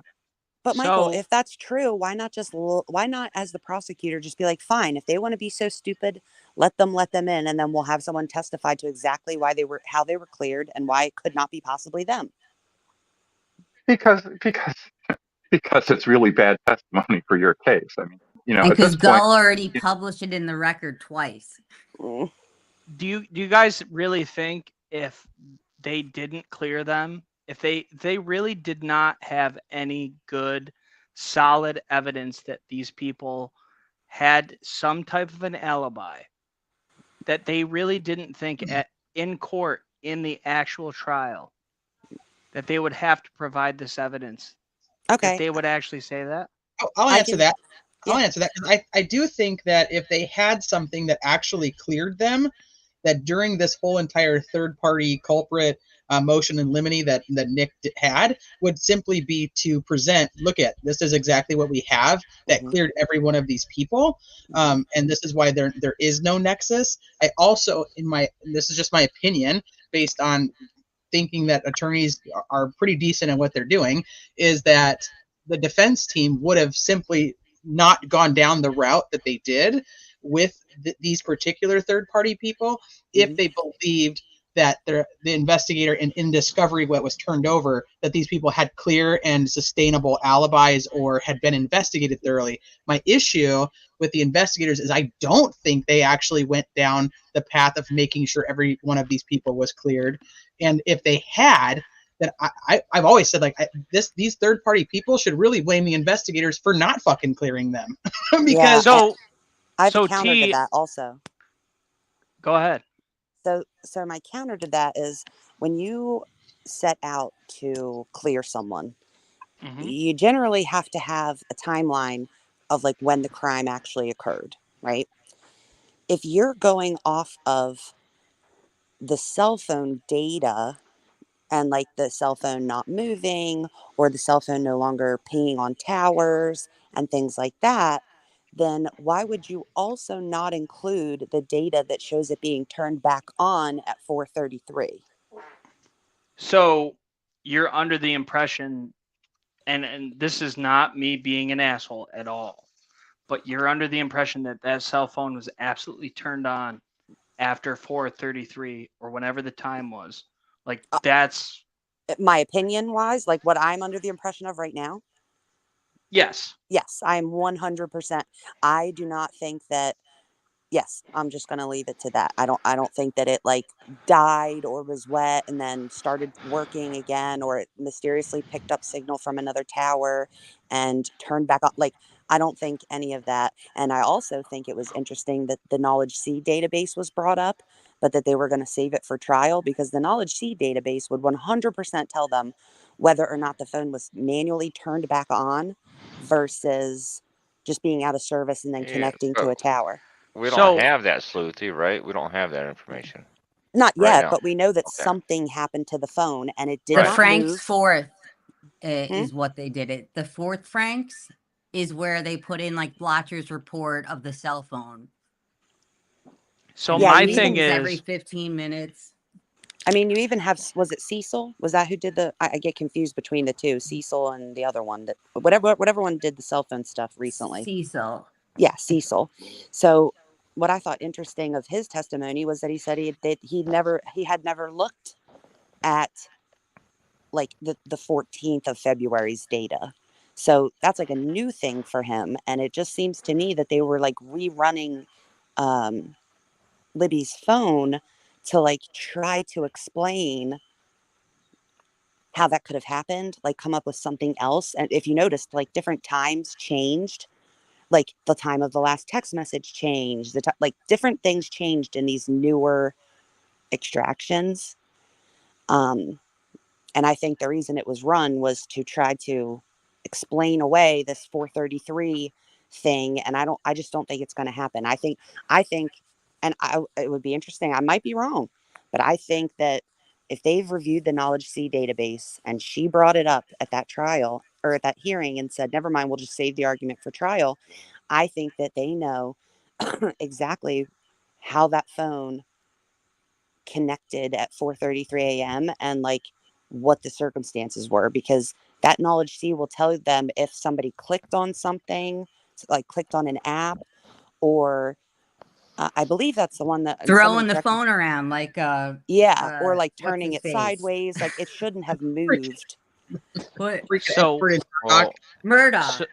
So Yes. my thing is, Go with ahead. all of this, is that if somebody was down there at the crime scene to do either turn the phone on at 4:33 or press a button, whatever they did, why would they be down there knowing that people were out on the trails looking? Because people were out on the I mean, it wouldn't have been weird to see somebody walking around with a flashlight or just walking around in general. Everybody was Right. out there supposedly. Here's Right, and my that's issue. Go ahead, Teddy. so what I'm saying is, yes, everybody was out there on the trails, but this was before the girls were found. So if somebody was out there walking around and they were near the girls' bodies, close enough to be able to get that phone under Abby's leg or butt, whatever it was, you don't think that somebody would have looked at that area and if said, hey, there the girls are? No, Teddy, because why didn't anybody look in that area anyway? I could say it was just a bizarre coincidence that no one looked, or I could say, well, somebody was over there and they said they're not over here. We searched over here. Nobody's I over agree here. with that. I agree with that. And I really don't know what the circumstances were with people searching because I wasn't there. But the fact that people are talking about the phone and the phone turning on, I don't know how cell phones work. And I don't think a lot of us know how cell phones work. Right. But in order to put that into perspective, and when people are talking about, yeah, these girls were taken from that area and brought back to where they were found, and the cell phone was turned on at that moment, that leaves a lot to be desired when it comes to answers to questions about what happened. That's In terms where of the I have. search, you mean? Just I mean, in question. terms of the crime, I'm talking about if somebody took those girls' bodies from that area, and you don't have to be in that specific area to know how funky it was. You can't take somebody in and out of that area unless you have multiple people, unless you're very strong.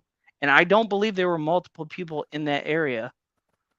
But if you're talking about the phone turning on and off, I do believe that there could be a reason why that phone either turned on or off, or it looks like on the data that it turned on and off.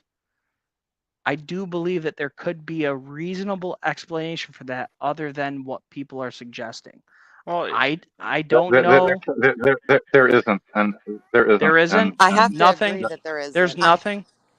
There's I nothing, think- and There's and, no and, reason. and, and We're one past that. and one reason there's nothing is, and I so hope that the defense has gone out and proved this. It had to be. It didn't just turn on. I said this earlier. It did not just turn on underneath the body, underneath the shoe, and get any signal down there. And that's by the the police. only reason. And that's the only reason that could have happened. That's the only explanation, is that it turned on and off, not that it got signal after a time. But why? That's If the it big hadn't difference. moved? That's my question. How do If we the know thing that, didn't, though? That's if my the, question. How do we because they know that? said, Does anyone know if do not disturb mode messes with any of that? if I put That's a my great phone, no, if I put my phone on do not disturb, I'm still getting, which I don't, did they even have that back then? I don't That's remember. what I'm saying. Yeah, they did. It was a But different time. I don't yeah, receive text messages at all when I have that Okay. on. That's you why I Can I asked. can I get do. somebody Well, you put up? do. Hold on. You're Can you're I ask that somebody put up? Can I just change the subject real quick? So somebody put up something about a drone, an infrared Yeah. camera didn't see any bodies. If the girls were killed around about 3 o'clock, I think the drone was up at about 6 or 6:30, and I think that the deal is that because they were exsanguinated, their bodies would have cooled quite quickly. Unfortunately, we don't have a time of death from anything, but that could explain why there was no difference between body temperatures and the ground temperatures when the drone was up. Well, the literature would beg to differ with that. It's I'm just the still body confused mass on how we itself, know any 3 of this. hours wouldn't do it. I don't know where that comes from. Osprey, That's with blood. well, Actually, drones And are warmth. very drones suck in foggy weather, and if I remember right, that crime scene was all foggy the next morning. well, here's my issue, and I'm gonna say this, but how the hell do we know that? Hold on. Go ahead, necessary. No, he's just got a mute. It's echoing bad. I Yep, think it's Charles. Mr. Evil's got the echo. Yeah, but my question is, how do we know that this phone turned on at and I've seen it several places, but we don't really know when it turned on or turned off or where it was at, right? Do we know any of Okay, that? thanks, According Teresa. This has been to the great. I state, we know. appreciate the opportunity. Oh, Michael Osberg, I appreciate you coming up. Thank you very much. I know that you can only Miss stay you, for Mike. Yeah, Thanks, you. Mike. Yeah, you take care. But I just don't see how we know this stuff. Well, so I think We for do. me, Phone extraction. for me the Yeah, issue. but we haven't seen it. It's not been released, has it? No, but they gave testimony on it and they were discussing these things after looking at it and proceeding as if that was the basis of it was Okay. like, I mean, that's what they were looking at and discussing. I feel like that's some sort of I get you, indicator. all eyes. Yeah, and I get you here, but I just saying we don't have like a full report or anything, do we? No, and I'm not a tech person, so I've said this over and over again, but I have an issue with the fact that if the girls cross the creek at approximately 2:15 to 2:30, right, and the phone gets quote unquote wet, and then that's why it's not and it dries out, and that's why it automatically comes back on at the 4 something in the morning. It doesn't make sense. If the phone is wet, why is it still connecting up until the 5 p.m. time frame, but then stops and then starts connecting again? So the wet part doesn't make any sense to me, but I'm not a tech person. I've said this over and over again, so I'm waiting for somebody who is to explain it to me how that would make any sense. Because if it's wet and it's not working, then why is it working until 5:30 p.m.? That's the whole thing. And like, none of us are tech people, but that's under the assumption that it got wet and it stopped working and then it all of a sudden started working. Phones are weird. And again, without having really intimate knowledge of how phones work, who knows if that's what actually caused the phone to stop working? I mean, so what's the other option is my question then. Why does the phone work until 5:30, but then it just doesn't get a signal again until 4:30 in the morning, 11, almost 12 hours later? Right. How does that right. That would Right, mean and the I water agree didn't with you. affect them for like 2 hours. That really doesn't make sense. We also Right. don't know if there was phone that like did they document any kind of like phone damage? Like was there water damage to the phone when they did the extraction and they looked at it? Right. That would tell That's us a what I was lot. alluding But to, all eyes. Most phones have well, water according to damage Holman anyway. in his testimony, it was fine. It didn't die. It didn't this. It like there's just no reason, and there's nothing weird about all those things that came in afterwards because everything was working and updating and.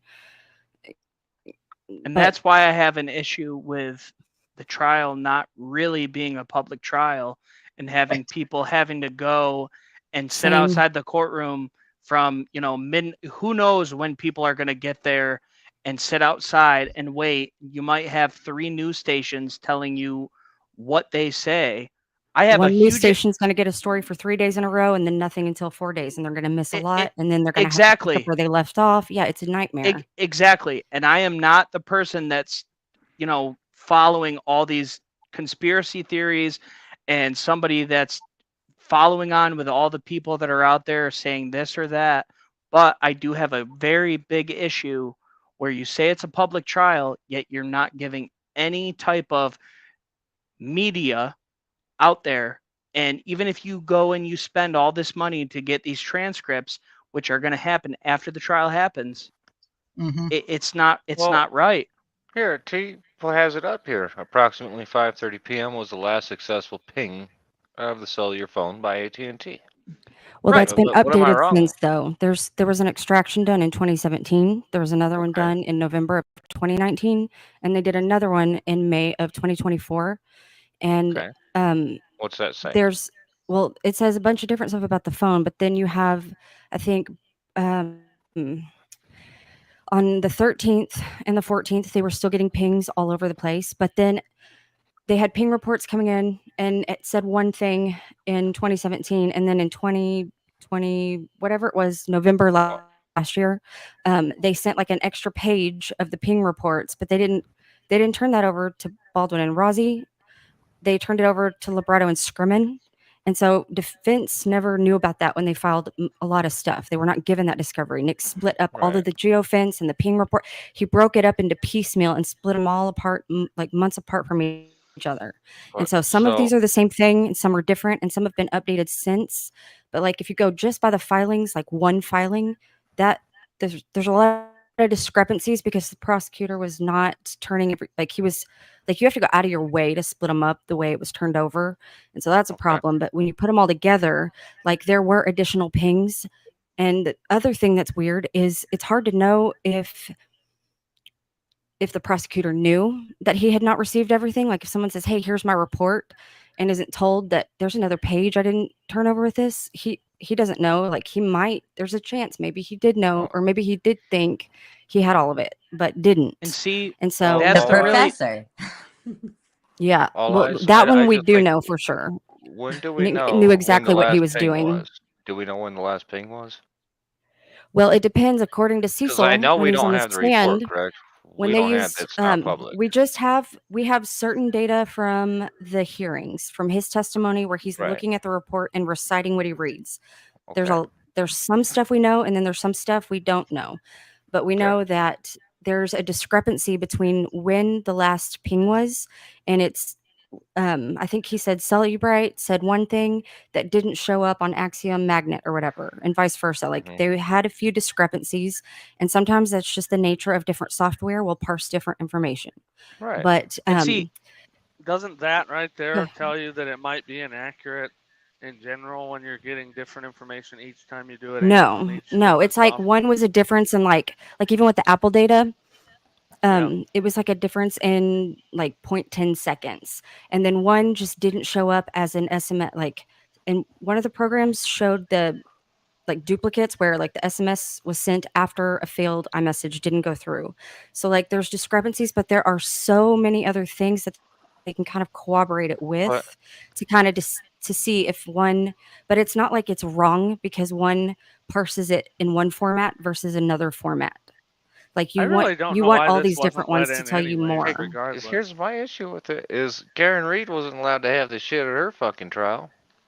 I mean, she eventually got it in, and then Alec Murdoch was able to have it. Like, I don't know, is this actually trustworthy stuff? I'm questioning. I don't know.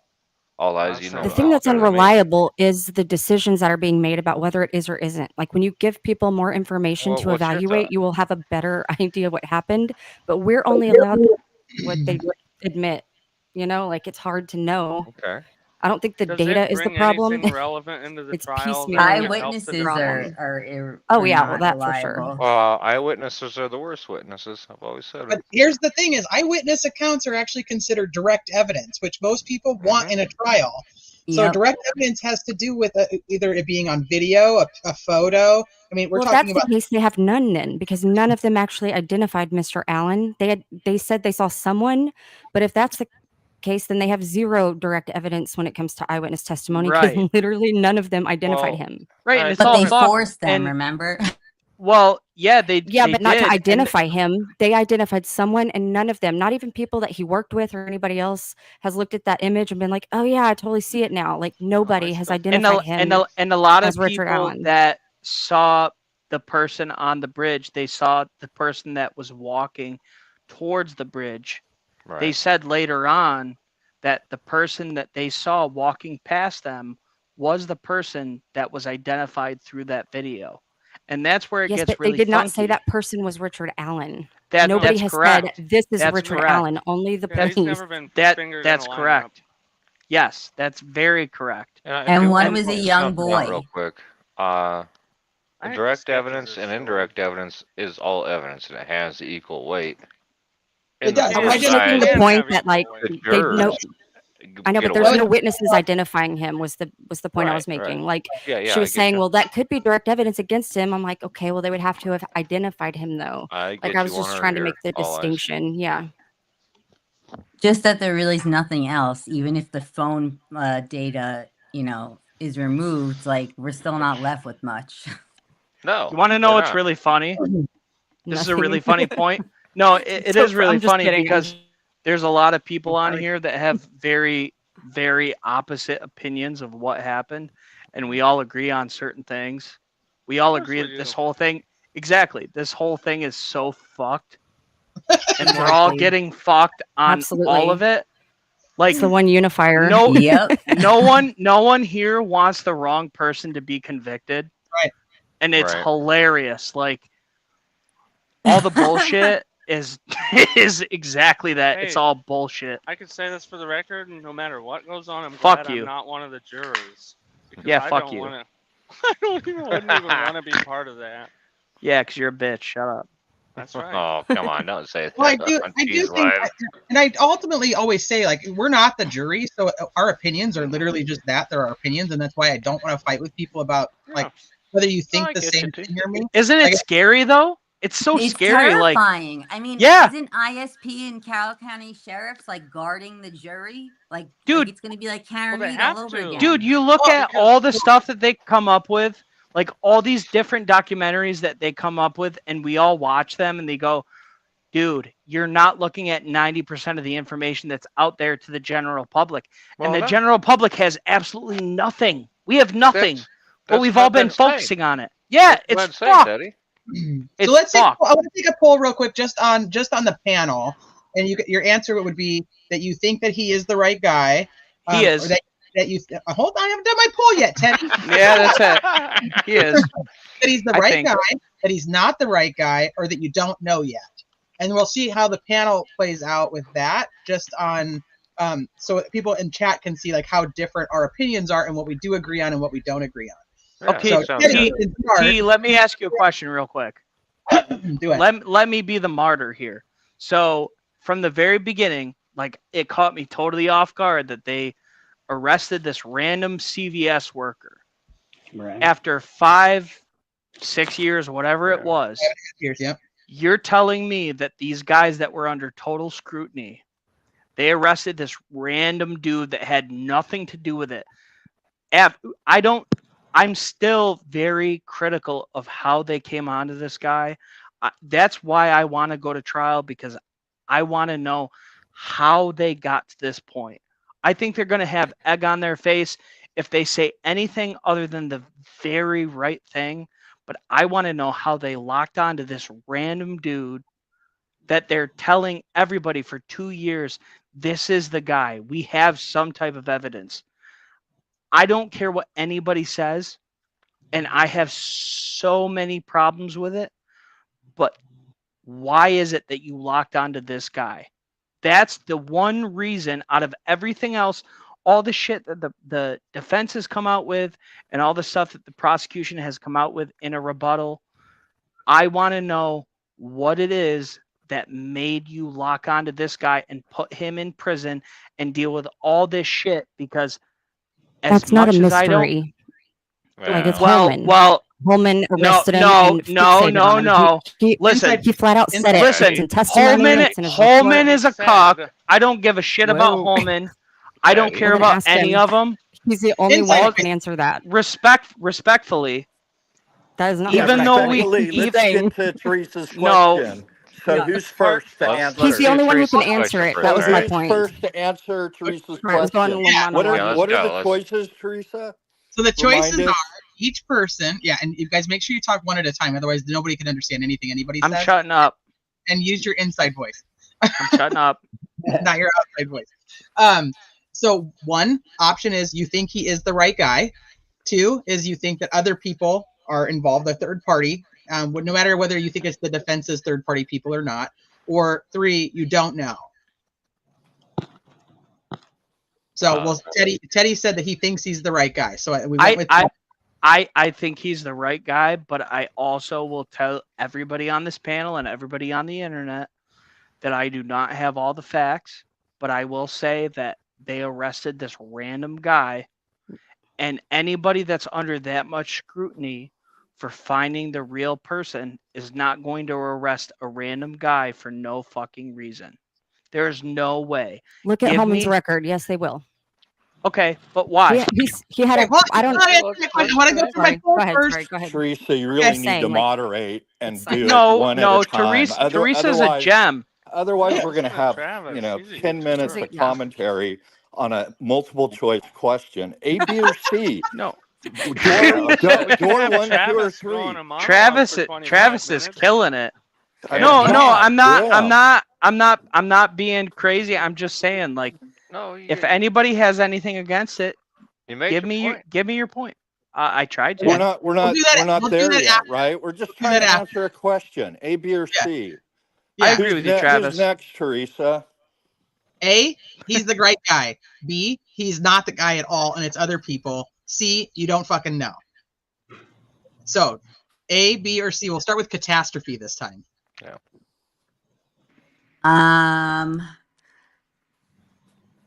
I guess C, but I'm more towards he's not the right guy, but I still don't know. So you're half B, half C. B minus, C plus. Well, I guess I could be A, B, or C. Like, it's more, I guess, like I'm C, but like A and B are like still D, all of the above. Yeah. All right, paradox. A, B, or C? I think he's the right person. Okay. All eyes. A, B, or C? B. B, not the right guy. Bear Jill. I lean toward guilt, but I don't know until we see the actual evidence. Right. Okay. Teddy. Teddy's an A. I think Teddy's a hard. Hey. No, listen, anybody that wants to refute me, give me your stuff. I'm just saying. Holman refuted it. I don't care about fat ass Holman. He tested. So did yeah, Liggett, but listen. Yeah, fuck like, Holman these are the too. lead investigators. Liggett, Holman. Yeah. I know, but that's the point. They said there's nothing against him. Like, I'm not trying to fight you. I'm saying, like, I'm holding them to their word. No, I know. They're the ones who refuted it for you. You're acting like it's not Holman refuted. Said there's nothing against the zero perpetrator this time. Zero physical or zero, right. but he said nothing. Okay, I haven't got to the rest of the people yet, you guys. Yeah, I'm controversial. Everybody hates me. Hate me. That's not true. I like Teddy. I like Teddy. We tell dirty jokes. I'm like, that's not true. Teddy always does my dirty jokes that I send. Who cares? You know what? We're all friends here. Come on. That's right. Everybody give your shit. Travis, A, B, or C? C. It's too soon to tell. Wow. Good. Okay. Necessary evil. D. You can't do. There's no D.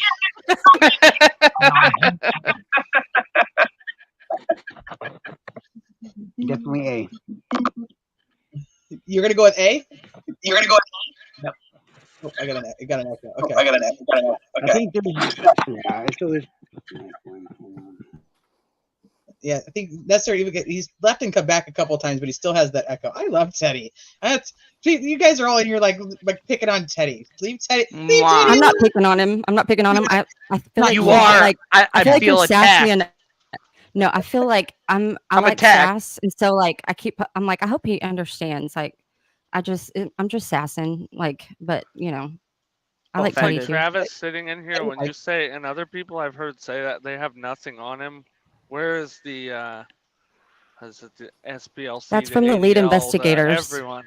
No, yeah, but he didn't say they have nothing on him. They said no physical There's a evidence. lot of different It's people like with direct different versus viewpoints. Yes, but Nick said in the last hearing they have eyewitness testimony, but none of the eyewitnesses actually identified him. They don't really even have that. Testimony, you don't but know. You can't. That's what if I'm there's saying. nothing. Trial is connecting him at Monday. all, Like you can't arrest someone. defense should be able to prepare for it if they have something, and like they can't just like not turn that stuff over. We Right would now, know to about give it. the defendant I mean, a if that chance to happens, be then able we're to looking at a appeal new for it. trial immediately because Here's Bell's the done that real before. question, and we'll start with Teresa. oh shit. Regardless of what your answer was to the previous question, do you think Richard Allen will be found guilty, A, not guilty, B, hung jury, C? Ooh. Teresa. C. See? I think it'll be a hung jury. C, okay. Cap. Catastrophe. Oh, I'm so terrified that it's A. I believe he won't be found guilty. C. You think it'll be a hung jury, Paradox? Yeah, I do. Huh. All eyes. I have no clue. I'm terrified. I have no clue what's going to happen. I don't know. That leaves the Jew. Oh, Dan. gotcha. I think there's a chance that he gets a hung jury. I think it's more likely he gets guilty, but there's definitely a small chance that just depends on what's shown. None of us know. Everybody's got their sources, this, that, and the other. But at the end of the day, it's all hearsay. At least But there's in too our many eyes. self-interested parties. Yeah, agreed. That's why I don't take a stand on any of that. I listen to everything everybody says, and I put it up in a little mental pin board, and then I wait for things to come out. Okay, I don't Teddy. know about you guys. That's what I do. But I mean, you know that about me. I'm waiting. I have a set of questions, which is going to be the next round of questions for panel. I have a set of questions that I need answers to. Teddy, is he going to be found guilty, not guilty, or hung jury? I can't answer to you. I'm sorry. Everybody thinks I should mute myself, so I'm No, going to you mute myself. Shut it. I'm asking you the question. This is my damn channel. Answer the question. God damn it. I think send you dirty jokes regardless of any evidence that's found against him, and this sounds really bad, I think he's going to be found guilty, and that's my own personal opinion. I don't know if it's right or wrong yet, but that's what I think. Well, then And that's you fair. are now That's the point of doxxed, this. and your pictures will be leaked on the internet. Well, that's the whole point of this whole live, was to go over I our love it. theories on what we think could possibly happen and what we think possibly happened on the during the crime. That's all it is. It's all theories. None of us know. Is everyone I think excited that- for Monday? I'm not excited. No, that's jury selection, so no, I'm not even excited about it. Nervous. Yeah, Travis, what was your answer since it was your question? It's pretty similar to Teddy's, based on the procedural posture of the case and the rulings thus far. Miracle, Travis, you something slipped comes out. in we don't know about. It's going to be A, unless there's some sort of miracle. Maybe they call him to the stand and he does a stellar job and it creates doubt. But I think because of the posture, not the evidence, what we know, what we don't know, because of the procedural posture of the case thus far, I think it's highly likely he's going to be found guilty. And then we can talk about. All Eyes is about to have a heart attack right now with you saying that. Yeah, No, then we can talk I knew what about he's whether saying, they'll though. need to do it over again or not. But that's just the reality. When you got, people can argue. Well, has everybody answered? No, we still have necessary evil. Keep going. Necessary evil. We have so guilty, not guilty, hung jury. I think they'll find him guilty. I don't think they're going to give a double child murderer a chance to get back onto the streets. Right. What else, T? I was looking at questions in chat too. So you guys,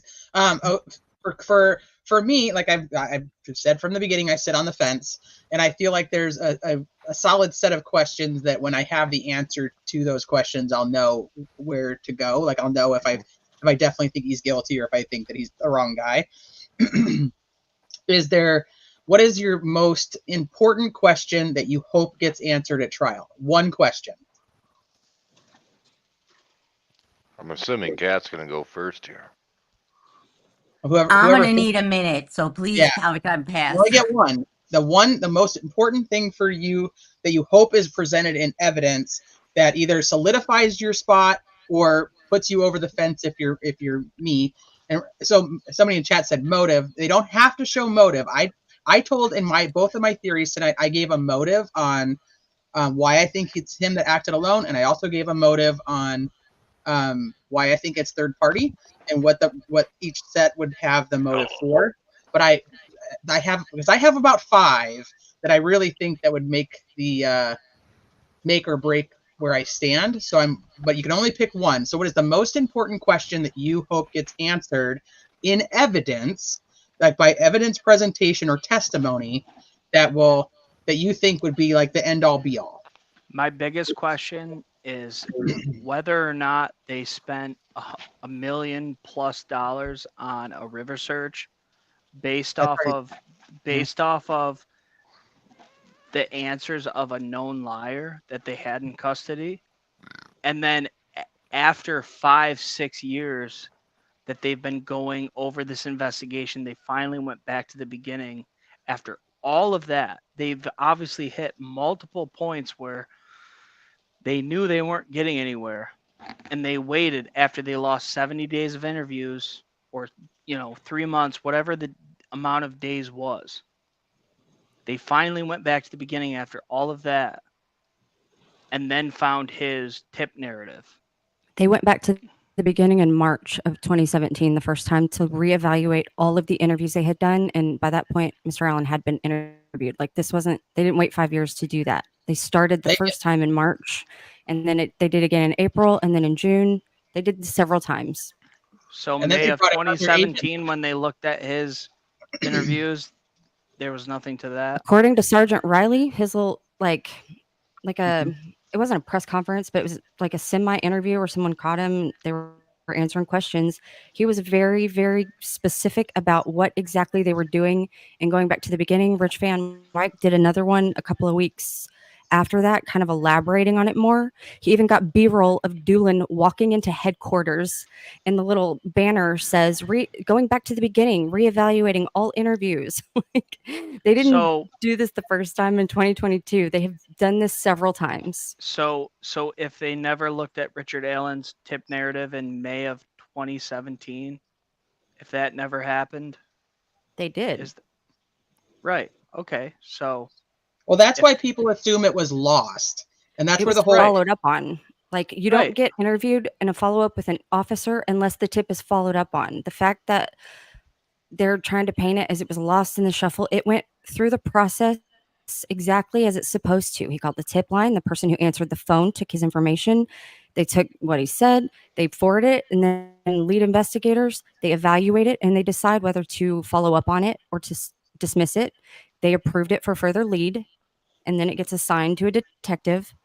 The person who it was assigned to then went and met with him, and they interviewed him. That is literally not lost. That is Right. meeting every checkpoint along the way. I don't think it said what they're trying to, the way they, I mean, we know it said Rick Allen Whiteman, and Right. we know that that was edited in the PCA. We know it was cleaned up because it didn't say Rick Allen Whiteman in the PCA. So it was obviously edited, maybe for readability, but we don't know what all was edited in that tip narrative. But we also know Liggett took some creative liberties with how people described things. We don't know if this was one of them. I just mean that, like, it might have been, the reason this one might have been very useful to them is because it didn't say one thing or another. But I do know that if he was talking to an officer, that officer would have remembered if he said all of these things that would literally make him the person they were actively manhunting. Which is why my biggest question that could be answered at trial is that really how you found him? That's my biggest question. I don't care about anything else. After all the shit that you guys talked about, and you did this river search that you were very secretive about, if you went back after you magically found the time that you discovered that this river search wasn't useful to you, then you went back to the beginning, and then you found this tip narrative that supposedly you had looked at way back in 2017. Why the hell weren't you looking at that and investigating it as hard as you should have? I think way they were back looking for when. something to justify that river search after lighting all that money on fire. I think they were like, Right. Egg on their we got to face, find something right? else Oh, because we cannot only have Keegan's word for it. Like we did all of this, we spent all Right. this money for nothing. So like they were probably looking for something to be like, well, we did actually though have good reason to look because other people said this too. Like I think they oh, were Right. It I, looking was for something to work self-preservation. with. Yeah, what would you absolutely. want to be like? Answer the question, I guess. Yeah. So do you, Yeah. Always, do you have a what would be your big question that you would want to know? That I you'd want haven't been presented able. either as evidence or testimony. Like, what do you need? Like, what are you I need wanting? to You know know what I mean? he was there later than 1:30 because I have like there is literally nothing saying he was there any later in the day. I have like it breaks my brain that it has gotten this far when there is there's nothing. And the one thing that everybody keeps pointing to the Hoosier Harvester video, but in my mind, that could just as easily be video of him leaving the trails because the old farm building that he parked next to was the Mirrors. Like there's a bunch of old farm buildings at the Mirrors lot. Like it could have been him leaving around 1:30. So like those are the things that drive me crazy is I don't know he's there. And so everything that happens after that is hard for me to even go with because it's just the way I am. I'm like, okay, if he's not there, why are we doing all this? Like, So that's can we? so It's so not to butt into basic. yours, but I'll say that is if I have one question, that is the biggest one. That is my biggest question, and it's it is two parts like that. Can they prove that Richard Allen was somewhere else? Like, from the time he says he was there, he says he was there from like what 12 to 1:30. Can the state prove that Richard Allen was actually somewhere else and could not have been at the bridge at 12 to 1:30 like he says he was? And also, can they prove at all through anything with GPS, not geofencing, fog reveal, anything? Can they prove that Richard Allen was actually at the bridge at the time the girls were killed? That's my biggest thing. Just tell me Yeah. where Richard Allen was that day and his steps. Walk me through it, and then I would probably go if he's there at the time, and then you have all these other circumstantial pieces that fall in line. I would probably fall very far to the guilty side, but I need to know that he was there. Nobody can prove to me that he was there yet. So that's my question. So does anybody have theirs ready? I know that takes one question is Oh, hard. I got one. Well, go ahead. Go ahead, Jew. I don't have a question. I just want to know what he said in all those quote unquote confessions, admissions of guilt, and all that. Not what people say he said, but what I want to see the tapes, read the letters, Yeah. hear the audio, and the interrogation and stuff. I want to see what makes them think that. And I've said that since McClellan said he was talking to his mom and all. I know those are probably the least incriminating, but I like watching that stuff in general in cases. So I think that I agree with you. I think those are important because right now we're getting a narrative from both sides, technically, on what Richard Allen did or didn't even say. we still don't And even know what the hell he said at that second interrogation. Only the bits and we don't know pieces what he from said the at the defense. first one, really. We only know the bits and pieces from the motion to suppress, with the Miranda rights being violated. That's all we've seen of it. I'm pretty sure, correct? And that's My him understanding, yeah. with bravado, basically saying, "Hey, it wasn't me, and I didn't say that." And I want to know what else he said. What led to the arrest at that point? I know a friend of mine has said he said no one's borrowed my gun, and then that was it. But I don't necessarily think that leads to you getting put in a cell. I think that's exactly what it was, and that's just my opinion. You But I think do. that's I it? think that I do. I think that that's what was said was that it was his gun. They already had the evidence back from the search on the 13th that showed that the unspent round in Oberg's opinion matched his gun, and I think that was enough for them to hold him. Because remember, they didn't arrest him right away. They cuffed him and put him away for 48 hours to hold him. So it's not even just what was said there; it's what happened between October 26th and October 28th that made Judge Diener think, okay, we can sign a probable cause affidavit for arrest at this point, but why couldn't we on the 26th? That I'm curious about that, but that's just another side question, and I'm only allowed one. So Oh no, they all chain into each other. Like I'm gonna everybody's questions are my questions as well. I assume we're Yeah. all in the same boat. Well, I'll ask mine, and And it actually ends up in a question. This is nice. I'm gonna piggyback off of All Eyes and Teresa here. My question is when he was on that trail, and according to him, this is what he said. He said he was checking stock tickers. That's what he That's said, according to right? Liggett. Liggett said According he to did. Liggett. Yes, correct. I shouldn't say according to Richard Allen. Right. But wouldn't you be able to put his fucking cell phone there that day at that moment?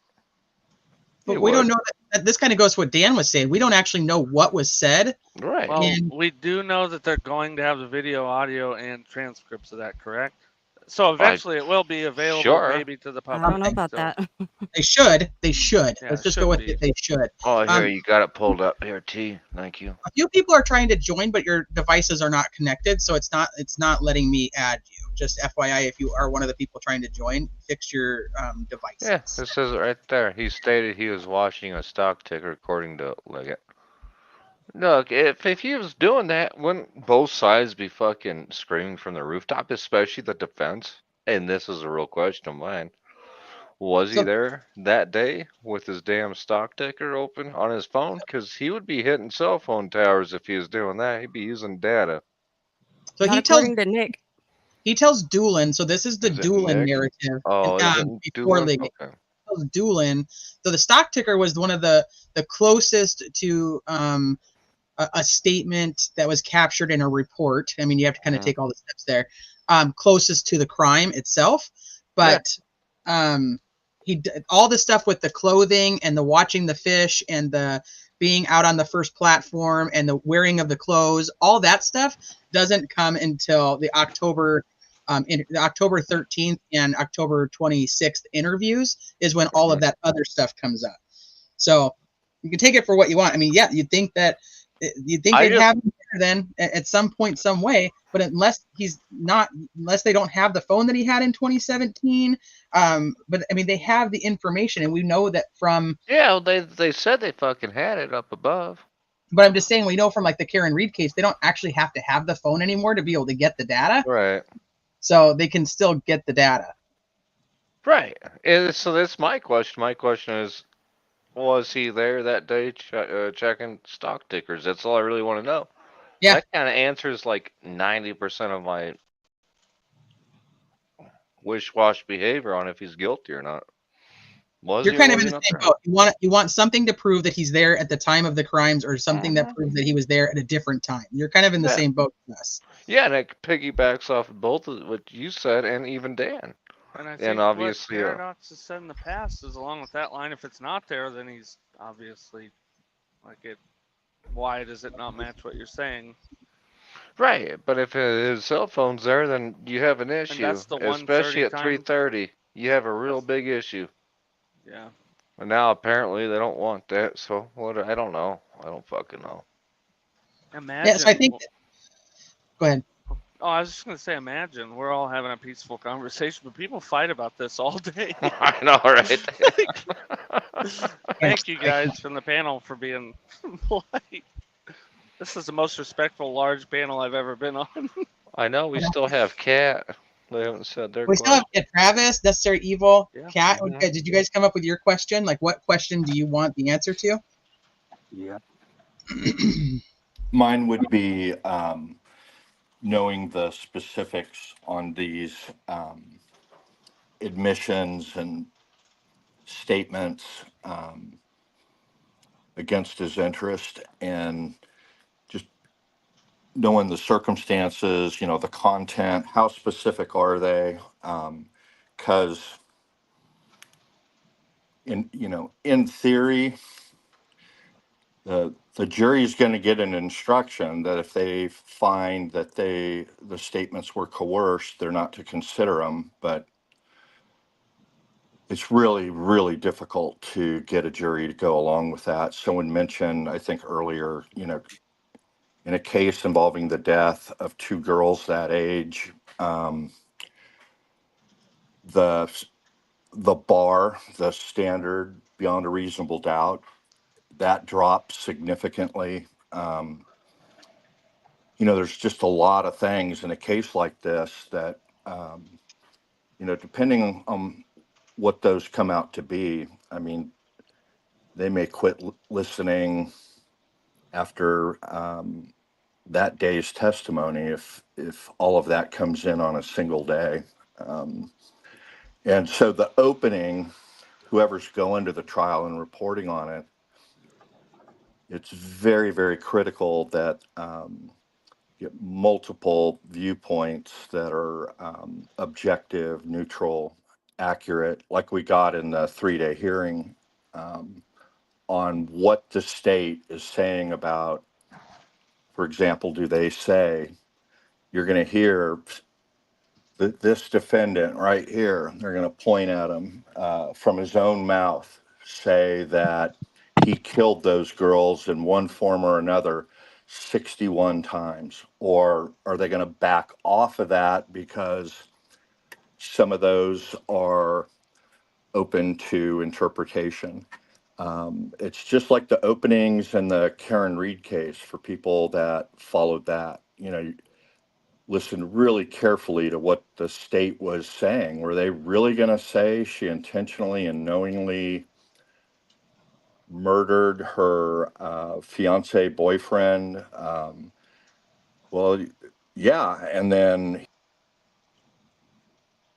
7 miles per hour, and then you heard either Vanetti or Vanzetti. My apologies to him ahead of time, but he came right out of the gate. She was framed, and so you kind of knew it was game on. And you know, there's a lot can be gleaned from the openings, and you know, there's a penalty to pay if you overstate things, either from the state or the defense side. So the question I have, we're just going to have to wait until it plays, and is, you know, what are these confessions, admissions, statement against interest, and how specific are they? And because my feeling is it's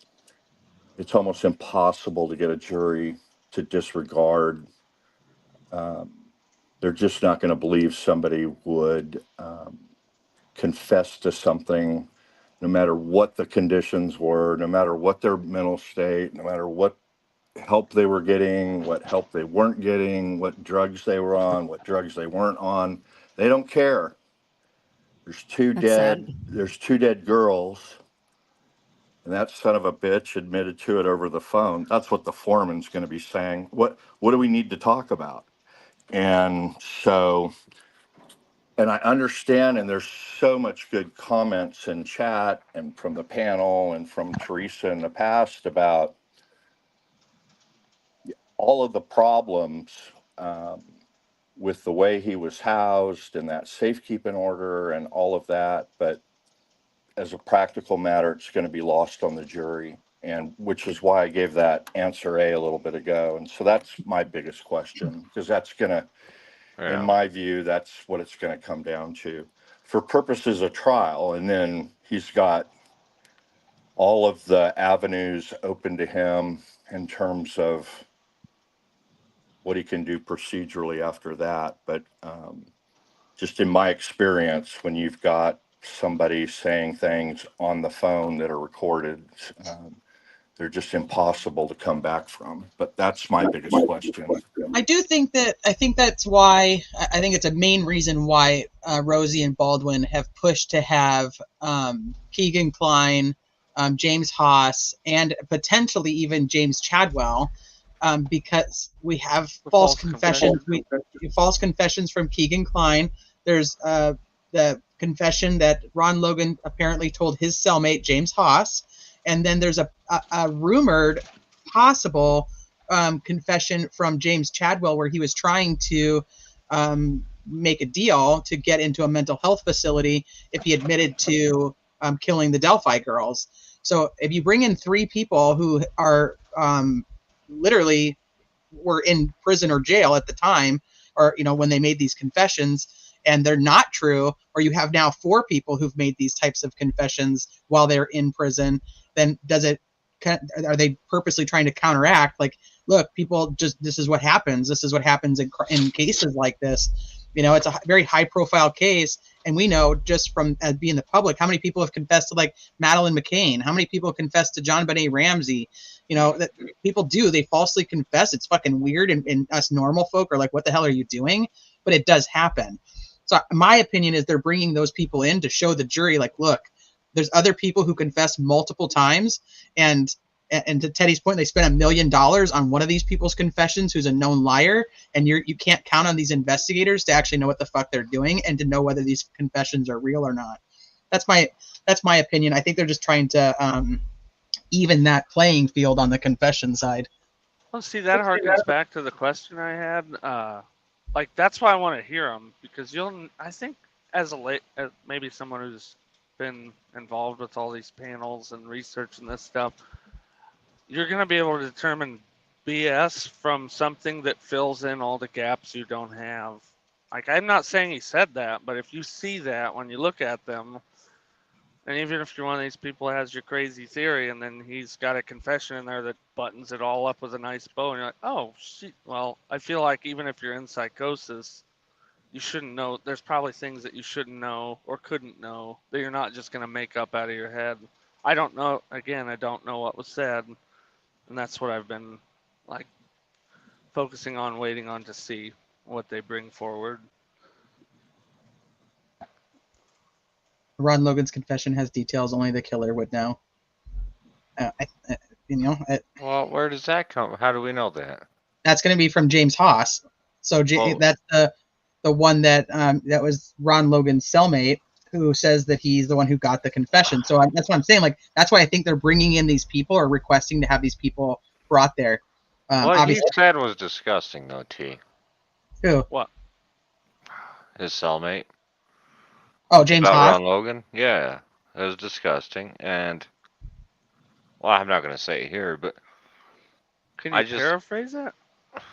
I've never heard that. Don't. Or I'll talk to you later about it, I guess. Yeah. Then how would that be details that only the... It really wasn't. That's the thing. Like, I don't understand this. Well, that's why I'm saying. That's just my opinion on why I think they're trying to bring them in. Yeah, that's good. I hadn't thought of that. That's a good strategy too. Who hasn't gone with a question yet? Catastrophe, you haven't asked yours yet, Cat right? didn't. Yeah, Cat didn't answer. And then Percosin is up here also, so maybe she has a question too. Sure. I guess the thing that it's weird, like evidence of, there's so many, I guess, like aspects of it. Okay, so what I would like to know is, I want to know who is calling who, like how this game of telephone between every aspect of the government works or doesn't happen. Like proof of like no corruption in terms of the way that he's been housed, the way that he's been treated, removing people, throwing people in, like this whole like moving them around to different prisons, like what's really happening. And I think that once there were 61 confessions, like if they had 2, maybe I'd care, but 61, it's like it's over. Like, you know what I mean? Like it's not meaningful anymore. What? I mean, like 61, it's not better. Like it's not, better than 1. Like it's worse. Cat, like worse in terms of my eyes of being truthful is what I'm saying. Like just because you have like 60 doesn't mean like, oh, well, they must be truthful and like, 60's better than like, 3. So it's cartoonish, right? But like what confession? I don't know. I've never heard a confession from him. Have you? Yeah, I mean, if he repeated himself over and over and over again, that might change your position on the 61. But we don't even know what was said. We know 2 of them, right? 2 of them. One of them, he said he shot him. Thought we knew 5, but yeah. I didn't think it was 5. I thought it was, well, the admission he that he shot was him. guilty to his mom and his grandmother. Yeah. He actually said that to Walla.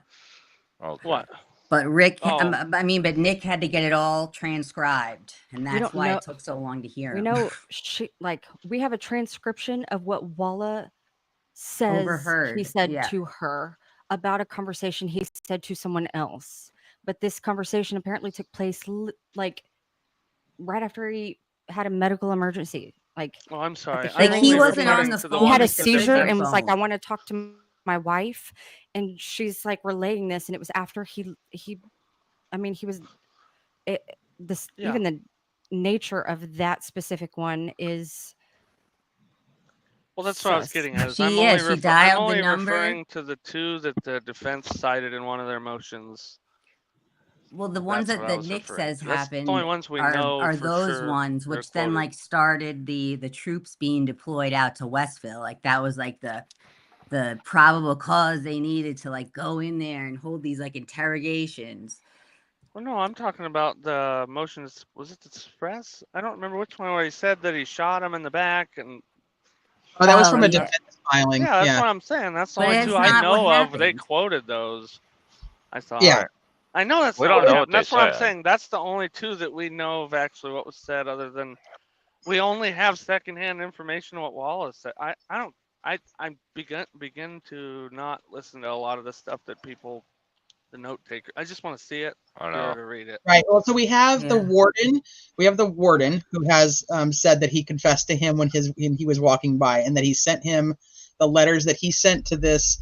It's not Unified Command, obviously. It's, what do they call it? The Central office. There it is. Mhm. Yes. Lord, So I just whatever that the catastrophe is that warden kind of your being back there with a prisoner, with an inmate, like I don't see that happening as like a reality. Like the warden's not He going back also there and like handling he Richard said like Allen. well, he's when he was on the stand the second time, one of the things that I want more information about for sure, he says, okay, yeah, I was talking to him and he just came up and said this, and the warden, okay, so did you document it? And he said no. And he, like, after a couple more questions, the gist is basically, well, other people heard it and they documented it. And then I think it was on cross after that, when they pressed him about what those people reported, he's like, well, I didn't hear those details. Like, that's not what he said to me, basically. So, like, he's, the state is saying, oh, no, the warden totally got a confession and these other people heard it too. But the warden is at the same time undermining what it was that he said. And with that letter that he's supposed to submit, like, that could be a procedure thing. If you want a certain interview about a medical issue or anything else, you have to write a letter to the warden. If his tablet was Or broken, any he would have mail had that to goes out has handwrite to be it. He inspected. couldn't have done it on his tablet if it was broken, so he had to handwrite it. So, like, the way it's being framed is, I want more details about the No, yeah. stuff. No, I think a lot of us are in that boat too. That's why I was in agreement with you. I just, like I said, I want to see what was actually said. Yeah. I don't want to hear people's interpretations of it. I don't want to hear the Right. prosecution's interpretation, the Yep. defense. I want to hear what he said. I want to hear the questions asked and what he said. I agree. Agreed. And So I'm not I think we all sure. can agree on that. That's a really good point. Remember, Indiana jurors are allowed, as a matter of right, to submit written questions to the judge. Really? Skull's Judge, not going to allow that. Isn't she it has to. optional up She, to the ha- judge? she has to allow not. it. She has to allow it. Good. And then the Is this judge post-trial, determines Travis, or is this during the trial? Like, during can the they trial. just During the ask trial. questions anytime they During the want? trial. Okay. She has to instruct them that they are allowed to submit her written questions for any witness. She will tell them, That's awesome. it's up to me, in consultation with the attorneys, whether they're proper or allowable. And then that's what happens. Sometimes there's questions that are just off the wall and seek material that's been excluded. And then, they'll say, I'm not going to ask the question, but if they ask proper questions. So again, people who are reporting on this, there's three things you have to be watching. One, are they submitting questions from the get-go?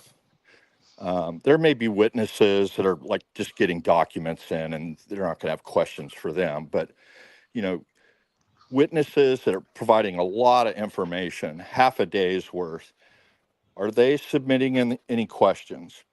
And then if they are submitting questions, what are they focusing on?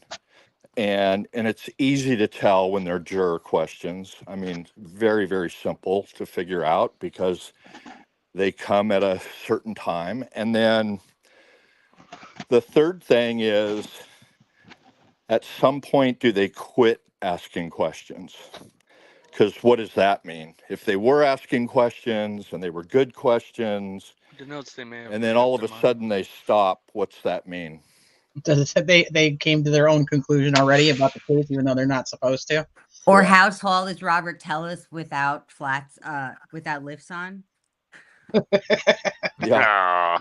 So, but Well, go ahead. When when it just prompted, when I have this question about that and this question about that. Of course, the bottom line is all of you have indicated in one form or another up to this point. What really matters is what questions the jury has. And I wanted to remind everybody, if you didn't know, in Indiana, jurors have the absolute right to submit written questions to the judge. They'll be instructed on that. Gull has no discretion on whether they can submit questions. Mhm. She is able to rule whether they are proper or not. Right. Oh Lord.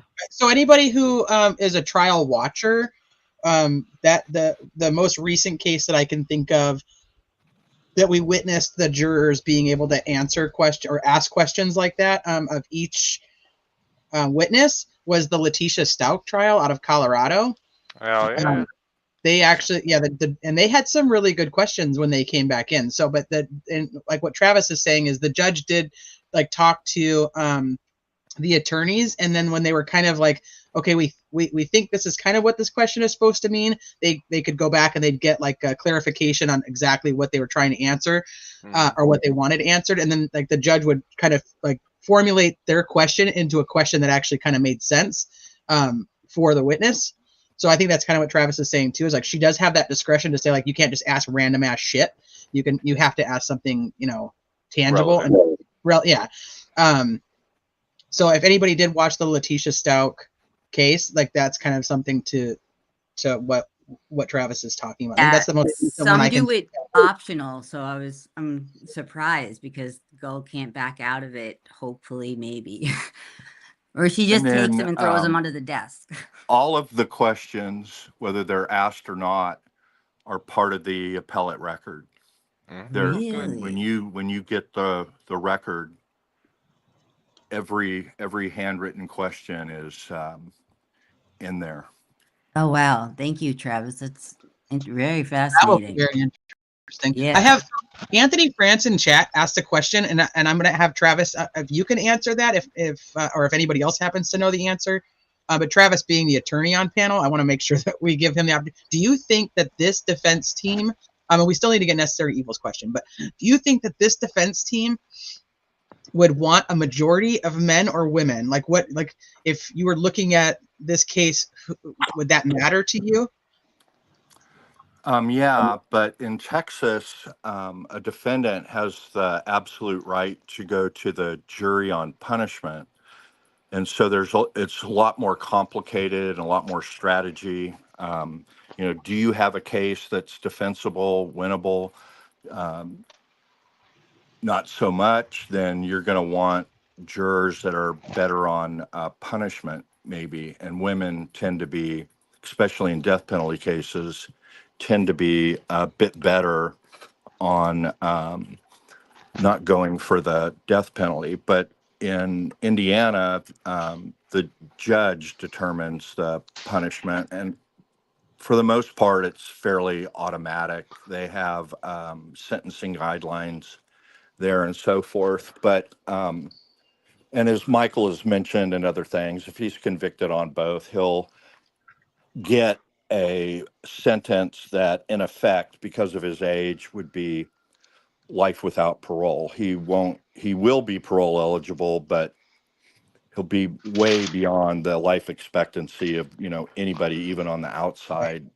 So there's a lot of different factors on this, and we've talked about it, Teresa, I think, or maybe that was with Ange, but people kind of think, oh, you don't want women because they're going to be very protective of their children. They're, grizzly mentality, that sort of thing. But I mentioned, I have 2 nieces, and when they were in middle school and high school, there was somebody impersonated them, created a false Facebook thing, and I was on that person like, white on rice, or bullying, or, very, very protective of my nieces. I, have a son, and very, very protective. I'm not so sure that men, women, I think the issues are going to be much, much more subtle. So DB and others have said, you know, want gun owners. And yeah, that Oh, might be wait, helpful. why did they But, say that?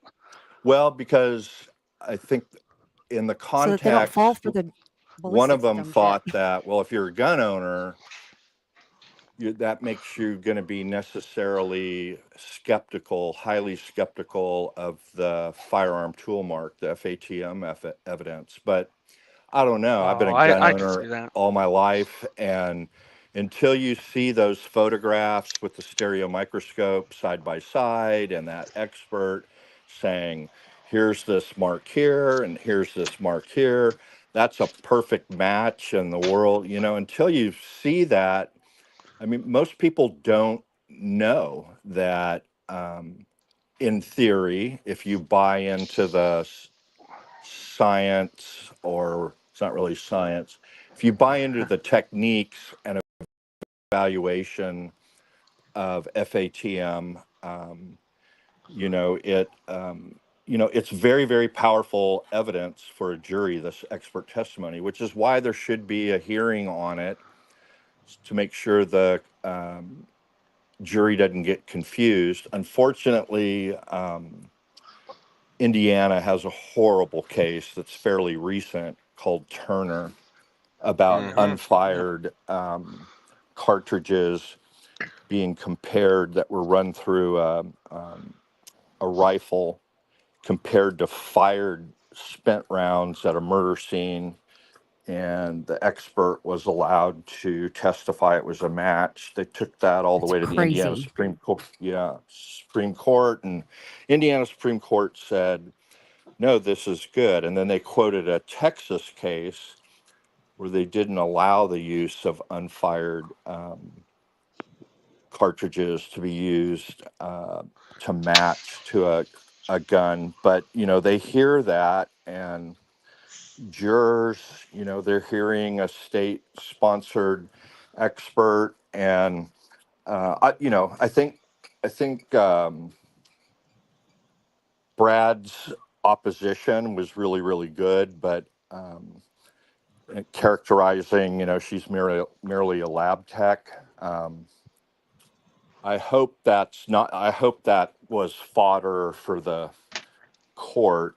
And he's not underestimating her, but she has a master's in forensic statistics. She's was on the committee of the organization that Warren's a board member of. They put her on the committee to try and go back and do more studies to show courts that it's more reliable. And they used her background in forensic and scientific method and statistics to do that. She's been awarded the Forensic Scientist of the Year of Indiana. And, she's Well, then why doesn't he want Tobin? Because Tobin has a whole lot more of that than she does.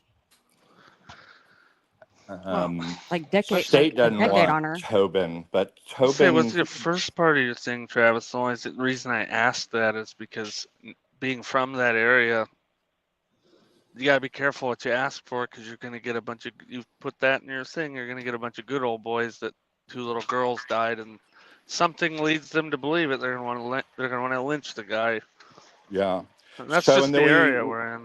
we have this questionnaire, thanks to Teresa, and we've gone through it in the past. I assume It was sent out way before the ruling on the motion in limine about specific names and Odinism, because there were several questions. Do you know any of the following people? And those people were listed.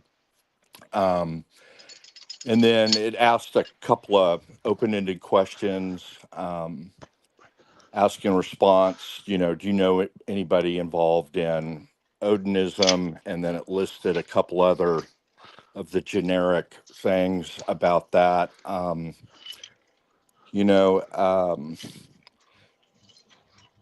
It's going to be a question, since it's been limited out, they're going to have the response. But so because it's limited out, are they going to be able to inquire more into it? If someone answers, yeah, my husband's an Odinist. So do you want Odinists on this jury or don't want Odinists on this jury? That's a great question. So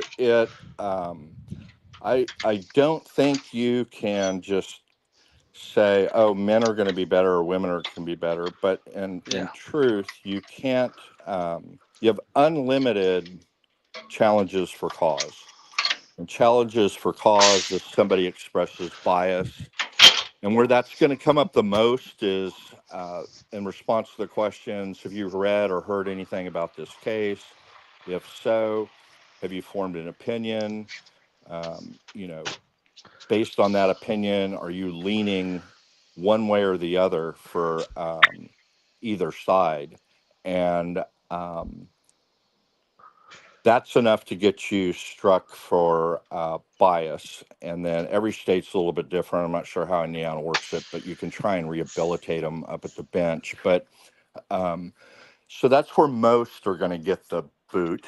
And then, of course, anybody that's friends with defense attorneys or friends with maybe somebody, having a friend or not like a direct relative, spouse or child in law enforcement, sometimes you can use that for cause. Then, you go through all of those, and whether it's 300 or 600, you narrow that down to whatever it is, 80 people left, 200 people left. They're in numerical order, and each side has 20 strikes for preemptory challenges.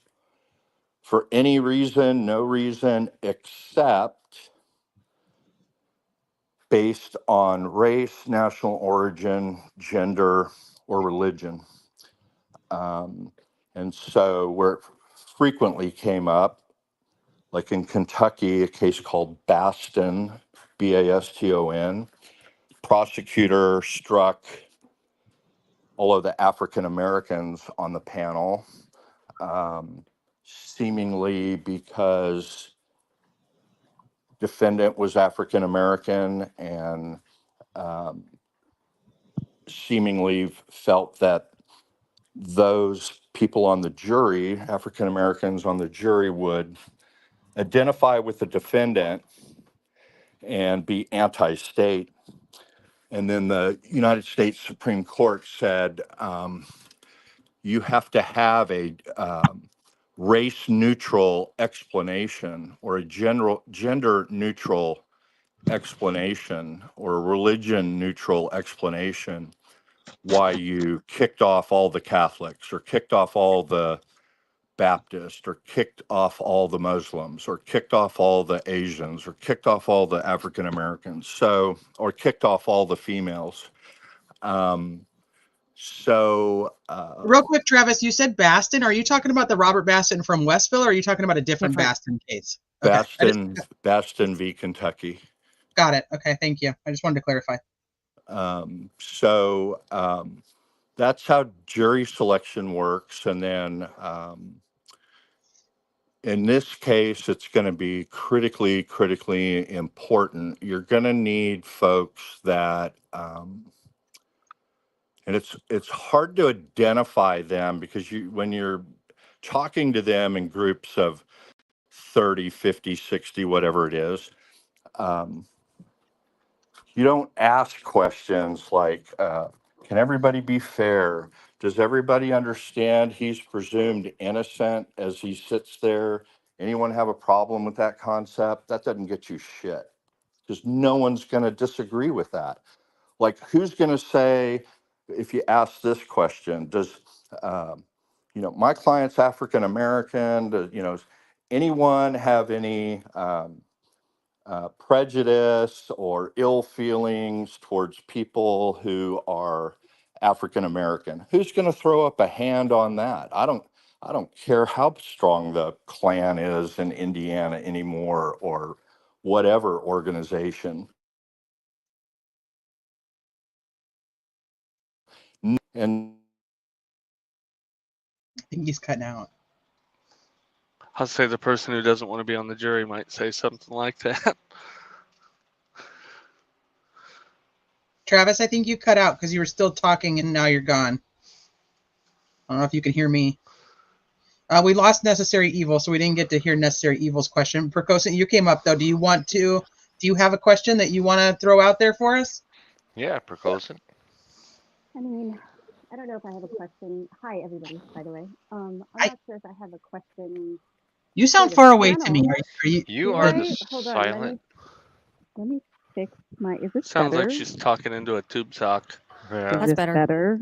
Not everybody has tube socks laying around like you, Dan. I Speak for love yourself.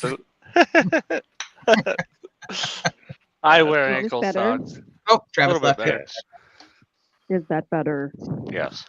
Okay. It's not the pitch, it's just the microphone's muffled.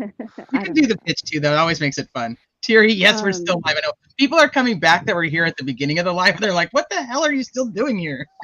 I know. So I don't know if I necessarily have a question for the panel, and I'm also trying to make it quick because I was sneaking in to the live stream here. But I want Kelsey's phone. I want more data from the girls' phone. I want data from Rick's phone. I want data from Abby's phone. I want all the data. All the datas. You I want want the the phone data. That'll be I want the interesting. data. We'll finally actually get the conclusion whether Abby actually had a phone or not, because that's just been rumor and innuendo for many years. I mean, I took one of the more recent filings or the testimony to kind of confirm that she did.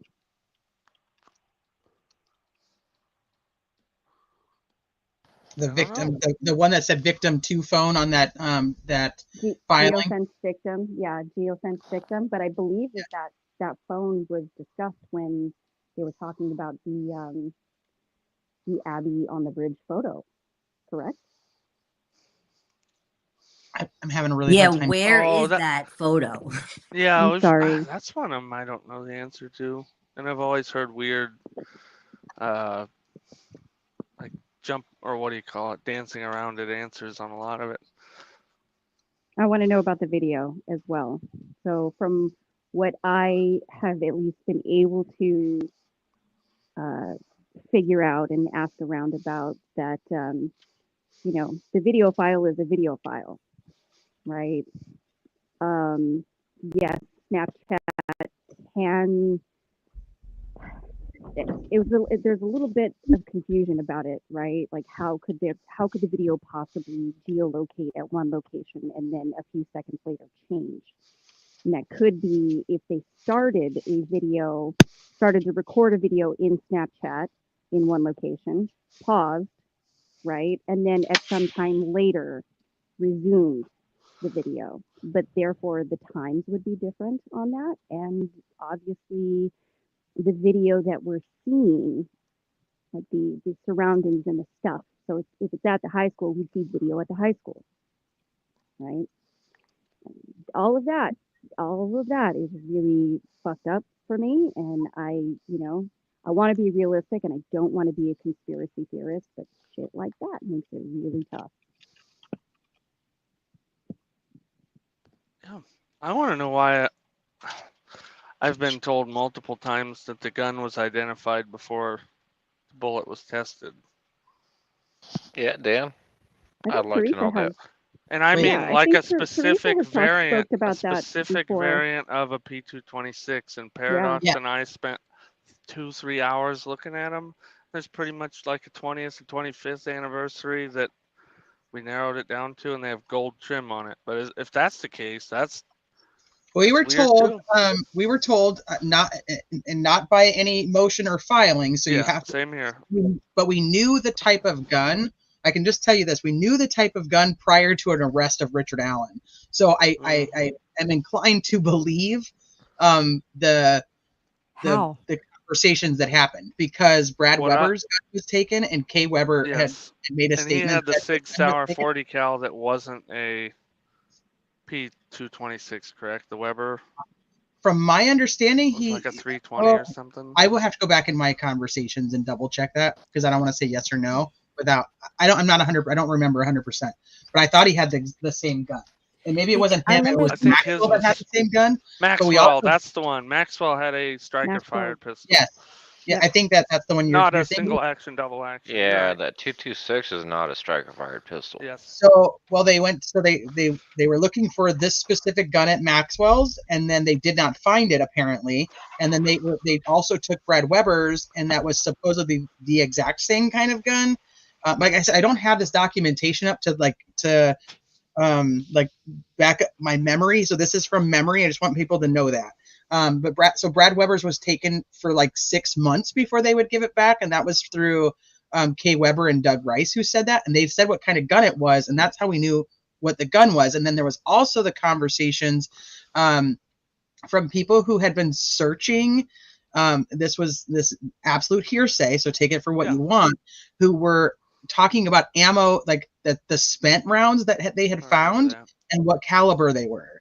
Yep. I'm not a gun person, so once again, you're like, this is not an area that I'm comfortable like diving too far into. To like, I don't know enough Those were about it. What I IMPD was officers. They weren't just random people. They were actual. No, they were the officers, they were cops, they were who they were supposedly collected them and turned them in. I remember they were that. officers, yeah, law enforcement. And what I was spent told about rounds. it was that But if some they video knew, or like- photo had an identifiable thing on it for that model of gun to be what was looked for. And that's if the they thing knew I would they love were to have looking answers for to. that, we got 5 years of like nothing, and like they could have looked up registered guns. No, we don't. And Hey, like this the is whole state well. Hold up, right there. could have Pause split right there. up. No, pause registered right there. what?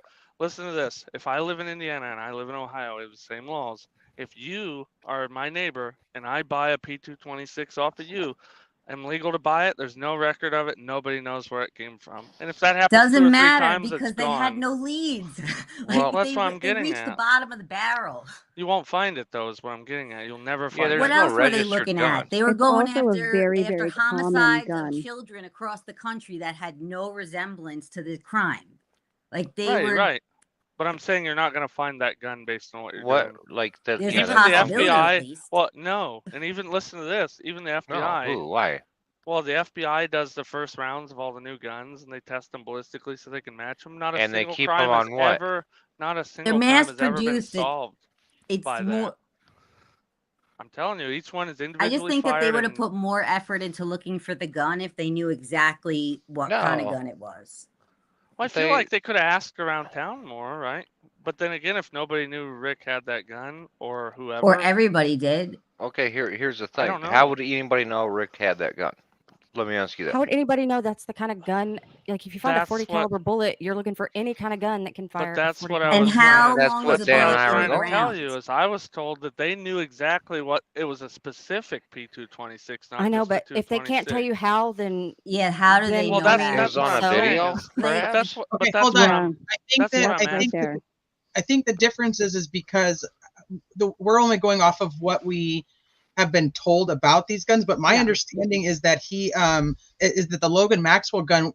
I hate talking about this because I don't understand enough of it. Well, you But it was say it, that we'll fill in the the blanks Logan for you. Maxwell gun fired the same ammo, 40 but didn't. caliber, yeah. But wasn't the exact same kind of gun. I think that when we Which talk is about why they thought they were the cops' guns that a cop dropped it. Yes. right, And I'm- so they Or didn't. so people say.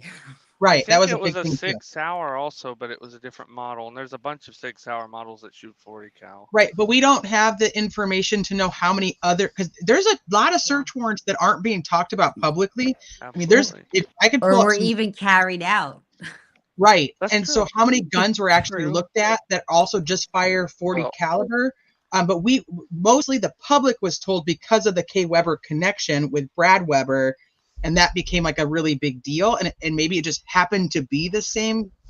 But did we know, like, if she was told to say that? Because I feel like there's a thing that happens in this case where somebody gets investigated or interviewed or brought in, and like they leave the office and they like tell everybody in the world like that they went, that they like, you know, gave their blood and their DNA, and everybody should go do the same thing. Like, and they took this and checked my gun. Like, it's kind of nuts. Like, so I don't know.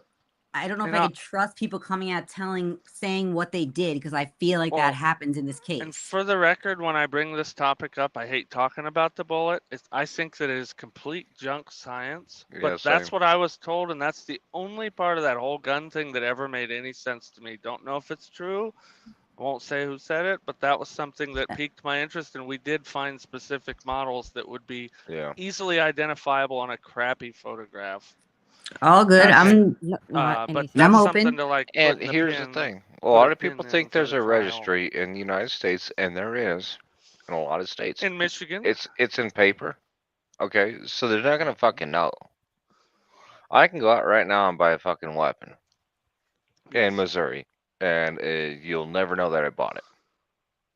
Yeah. Unless you spend like 200 hours or more. And if it's a pistol, he's doing it illegally, because you can't buy pistols over state lines without an can't FFL. anymore? No, not without an FFL. Oh, well, but you then, can buy it well, in state, in my state, in well, Indiana. you see what I'm saying here, Dan? Yeah. I'm not trying to argue here with you. I'm just No, I saying, know. like, I'm just enlightening anybody in here that doesn't quite know the gun laws in Indiana. Which, why would you if you don't live here? and they fought against this shit for years. And you can't have like an actual reporting system on this. So don't get it confused where his gun was probably legally purchased, but they can't look it up. It It's doesn't not matter if like they that. can look It's up what just a kind of gun he possible has. You avenue can't of pick up a bullet and be investigation, like, that's all. oh, or see a picture and say, What? it came from this model. That's not a thing. No. Yeah, no, I don't think. that's I what don't. everybody here is That's agreeing to, but that's is how did definitely they not know? the case. That doesn't work. Well, Like, that's my point. Is they didn't. I know But- some people are Well, saying what that are they now, gonna but do, they though? didn't. You But now can't. wait, That's not a thing. what I was getting at was what Yeah, I was told absolutely. is I get you. from a video or a photograph that was taken by the victims, or at some point there's an identifiable gun. Found that gun by the model. Found the bullet. Couldn't match it to law Before the bullet enforcement. was even fucking found, probably. Yes. And that's not a thing. Oh wait, so are You you don't saying think that? so? Okay, hold on. Are you trying to hold on? Are you saying that maybe in the 43-second video the gun is That's seen? that's what was alluded to me, and I think No, I they didn't I, even know who I've that never voice heard came that. from him. They didn't see a gun. I'll You don't talk think to you they about did? it. How I'll talk to then you how would about they it know what off gun air. it was? Criminality. They didn't. That's I know. Like I understand But they there's did. rumors out there about it, but they didn't see a model. Like they didn't see it. Even the ISP guy on the little roadshow thing, like they don't actually know that voice is the person on the video. Like they have not actually Right. like And that's They're one of two the different people. forensically, they don't know because you can't see while it's on. Like there's audio that's not matched with the video. According to I mean, he was the information. Yeah. The What is not? PCA, they put it in just But so they see, I could we're forget not- what his justify name the is. Was gun. the dark I haired want guy, you to not understand Slocum, that we're not in Riley. disagreement here. Like you're defending a point I that didn't we're think not what- arguing. I'm just letting you know we're not even. We all, I None think of us that's are what disagreeing with we're you. all agreeing on that. There's I'm no way. not arguing. I know. I was just Oh, letting you you know. are. It was I just, wasn't either. just to Sorry. get on the. No, I was just getting on a level playing field with you, so you don't like. I don't I know. think That's you're the just only something one I who was thought told. I'm good. Okay, so so I want to talk, and I've been on for 5.5 hours, so I do want to wrap up soon. All right. But I do have the another big thing. Somebody in chat asked me like what my 5 questions are, so I put them in there. And one thing that we haven't actually talked about tonight, in our round of questions that we were asking each other, is about this DNA and this fingerprint, and how that's going to play into whether it's Richard Allen or not, and if it's somewhere on the girls or somewhere that is important to this crime scene, how is the prosecution going to get around the fact that it's not Richard Allen's? But we don't know that. We know it's not Richard Allen. We were all. Do we even from know what they I've have heard it? is that he's not Both lead excluded or investigators said it's something, not. correct?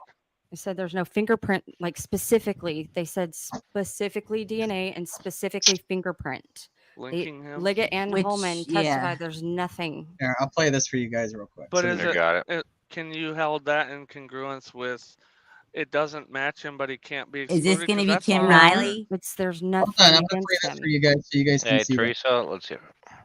Okay, I'm gonna put it back up on the screen. Give me a second. Thank you. Oh shit! Hold on, I'm on the wrong screen to be able to share it with you. Could be. I can't hear it. No, because I don't have it up yet. Hold on. Okay.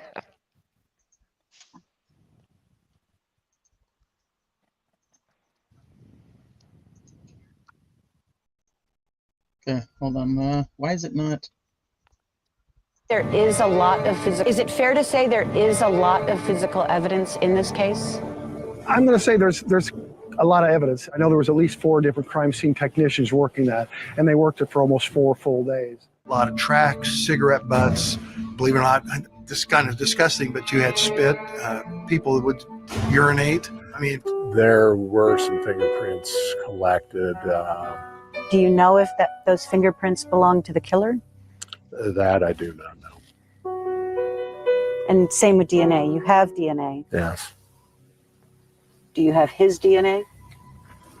And we don't know. And it's just one of those situations where you got a case that this person's never committed a crime before. We have, You would feel that he had never committed a crime. He has no DNA in the database. well, I can't comment on that, but I'm just saying that's what it looks like. I mean, the possibility he's done something that we can't find no traces. Is it fair to say there is a lot of physical evidence? It's going to replay again, but that's the investigator saying there is fingerprints and there is DNA, and we're being 4 told- FDs is not true of Ron But Wilson. Is that they them never saying said it that was there's his. a 0% No, they chance searched for that it's 4 his? days, he just said.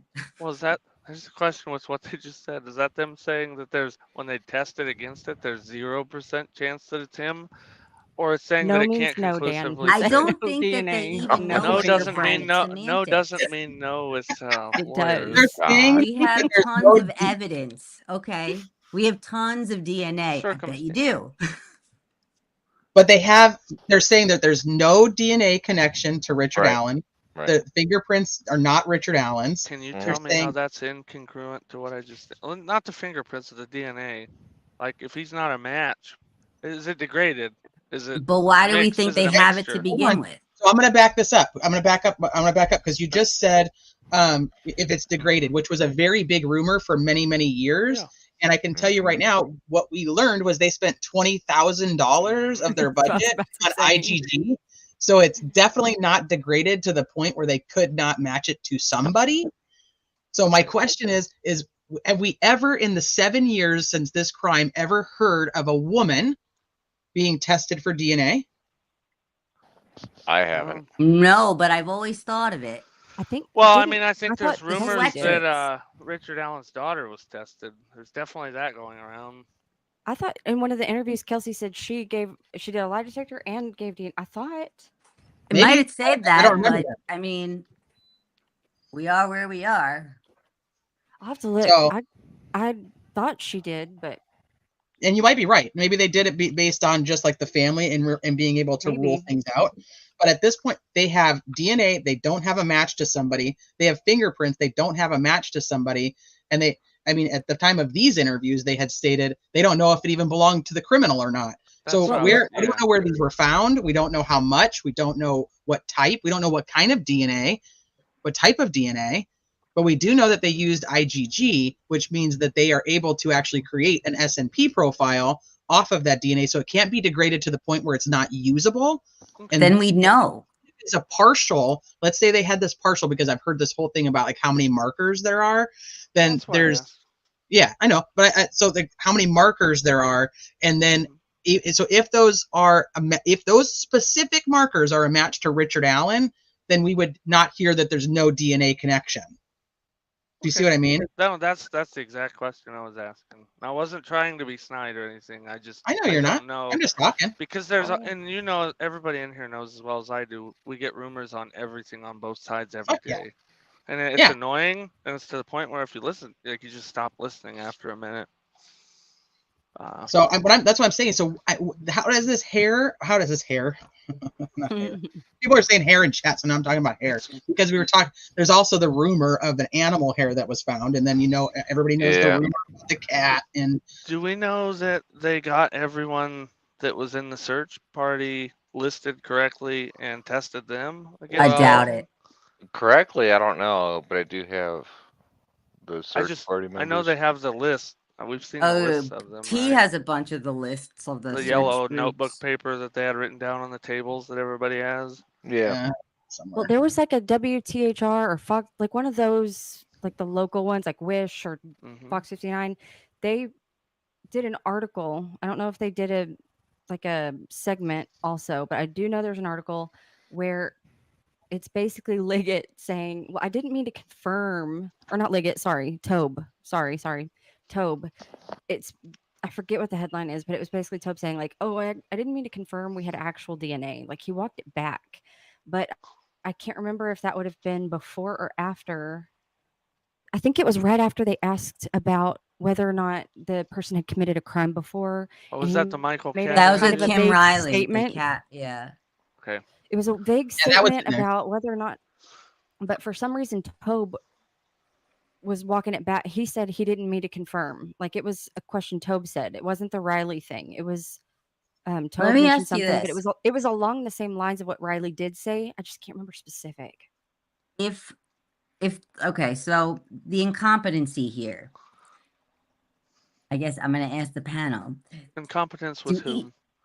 With law enforcement, with anyone basically on the government side of this. So would it be outside the bounds of reality for one of those people in law enforcement to represent to the public that they actually, collected the scene and did everything properly, and we have evidence and DNA and we're running it and we're actually doing things to solve this murder, but put the DNA in, we're just, waiting on that. Like it's is that outside the realm of reality?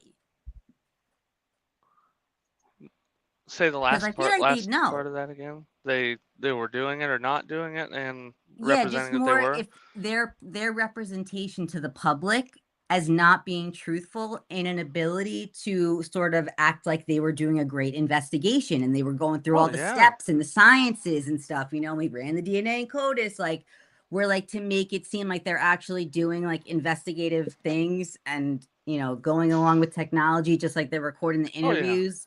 Well, their theory kind of undermines that, because if it's Mr. Allen, it means they literally had no clue after everything. They were not doing anything that led to anything until the assistant manager at CVS showed up and explained it to them. If we're to go with it, and right. And a month after, this ridiculous Keegan person, he tricked all these professionally trained officers into lighting $1 million on fire to search for something. I mean, there's some police work you can do before you take it that far to figure out if it's worth doing it or not. I mean, I always took and then that a month as, later, I they're don't like, know okay, well, about you maybe like the guys. CVS guy knows. See, I always 20 took G that sounds a search lot. as- Me. I always For took the that search as IDG. grasping at straws. I don't know about you guys. I don't think they had anything in mind at that point. But I don't know anything. I just are you talking about the Wabash River search? yeah. I mean, They other did. than what he said, I don't think they had Richard Allen in the crosshairs. No, not at all. They didn't I know mean, anything like about this Richard is Allen like at that time. if this doesn't yield something, we're stuck. That kind of thing. Yeah, they went back looking for something to justify it. Like they just, I mean, if they had any sense, they would have been trying to look for a way to justify it. When you spend that Or long all and the that much other money weapons and on like a phones they 15-foot found that wide were- river that's like 3 feet, like they're It's dredging one it of the forever. things that, like, when you get into the conspiracy side of it, and you think that they would pin it on him, and a lot of people, myself included, would tell you the easiest thing would be to do is we believe the suspect is deceased. Never announce it, but just claim it's Ron Logan and then let it go. And I don't think think that that's would what have they been were trying far to do, though. easier Nobody than was like, That's not let's what they're find a trying to patsy. do, It yeah. was, hey, this is convenient, and it's in a culture of of a task force doesn't that seem, was that like seems taking each like other's word, not checking. They were not asking for each other's work. They were not following up on stuff. It's not a matter of let's I know what find a you're patsy saying. and this guy will work perfect. They weren't.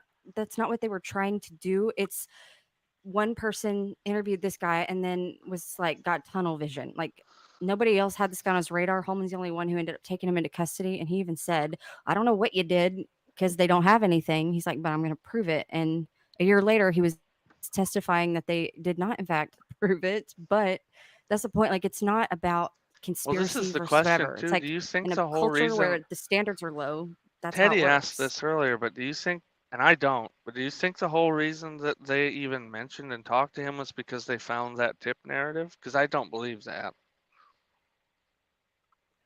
I think it's I weird that it personally don't. manifested. If it got lost, where were they looking to find it? Like if it was lost, then I don't. why I were they somewhere personally, that I it don't. shouldn't? That means I it's don't know somewhere if it he had shouldn't Who's put. be. on the stage at the first presser where they have Yeah, the but photo also of Bridge Guy? Like, if he Mm-hmm. interviewed him, like, you think that he'd be like, I totally interviewed an what old is weird that? guy, like, down at the grocery store.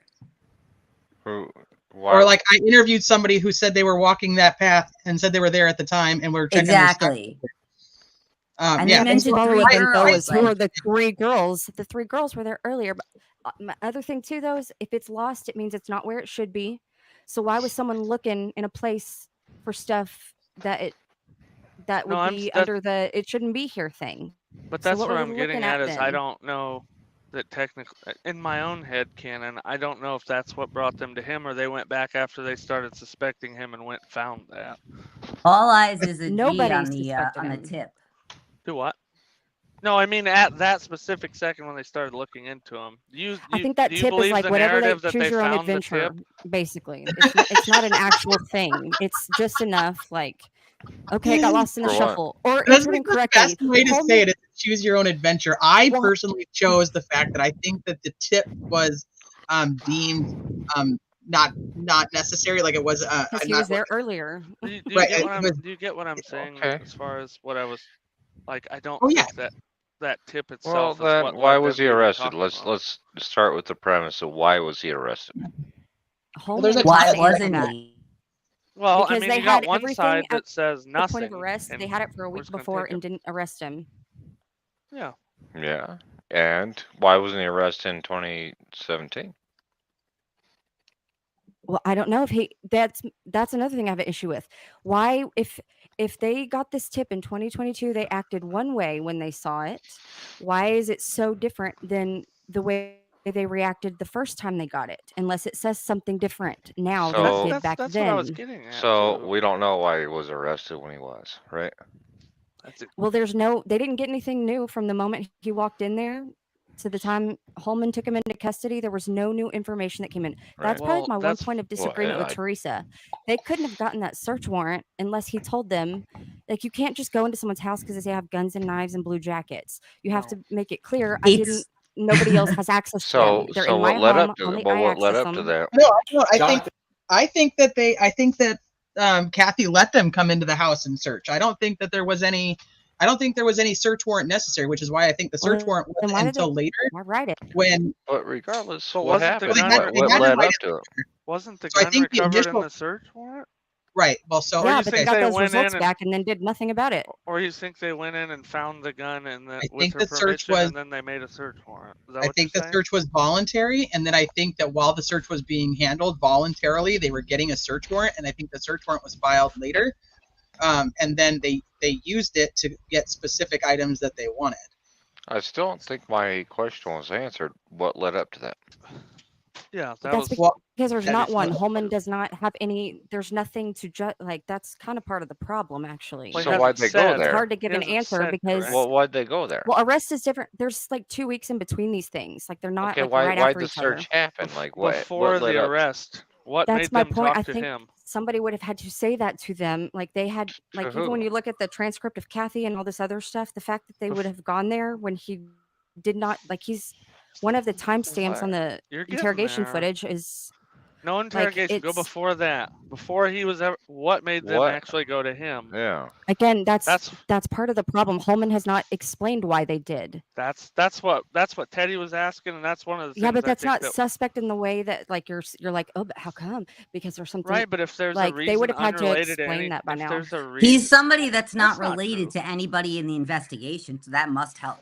But right? that's not. Yeah, but that's kind of why the tip is helpful because Wait, it's what choose you your own just- adventure. what- Like what- whatever Exactly. makes sense to you, Wait, like that's why we did it. You're concluding things without. You Evan. already know that the state of Indiana doesn't want to say anything. You have a tip narrative, and you don't want. They don't want to give out any information. So that's the thing. If there Well, they was a put reason, it in the warrant, like it's out there. The whole tip Okay, apparently so is they out put there. it in the They're not warrant. What hiding they it. put in the warrant to lead up to his search of his home. it's not even mentioned or talk to him. He has or, clothes, he has knives and guns, and Okay, so he he's was like on the everybody bridge else. that day. Because I know- see, I Yeah, now we're exactly. getting He somewhere. listens to music or a But stock again, that's ticker why and We're watches getting fish. somewhere That's here. why I disagree with T on this one point. Is I think that they would have had to have. That was what they actually did need to go get it, because otherwise, like a lot of people have those things, and even in Delphi, they have those things. And so, like, I mean, Ron Logo's on video the next day wearing those things. Like, it was Yeah. really Do you think like it that could. his wife It's not giving a enough to conflicting like, not at least for a statement high profile case. Hold When you're on, doing a Dan. high profile case, you got to have a little bit more. Do you think that? You know what I mean? Yeah, no, I do. I agree with your points. I'm just saying I think we're all missing something in that part. No matter what, who you believe's guilty, innocent, all the above. Oh no, I think that's the whole. That's why I chuckled at the whole. It's a choose your own adventure because people have absolutely speculated that somebody tipped him in. We've heard that 100 times now. We've heard that they went back to the beginning and just started going through all the tips, which they supposedly had done like 16 times before that. I We've think it was heard that. opportunity. They found one that they could use in that manner. They weren't looking for it. They were looking for something else, and they're like, "Well, this could work." You know, like maybe there's something here.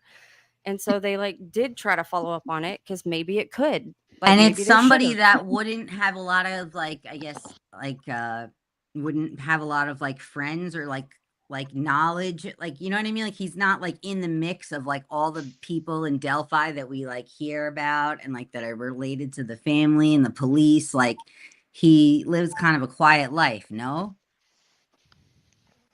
I mean, he was still having date night. He was still going on couple trips. Yeah, but I we mean, still like know in that, terms of though. like But, like, related other than to that, the he was just, like, officers and yeah. stuff, and like where it's a little See, bit that's easier. that's one of the He's, like, things too. Is it's not very tearing your family point apart. oriented. Here's the thing: wasn't he on that bridge with his daughter? So I it's think not a like lot of people took senior pictures out there. That was kind of like the place to go His take It's not daughter like he graduated lived a back fucking in like quiet 20 life. But his daughter graduated high school back in like 2013. She wasn't. know. 2013. Pictures not from there. But hold on, I want to play this. A few people in chat said they've never actually heard Richard Allen's voice. So this is from JLR's channel, just FYI. So it's really loud. Give me a Shout second. out to JLR. So I think this is the right one that he plays the clip of him on the. Yeah, ski ramp. The word show coming up. The word show coming up. Good snap. There's the word show coming up. The word show coming up. Good snap. There's the word show coming up. What do you think? So where he says there's a wheelchair coming up, and I don't have that. If I have it saved somewhere, I need to find it because I need to put it in the Prezi anyway. But just that little clip where he says there's a wheelchair coming up. That's the only clip that we really have of Richard Allen's voice. So he kind of overlays them, which makes it a little bit more complicated to hear it. But I'll play it one more time because it's super quick. It's not a very long clip that we have. Good snap. There's the word show coming up. The word show coming up. The word show coming up. Good snap. There's the word show coming up. The word show coming up. Good snap. There's the word show coming up. That's what we have from Kathy Allen's Facebook when she was recording a video when they were on vacation and they're like in one of those chair lifts and they're going over. So you don't see Richard Allen talking, but you do hear that, and it just all he's saying is there's a wheelchair coming up. So that's the most that I know of any type of voice that we have for Richard Allen. So if somebody has any other one, let me know because that's the one I know. That's the only one I've ever seen. Yeah, same. I've heard seen him rumors a of few other other ones, places. but I've not seen them. It's like everything else. Yeah. So I'm sure it doesn't. someone in existence has a video of him somewhere, but Oh, we lost I don't think it's Catastrophe. available on here or on in our community. Catastrophe, we lost you. All right, so I'll give the panel final thoughts, and then I'm gonna wrap it up. It's 10:30, and it's probably later for you guys, but you guys are night owls, and so I'm gonna go hang with whoever's left awake in my family for a little bit on Saturday night. But I want to give you guys final thoughts going into jury selection starting Monday, and then we have probably 3 days of that. My opinion would probably be Thursday is going to be a travel day for jurors and everybody to get settled down in Carroll County. And they're also going to have to go through any of the outstanding motions or anything that that Judge Gull has said needs to be figured out closer to trial, such as the jury view, which I could not for the life of me remember what the fucking motion was last night when I was live, but now it comes to me all of a sudden. So final thoughts, we'll start with Paradox.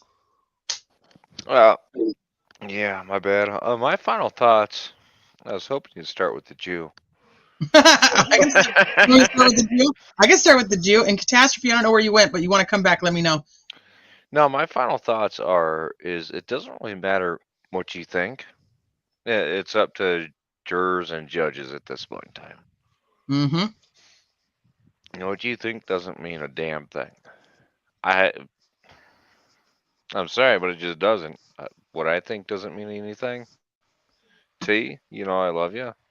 It doesn't matter what I think. Nope. I agree with you. Dan, he knows that I think this way. And everybody else, if this is out of your hands, just leave it be. And I think they'll come to the correct conclusion. I don't know what conclusion that is going to be, but that's all I got to say. I hope you're right on that. Okay. Dan, you want to go next?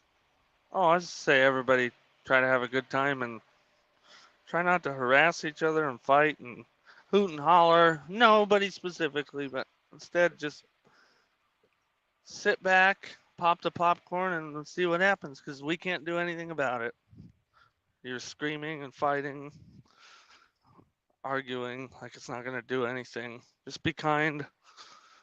Maybe come together, even if you don't agree. Instead of having this toxic community, maybe it can look good at the end of it. God, I couldn't agree with you God more. knows a lot of people have embarrassed all of us. I agree with you. And if you go to the courthouse, for the love of God, do not get in a fight. Please don't start. If somebody Do not tries to stalk push the you or do families or something, try to take stick video your of them. hands up and No belly bump. yep, somebody starts pushing you or screaming at you, I want to give put your somebody a hands up. shoulder check. I'm going to be like, boom, right into the shoulder. No, I'm not going to do that. Catastrophe was in chat, said that she had to pop out, but she thanks everybody. And so I just want to make sure that everybody knows that I love Catastrophe. I love Catastrophe's voice. It just, I don't know, I just love her voice. I'm just like, come up on panel just so I can hear you talk. I'm like, talk to us. just start recording all the documents that get dropped in like all the cases, and we'll just play that.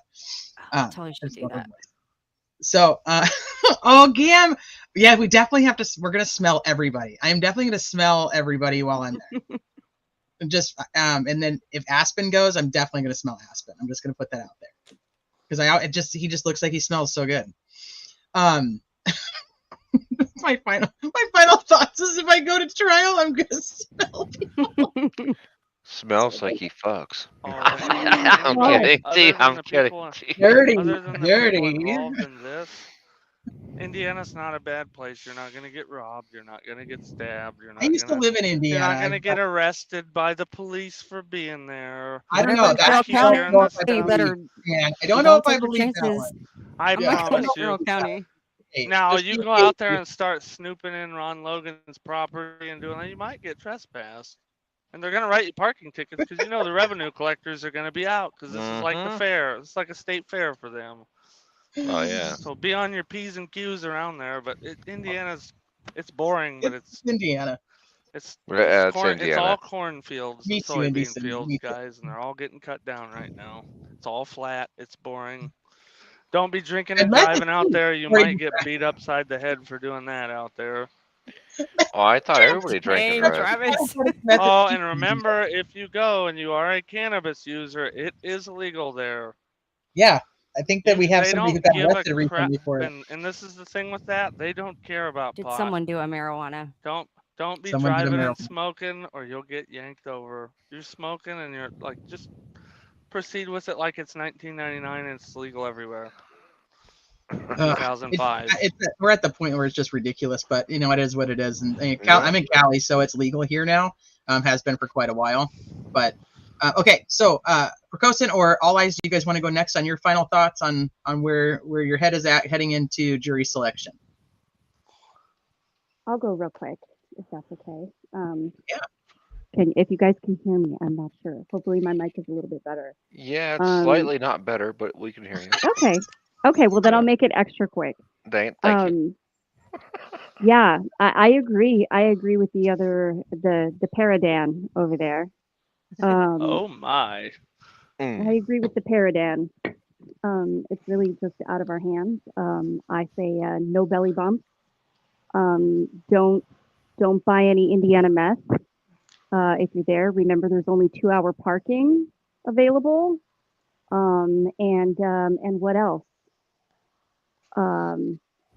Yeah, that's just about it. All right. I like it. Yeah, and remember this too. If you get harassed by the police, don't argue like you see in the videos. Get arrested and get a lawyer and shut your mouth. You might end up with a paycheck. That's terrible advice. But I did when I got arrested. No, don't talk to said, cops. I'm not talking to you. It's like, Don't- get an attorney. Yeah. Don't even bother. And he's like, I'm trying to help you. I'm like, I don't care. I'm drunk and I want an attorney. Yeah, anyone who's going to go, they've got these little cards that you can print out for your wallet and say, I do not answer questions from law What? enforcement, and it has all you. They don't need your help. They've And got don't do that tools and shit stuff. They with can solve it on their own. Don't do that shit where you Sounds leave like- your window up and blah blah. Just they're not gonna do. You're not gonna get arrested. Nobody in here is gonna get arrested. Sounds like You guys white are fine. privilege cards. Oh my god. All right, All Eyes, what you got? Man, I got more questions, answers. I'm hoping that we're going to get some of those. We're going to get some of those answers, I at do least not. some. I have very little faith that at least this particular bunch. I don't know. I mean, they don't even ask. I don't know that there's any work to show. I don't think they ever asked each other for it. I would like answers. I think that Unified Command has led, at least, I'm just worried that they have led the families to think there's more, and then we're going to get to the end of this, and it turns out there's not more than we saw than was in the PCA. I think there's nothing more than that. I want more than that. I want answers. I want to know what actually happened. I don't want to know what Holman thinks happened. I want to know what actually happened. And I'm afraid that we're going to be limited to what they're hoping to convince people of, whether it happened or not. I'm nervous. Like, I want to have hope. Like, what is this? The saying, like, I will always hope, but I'm not holding my breath. Yep. That's why I said that at the beginning of this live. like it's funny that you said that. I You're literally like said the Fox same thing. Mulder. Did I you wanna really? believe. And that's literally my final thought is I hope and pray that that the families, number one, get answers, the girls are able to get justice, that they have the right guy, or that they're able to prove that they don't have the right guy, so somebody can go out and find the people who actually are responsible for it. I will say a prayer for the jurors to keep their minds open and pay attention and ask questions that will lead them to the conclusion that is necessary. I have the same qualms about the whole thing of, I've always just been like, just let the jury have the information and let them decide.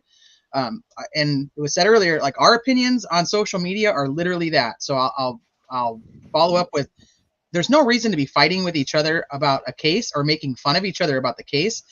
Those are the type of people that I won't entertain and I don't allow in the channel. If this is any example, there's people that have all different opinions about this case, that think he's guilty, think he's innocent, think that they won't find him guilty, that there's not enough evidence. And people like me who just sit on the fucking fence until we get more info and we don't have any idea what the outcome is really going to be. It becomes nerve-wracking. And I think we're all so invested Yeah. But ultimately, I think Teddy said it when he was up here. Everybody wants the same thing. We all want the right person to go and be found guilty. 100%. So I maybe paradoxically that might have been you that said it. I think I No, gave it was Teddy.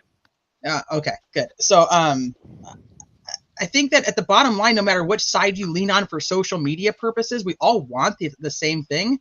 So try to find kindness, and if you're an asshole, don't think you're going to hang out in my chat. That's pretty much that's my final thoughts, and I'm just going to pray that we get a jury that is not tainted, is not. Yeah. Well, make Not fun of people's ideas, not the people and their family and their whatever their ad hominems that Right. you can keep going Thank at. you, Dan. Hi, Kathy. It's good to see you. Hi, Scottish Queen. Haven't seen you for so long either. I'm glad that you guys popped in. I don't know if you guys have been listening the whole time, but I'm happy. Thank you guys for being here. And everybody who popped up on the panel, thank you guys for all of your information, your input, your ideas, your thoughts.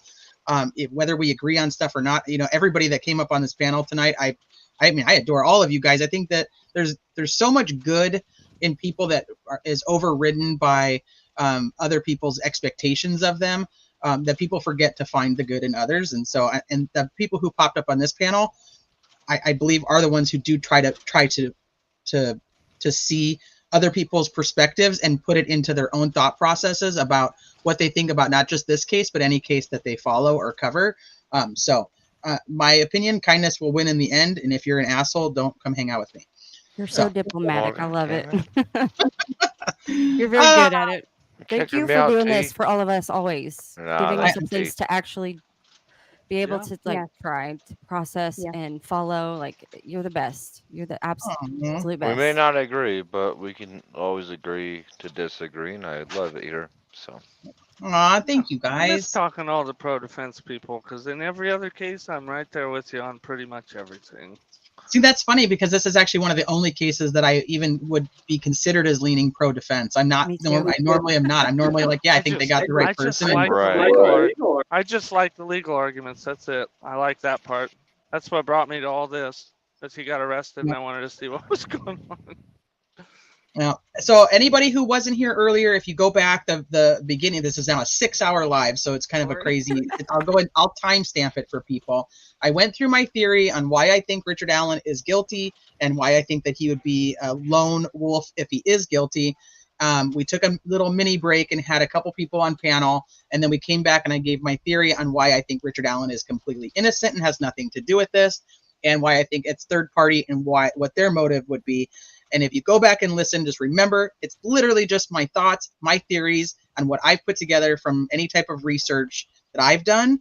It does not mean that anybody has to buy into my theory to be here. Just don't be a dick about it. Bottom line, once again. So then we open the panel again, and we've had some very thoughtful, insightful conversation. And it's been a hell of a Saturday. I'll tell you, I've loved this live. I think overall it went really, really well. And that's because of you guys on panel, you guys in chat. And so thank you for that. And I miss talking to all you guys. Well, get your fucking channel live. Oh, there's so much harass, dude. I'm like hiding under things from what do you call it? Shrapnel. Like I'm trying to stay low. Stay low. Teresa, you covered some stuff tonight that I had not heard, and it just about broke my brain. I'm going to be up for hours reading that kind of stuff. What was that? I'm like so excited. I wish even, like, I the had. neighborhood I people. wish I I have not heard any of that. I'm so About which I'm part? going to be the neighbors, like all along the like who all the neighbors were along the trail, and like I didn't know. Oh, that one I family. didn't know any. I don't want to like because you're trying to go. I just meant like that's what I'm going to be Oh, you're doing fine. for the rest of the night because these I families can't believe down I here. didn't know those things. That's very Yeah, so these interesting. families are all I'm related going to to be each up all other. night looking into it. And you have the little Sandifers down here. Oh, I don't Is have that it up on the. Prezi? I don't think so. I don't think so. I think it's just in my map that I have it in there. But I can send That's you. very interesting. I'll throw it back up here real quick. And all eyes, Do you want to I take a also have screenshot to of it? shout out to you because I love your new mic or whatever you did. Yeah, all I eyes. think I it can sounded actually like hear I you. was being a douche when I was saying that, but I used to watch all your videos. I missed hearing your voice.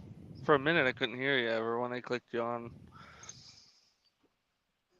I think that's about as big Well, as I I can finally make it. figured out my setting problem. It was Hell yeah. plugging. I've had a good mic, but I had the Were setting you anyway. using I your figured it computer out. mic? Because No, it was okay. the headphones that I saw- was plugging into something else. It was Uh-huh. because of like I was plugging it into the mic at some point. Like for a while, I was Yeah. using Bluetooth, and I didn't know that was the problem. And then when I got Uh-huh. the micless headphones, it was a setting on my computer, like a privacy setting. Like I have all kinds of Yep. whatever, but That, still, like once I gotcha. figured out what it was, I'm like, what? That's Awesome. what the problem has been this whole time. So Oh yeah. my gosh. We You suspected sound something like like that. 1,000 times better. Yeah. I Sorry about want the mic that Low Light Recovery has. That's the mic I I want. know, right? Go buy that one that I got, the Joe Rogan mic. Joe Rogan mic. SM7 something dB. I don't know. Low Light Sure. Recovery's mic is like my favorite mic I ever listened to. Like I ever listened to anybody talk. I love that mic. So, but I don't even remember what it is. But I'm like, that's my dream mic. So if anybody wants You get one of those fancy mics, T, and it's got a preamp and all that, you have to make sure everyone in your house is silent because you can hear flies' Everything. wings Oh. flapping 2 rooms away. On I my have a mic on my camera. I have like a little cheap. I was like, I'm just ordering some cheap Sounds shit. great. I have a mic on my camera, and that's all I ever use. It's nothing fancy. I think I spent like 30 or 40 bucks on Amazon on it. And I can hear my ceiling fan in my monitor headphones while I I'm use drawing, a but nobody fucking else is getting. gaming mic, and like if birds are chirping outside, Dan's like, "The hell is that?" I'm like, Mhm. "Fuck, dude. Let me Oh, close Kathy, my windows." Kathy, if I wasn't closing it down, I'd totally have you come up. So just No, FYI, you take care. what the future? No, because Kathy was like, I want to come on. I wish I could have come on Oh, panel. Cassie, get I a love hold of me. We're gonna go but- live after that. Is All Eyes still going live? No, I'm gonna do it later because after Teresa went into all this, I was like, there goes my night. I'm like, I want to dig into this. Yeah. So no, I I'm might gonna do an after party. If I will might need an tomorrow, after party. but not Yeah, tonight. let's do an after party, man. Fuck it. If anybody's interested, just let me know. So for just so an FYI for my plans for next week, as I do, I'm gonna another case is actually going to be now on camera, which I had talked about a little bit yesterday. It's the Leilani Simon case. They're going to actually air it with up until just a little hope for Delphi, just a tiny bit. Up until this last week in jury selection, the judge had ruled no cameras in Leilani Simon's trial whatsoever, and they changed their mind right after jury selection. And now there's going to be cameras starting Monday in the Leilani Simon case in Georgia, where she is alleged to have killed her toddler, Quentin Simon. So it's a case that I followed very closely. So I'm going to try to do something with that. But when it comes to Delphi, there's some people that are going to be going to the jury selection, and obviously there's a ton of people that are going to be trying to get into the trial. So every night my plan is to do a live, and we'll either have, if somebody is willing to come up and share what their insight is from either jury selection or the trial from that day and review their notes with us, we'll obviously do that first. If not, we're going to do like a channel surfing and go to either news outlets or creators who are able to actually get in, and we'll review their notes and track our own notes like we typically do before we get transcripts anyway. So it'll be more of like a channel surf, but I do plan on doing it every day, just so we can get We as need to much send you a message then, because we're trying to get like a streamlined thing for cross promoting. Like we got a whole little project going so that we can have people. If you don't get in, like we have people are going to be there either way, and we'll figure out who gets in and who doesn't. And we've got like typers all lined up so that while they're taking a break after coming out, we can be typing up their notes so it's ready for them to hop on someone's live, and we can kind of stay in touch and figure out who's going live Yes, where. add me to And whatever so that way project everybody that can is, that cross will help. promote each other to figure out where people are, where they aren't. So Yeah, I'll send you a add me message to that about that. group project. I'm I totally thought I in. did, but yeah. But yeah, to make it easier so that way while people are trying to figure out where, like, we're going to try to help streamline that. Okay, so I'm going to go live every day doing that. I don't know if it's going to overlap with other people's or if we can even do like a group project where we, if we can I've funnel never them done it, into but I you, know that'd be Dan good. has, where we can multi-stream it on our own channels and all kind of be together. You have to have the $50 version I of do. StreamYard. No, I mean anybody else to jump off of it, or is it everyone connects to yours? I have no idea. I've never done it, so you'd have to help me with that. But that might be an option where we can all kind of do it and get it on our channels. I don't know.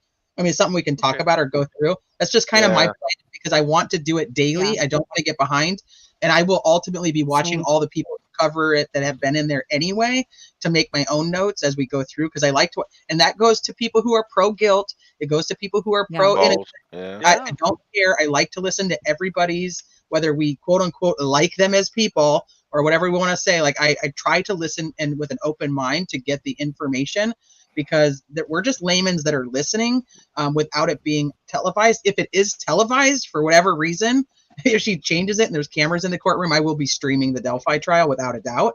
I wouldn't even, even if I have to wake up at the butt crack of dawn to do it, it will be happening, because I'm not going to miss a fucking minute of it. Yep. Right. Got it. That is my plan. Can I put a disclaimer out for people that are normies that may show up? For the trial? When some of the people that went to the 3-day thing, if you go and you go in, be prepared to see things you might not want to see. Like, because I heard a couple people go, they shouldn't show that, and I said, this is a place they're going to show it. If they're going to show autopsy photos, they're going don't expect that you're going to go there and it's like watching on the internet where it's blurred out or they turn the camera. You're going to see things. You're going to hear everything. You're going to see everything. Like, be prepared. They may try to keep it from the gallery, just because if the families are in there, they may try to. But if it's up on monitors, then it's a free for all. And I mean, that's a lot of the stuff. Like with other cases, that's how you see it. Some of the I don't think older Gold would do it. like Murdoch. I just in case anybody that goes that is not one of the people that likes looking at gore or anything, just make sure you're prepared that may happen. Yep. All right, you take care, Teresa. All right. Thank you guys for coming up. I appreciate it. I'm gonna You're the best. Thank you. Yeah, you are the best. You're better than Dan. I don't know why. Of course. Hands I've down. been doing it forever, and she's cute. Look at me. I look like a I really work really hard to try to. I'm like, I put Dan up here on this pedestal, and I'm like, okay, I'm gonna do whatever I can to be better than Dan. It's like my daily quota. I'm like, okay, did I make it today? Was I better than Dan? And then at the end of the day, I'm like, okay, I hit my mark. And then you see Dan with a funny name commenting a super chat, and somebody's chatting. Yeah, I already won. You have all these channels, but everybody knows they're you. So it's like the funniest like sock account ever. Okay, that's Dan. Yeah, that's Dan. That's Dan. And then people will be like, you know, that's Dan. That gets one of those. If I'm commenting or putting money into your channel 99% of the time, I probably like you. If I didn't, I wouldn't. That's debatable. I like you. We've had a spat, but I've been watching you a long time. A spat. I don't even think I'll go back to that with you. I think a lot of that was between me and someone else on Twitter, and you were in it. I didn't know that you were still in it at a certain point. You were adding me, Dan. I had everybody. Look at my hashtags in there. I put every clickbaity hashtag. At the end, like I said, I think we all know at the end of the day, we're good. we want all the same things. So I love that Absolutely. you guys all come together on the channel regardless, and I think that's amazing. So I hope that all eyes hit me up with that project. I want to definitely be part of whatever it is. And then we try to help everybody get more organized. That's all. We also need to figure out what we want to do transcript wise for this trial. I still have not gotten any response from her on the rest of the transcripts from the 3-day hearing. She still hasn't responded. I also requested transcripts for the closed hearing, which I'm sure I'll get denied for, but still haven't heard back on that either. Well, isn't that the one defense just requested? Like, she at least has to prepare them. Kathy, can you stick around for a minute? I kind of want to speak to you, if you don't mind. Where do you want her to go? In the chat. Or in Discord. Oh, okay. In Discord. Oh, gotcha. Okay, Kathy did mention, and I want to say this before we hop off, she said that the Abby and Libby walk is tomorrow. So for anybody that is local, Kathy, was it 1 or 1:30? 1:30, I think. So anybody that is local and anybody who cares anything about this case, ultimately, endgame is always about Abby and Libby. So, be there to support it if you can. Even if there's people you don't like, go walk behind, another group of people. So make sure that you're there to support Abby and Libby. And that's kind of the end all be all. And my final thoughts on heading into trial, it is ultimately going to be about making sure that Richard Allen's rights were not violated, and that Abby and Libby are able to get whatever form of justice that they can, based on actual facts of this case. So whether it's Richard Allen being the right guy, or whether it's Richard Allen not being the right guy, proven not guilty, and they go out and find the right fucking people. Yep. So on that note, I may be back tomorrow to do a Quentin Simon live. If anybody is interested, don't hold me to that, because now this live is like really long. So I have chores that I have to get done around the house on the weekend. But I love you guys, and I will see you at least on Monday. We'll go over what we know of the first day of jury selection. I'll see you guys. Take care, T. Don't Bye, forget you to guys. like, share, subscribe. Don't forget to like, share, and subscribe. Exactly. Good night, everyone. Do you dare to follow me down? Head into the unknown.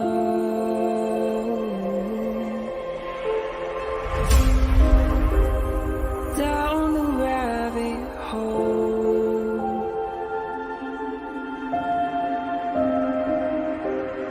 Where it stops, no one knows. We're going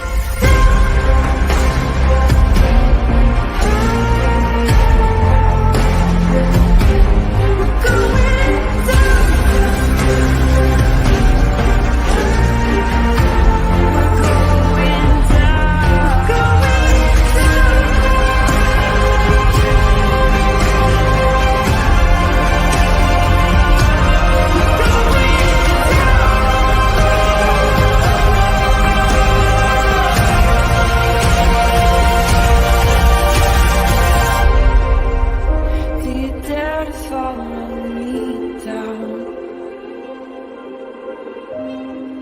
Head into the unknown.